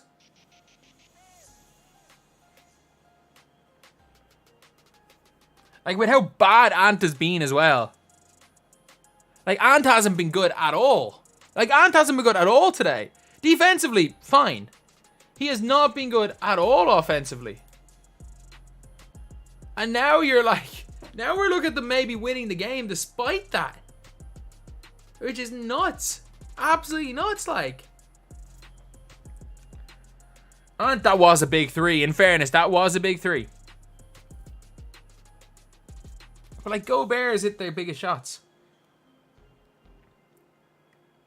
Have you ever seen a team like Timberwolves in history? What do you mean by like this Timberwolves team? They're a good defensive team and they've got a star on offense. You've seen a lot of them.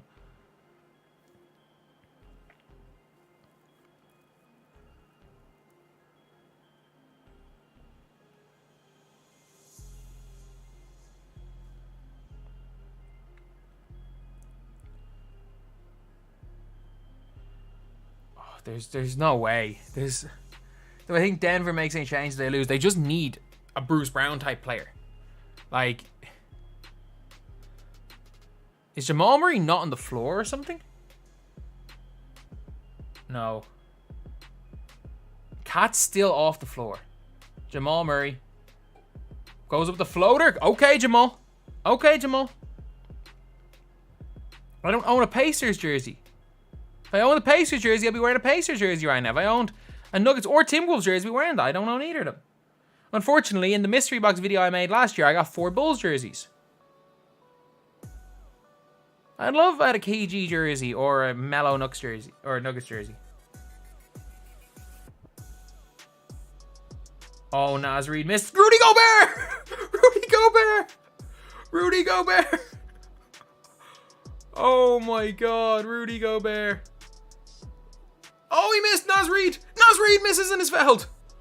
Rudy Gobert.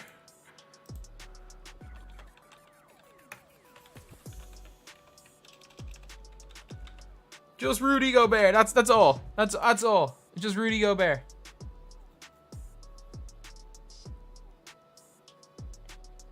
Like, up 3. Missed shot. Gets the board.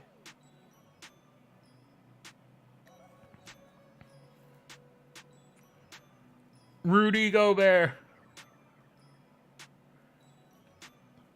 Dark matter Rudy Gobert coming Tuesday. Probably. Honestly.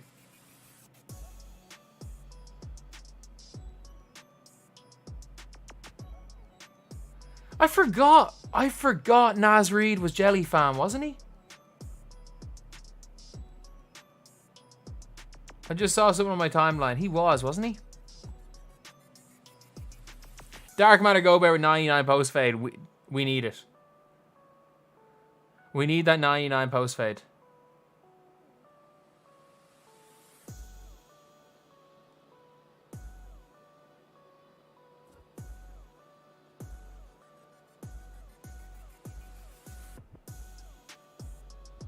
Okay, Jamal. Okay, Jamal. The ball into Jokic.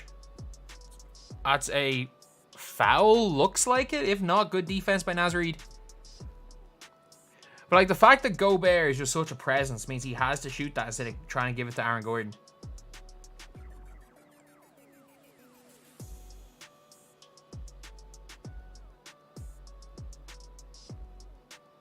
No, he's not. He's not.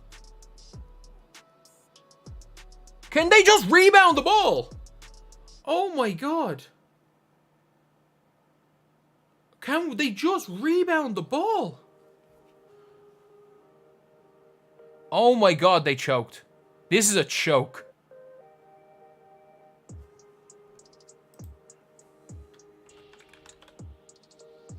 Like, Minnesota wanted it more.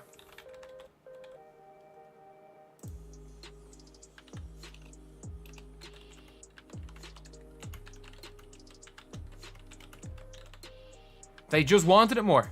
It's a 10-point game based on offensive rebounds and hustle. They just wanted it more. Like, they had like nearly 60 in the first half.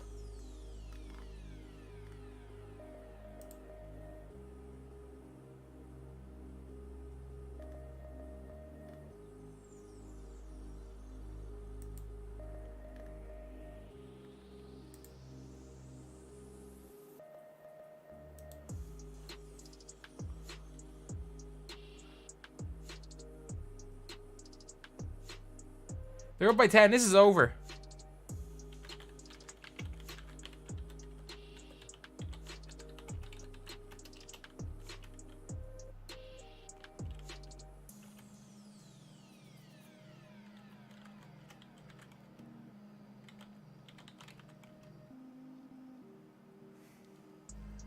Jokic is not... Like, Jokic will be sad for one day and he'll go back to Serbia to his horses. He couldn't care less. Jokic selling? I mean, they've got Gobert.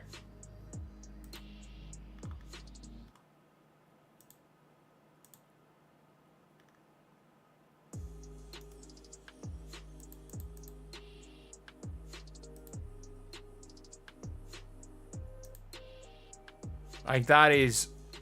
That's simply put it. Like, 3 minutes to go, they're down 10. They scored... What? They've had like... They scored like 30... They've scored less than 30 points in the second half.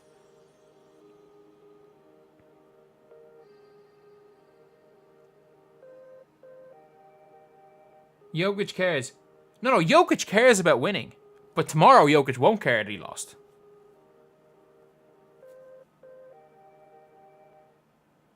Isn't that a bad thing? He doesn't care. Not really. He's the best player in the world. Like, Murray's got 33.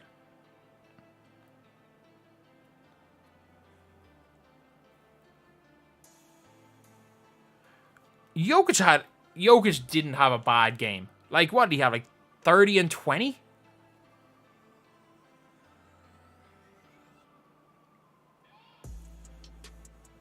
Like, Jokic is 28-18.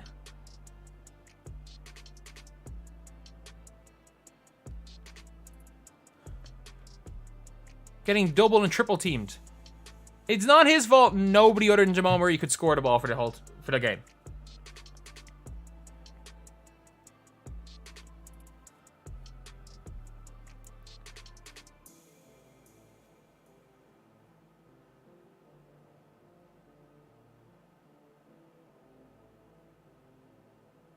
The defense that Denver are playing, or Minnesota are playing, is unbelievable. And in and out. Oh, that was huge. That was huge.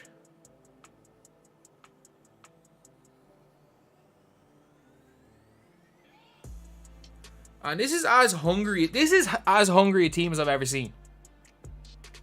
Like,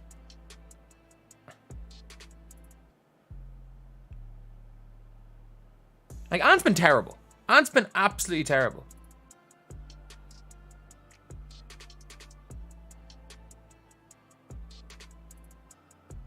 Oh, that is... I have not seen a team...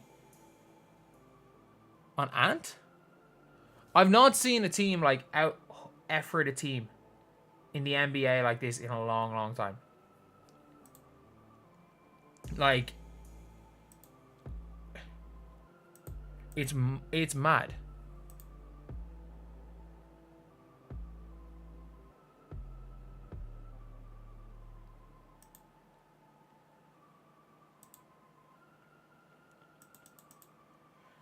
Like, I don't know where Denver... And I said it at 76 points. That I don't know where Denver score another 6 points from. They've scored exactly 6.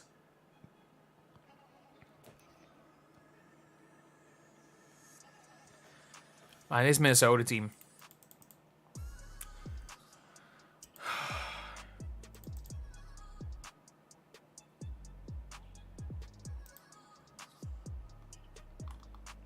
This team's so good.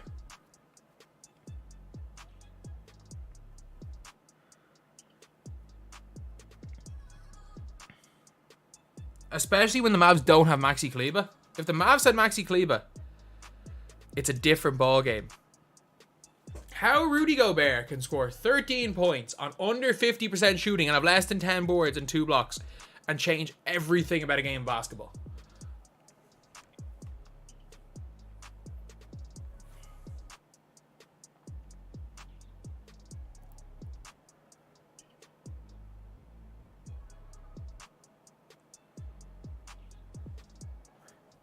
Y'all doubted my Wolves. I mean, you were down 20. You were down 20 points. I think everyone doubted you. Were down 20. Oh my god. It is literally... This computer being on the whole day has turned my room into a sauna.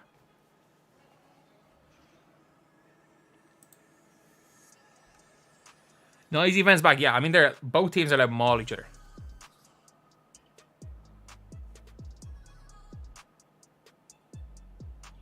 Oh, that's a good steal. They just want it more. Like...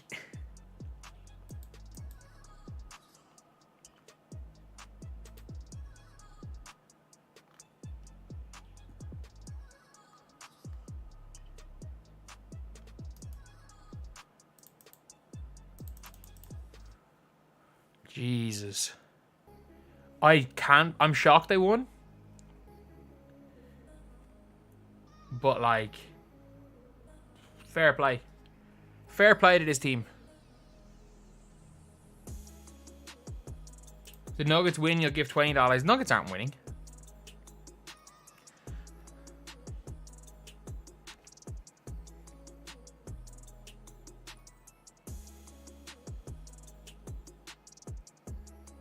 Like that right there.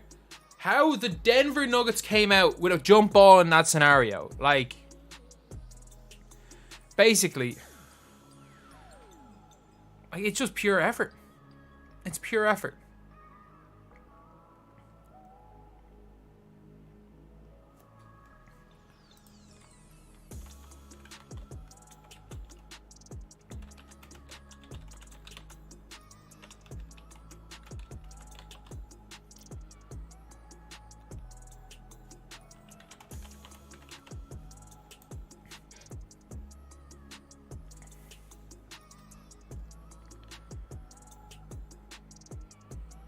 What team am I rooting for? Whoever wins this, because I don't think the Dallas Mavericks have a chance. I would love the Dallas Mavericks to win, but I don't think they have a chance against Boston. And I would rather Boston lose than anyone else win, to be honest. I've talked so much crap about Boston over the years that I don't want them to win.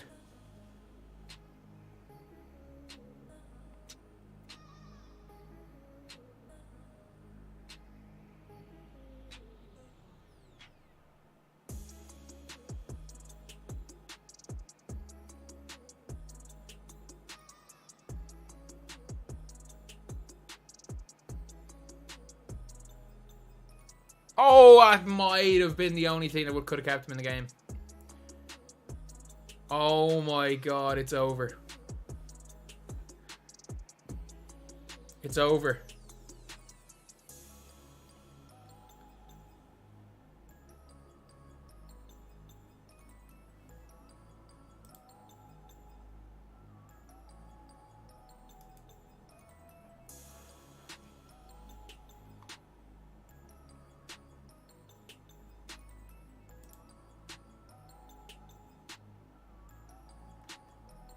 I'm actually shocked.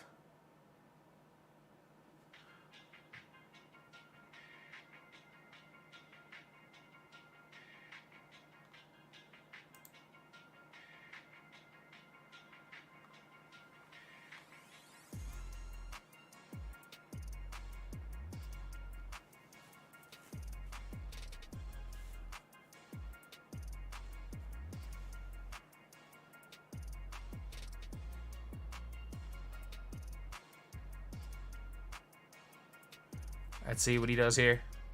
Jokic hits Jamal Murray. They run him off the three-point line. That's irrelevant.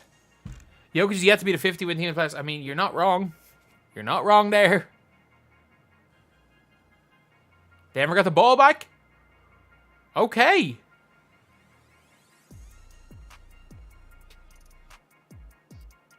Yeah, that's Denver ball.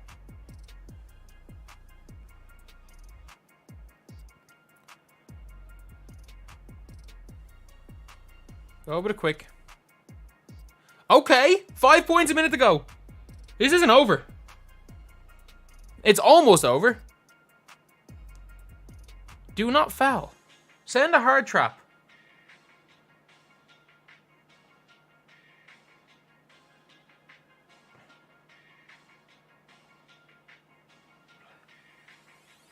Oh, Karl with the putback. Oh, it's all been every single time. It's looked like Denver have been back in it. It has been an offensive rebound. Didn't matter who it was. It has always been an offensive board. That is game. That is game. The Minnesota Timberwolves just beat the Denver Nuggets. Fair play to whoever it was, KCP, for hacking Jaden McDaniels there. But, like, no one getting Karl a body on Cat. And that is a putback dunk right there. Oh, my God. That is...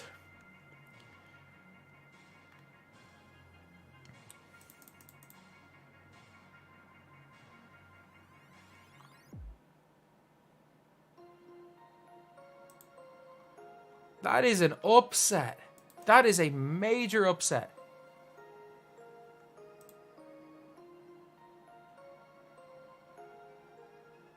Oh my God. They did it. They simply wanted it more.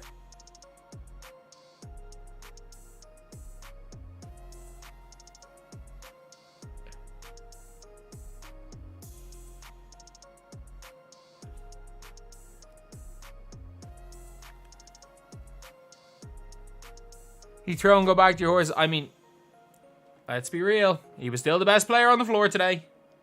Call a spade a spade. He was still the best player on the floor today. But what a team performance from Denver. Or from Minnesota. All of them.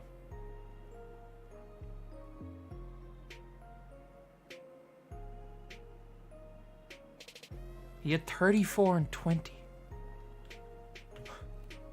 He had 34 and 20.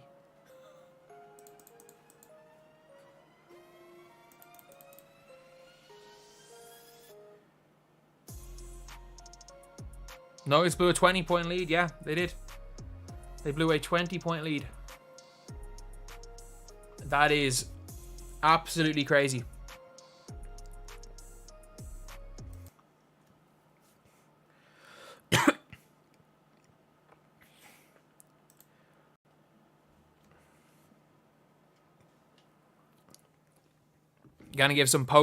I'm gonna give you guys a post-match breakdown right now if you guys are late, and then we're gonna be ending it there. But what a game. What a weird series. I'm not gonna say it was the greatest 7-game series of all time, because it was blowout after blowout after blowout, and it was looking like it was gonna be blowout after blowout after blowout, and another blowout today. It was a 20-point game. The Nuggets were up 20. The Nuggets were about to breeze to the conference finals. Ant-Man had one of the worst games he's played in the playoffs. But the Denver Nuggets, or the Minnesota Timberwolves, did not stop. They were relentless. And as soon as the Nuggets went up 20, they hit a level of defense that I cannot remember seeing. Like, I'm going to talk a little bit about the Nuggets in a little bit later. You'll see it in a while. But let's just talk about the Timberwolves, because while, yes, the Nuggets completely choked it, you got to give credit to the Timberwolves. Anthony Edwards, while he wasn't anything special, he didn't have anything special as far as game was concerned. He still had 9 points in that third quarter to pull them back. Steals, fast break layups, and then he hit the step back three to make it a 1-point game going into the fourth. The craziest shot that he could have taken, especially with how cold he was. Toughest shot of the game he goes and hits. The biggest shot of the game he hits. Defensively, immaculate. The refs let them play. They were manhandling people. Karl-Anthony Towns doing everything he could to get Nikola Jokic out of the paint. Yeah, he was in foul trouble. Yeah, Cat was in foul trouble. He was in quite a bit of it. And so was Rudy Gobert at the end of the game. But Naz Reid came in and was huge in that fourth quarter. And literally everything that was good from the Timberwolves came from effort. Everything good the Timberwolves did came from effort. From defensive steals, from running the break. They did not play well offensively. Their half-court offense today was abysmal. It was absolutely abysmal. But it doesn't matter when you're getting steals, when you're getting out in transition, when you're missing shots and getting second, third chance opportunities. Because Rudy Gobert was killing them in the second half on offensive boards. Karl-Anthony Towns was killing them on offensive boards. Naz Reid was killing them on offensive boards. They were genuinely just effort, hustle, and they were rewarded for it. They were rewarded for it. Like, it's very rare in basketball that you say one team simply wanted it more than the other team. And they did. And they 100% did. Like, no matter how many minutes their guys played, there was the defense. Everything was that defense. Mike Conley, the shots that he was hitting, he finally won a Game 7 in his career.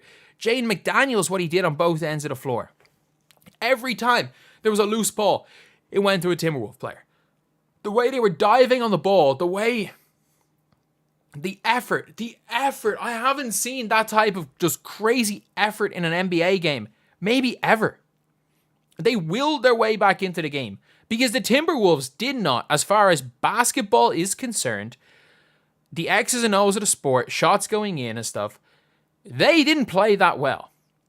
But they willed their way to a win despite not playing well. They forced everything to be difficult. Nikola Jokic, you were seeing him when he was going into the paint.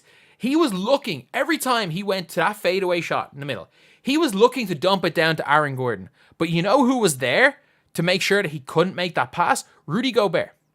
The presence of Rudy Gobert stopped Jokic from doing what Jokic wanted to do. So Jokic was putting up really high degree of difficulty shots. He was being fouled. Look, Jokic had like nearly 40 and 20. Like, Jokic had a ridiculously good game. While he missed shots, look, it was a game where no one was shooting a high percentage.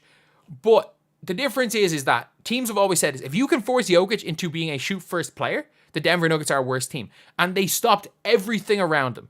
Jamal Murray was killed at the start.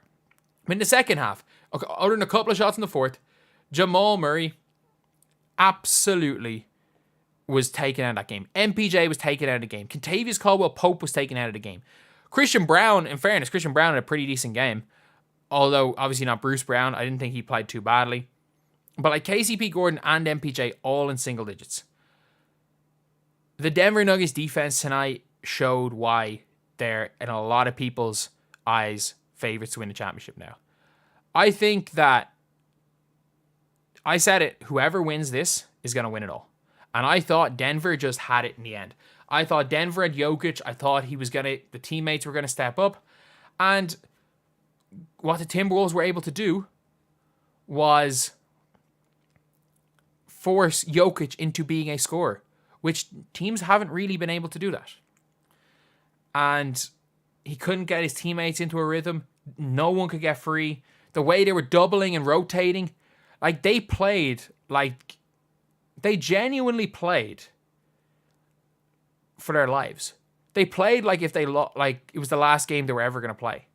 And it was unbelievable.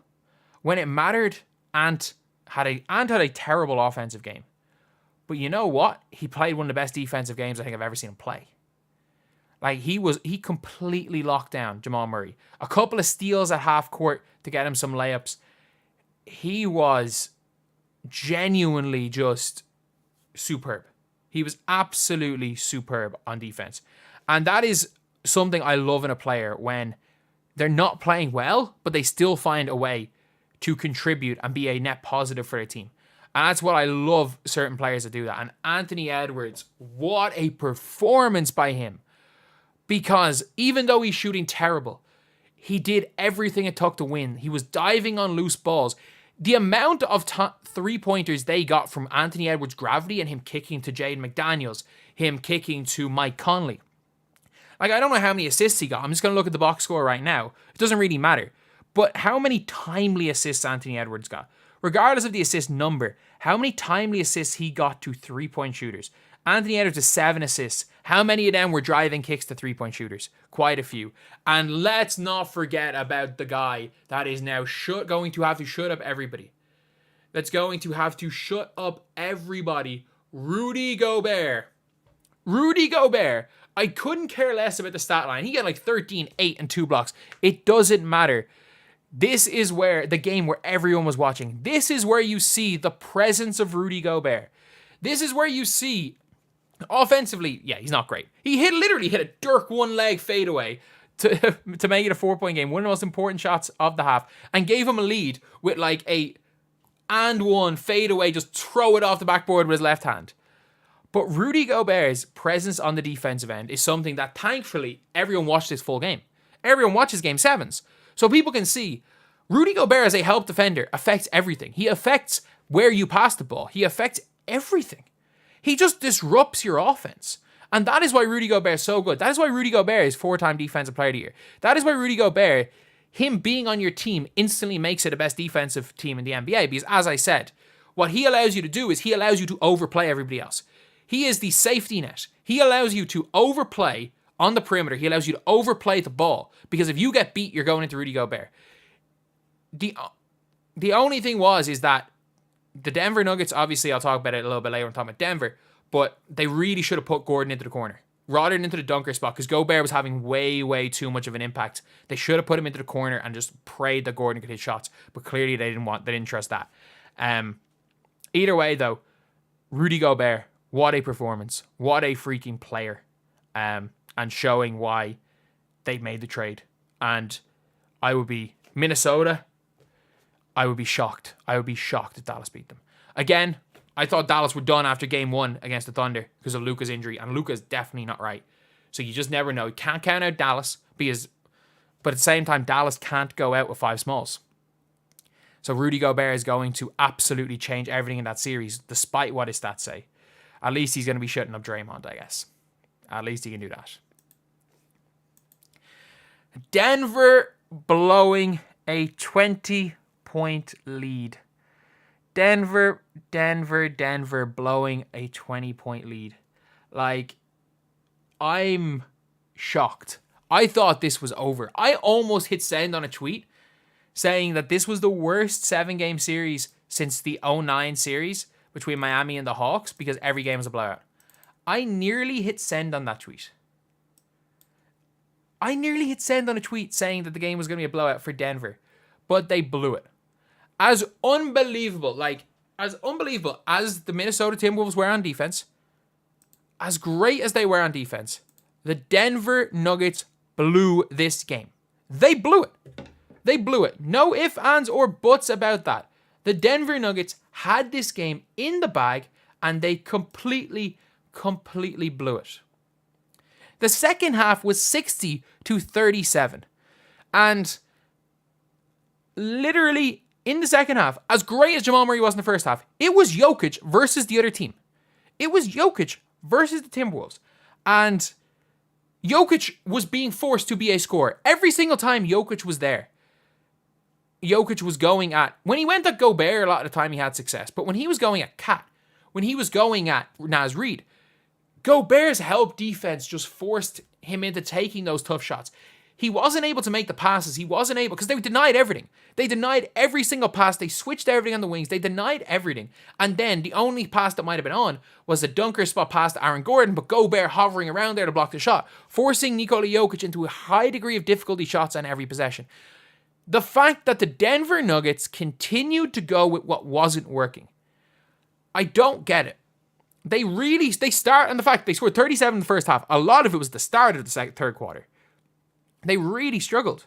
A lot of it was the start of the third, and then in garbage time. They scored quite a bit in garbage time as well. So they were struggling badly.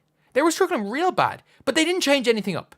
They kept Aaron Gordon in the dunker spot for the whole second half to allow Rudy Gobert roam in there and completely take away their defense. Rudy Gobert is not guarding the perimeter. Put Aaron Gordon into the corner. Put him into the corner. He hits 2 shots. Gobert's out of the game. If he hits 2 shots, Gobert has to be out of the game because he's not guarding Aaron Gordon on the perimeter. He comes out to the perimeter. Aaron Gordon burns in, yams it on him. They kept sticking with what isn't working. And I don't understand why they didn't make the adjustment because the impact Rudy Gobert was having on this game. On the defensive end, they put in effort. I'm not going to lie. Christian Brown, KCP, even MPJ was putting in effort. Jokic and Jamal Murray were dead. Like, Jokic was just so tired. But none of them boxed out. Whether it was Gobert for putbacks, Naz Reid, Karl Anthony Towns, none of the Nuggets players boxed out. None of them got a body on them. And it was so, as great as the Minnesota Timberwolves were, as much effort as the Minnesota Timberwolves put in, when you are up 20 points in a game where your opponents are cold, you can win that game despite not playing great by effort. If the Denver Nuggets match the effort of the Minnesota Timberwolves, the Denver Nuggets win that game. They win that game. Without question, they win that game. And they blew it. They absolutely blew it. And, like, I'm going to give quite a bit of credit to the Timberwolves. And I already, obviously, another video talking about the Timberwolves, because I think it's best that we give the Timberwolves more credit than we give the Nuggets for blowing it. But both are true. The Timberwolves made things difficult for Denver. But Denver got out-hustled for the entire second half. Every time there was a ball to win, they got out-hustled. Even in a situation like when Christian Brown, for the jump ball, when the game was still just about a ball game, Christian Brown kind of knocks the ball out of Anthony Edwards' hands. He goes down there. There's 3 Timberwolves players jumping at it, and just Christian Brown. Every time there was a shot went up, it was just almost like given that Timberwolves were getting a second, third chance. Because Timberwolves were cold. Minnesota were cold. And all it would have taken was someone to just put in that extra bit of effort rebounding. All it would have taken was that. But none of them were crashing the boards. Like, and it was, the fact is that it wasn't even the bigs. It was almost, a lot of it was weak side. Rudy Gobert out-rebounding Jokic. Rudy Gobert just killed Jokic on the inside as far as rebounding is concerned. But the amount of weak side boards they got. Like, if you're Christian Brown and you're guarding Karl Anthony Towns, box him out. You are a guard guarding a big. If you don't box him out, they're going to dunk on you. How many times Naz Reid just went in on the weak side? Just went to the weak side and just open, nothing, dunk. Offensive board, kick it out, 3. How many times were they going to do that? Defensively, they were all over the place in the second half. They were all over the place. And if the Minnesota Timberwolves weren't so cold, this is probably would have been a blowout. Because the quality of looks Denver got in the second half were terrible. And they continued to go with the bad looks. They didn't get a good... I'm trying to think of how many really good looks they had in the entire second half. Jokic missed a couple of threes. But, like, again, Jokic, every time he had the ball, there was nothing else he could do. He was trying to pass. He was trying to do something. Other than sending handoffs, he wasn't able to do anything. He wasn't able to pass the ball like he normally can. The Minnesota Timberwolves cut off the best thing about Jokic, which is his passing. Made him a scorer, which he's a hell of a scorer. But he's not a good enough scorer to win you consistently. And maybe that's the way to beat Dallas. Maybe that's the way to beat Denver. But at the same time, it's very hard to put in like a way to beat Denver when you don't have Rudy Gobert. Like a very similar way to the way Cap played Jokic and Naz Reid played Jokic was a very similar way to how Dwight played Jokic. You just got to be physical with him. You got to force him into just make things difficult, and then you've got to have that rim protector in there to not allow single coverage, and also to just cover Aaron Gordon in that dunker spot. It was a brilliant performance by Minnesota, but a terrible second half from Denver. Like, I thought it was done. I thought it was over. And the Denver Nuggets, if the Denver Nuggets once they went up 20, if they were more careful with the ball, they win that game. If they rebound harder, they win that game. If they don't get out-hustled for, 18 straight minutes? Not even 18, it was like 10 minutes to go in the third and they stopped scoring. So, for 22 straight minutes, they probably win that game. And as great as the Timberwolves were, as much as the Timberwolves did step up, at the same time, they blew it. Like, at the same time, it was completely blown by Denver. They absolutely blew it, lads. They blew a chance to getting to the conference finals, and they blew a chance to probably go on and win a second championship. And if they won a second championship, that's Jokic in top 10 conversations right now. And as well as Jokic played today, Timberwolves did not put him in a position to succeed. Denver didn't put him in a position to succeed. Mike Malone didn't. And like, he had a good game, not like a vintage Jokic game, but he had a damn good game, and Minnesota still came out on top. So, lads, that is it. That is it. We are done live streaming. It is now 4 a.m. It has been 7 hours. 7 hours, lads. Appreciate every one of you guys that were in the team. And credit to Minnesota. What a freaking win. See you, lads.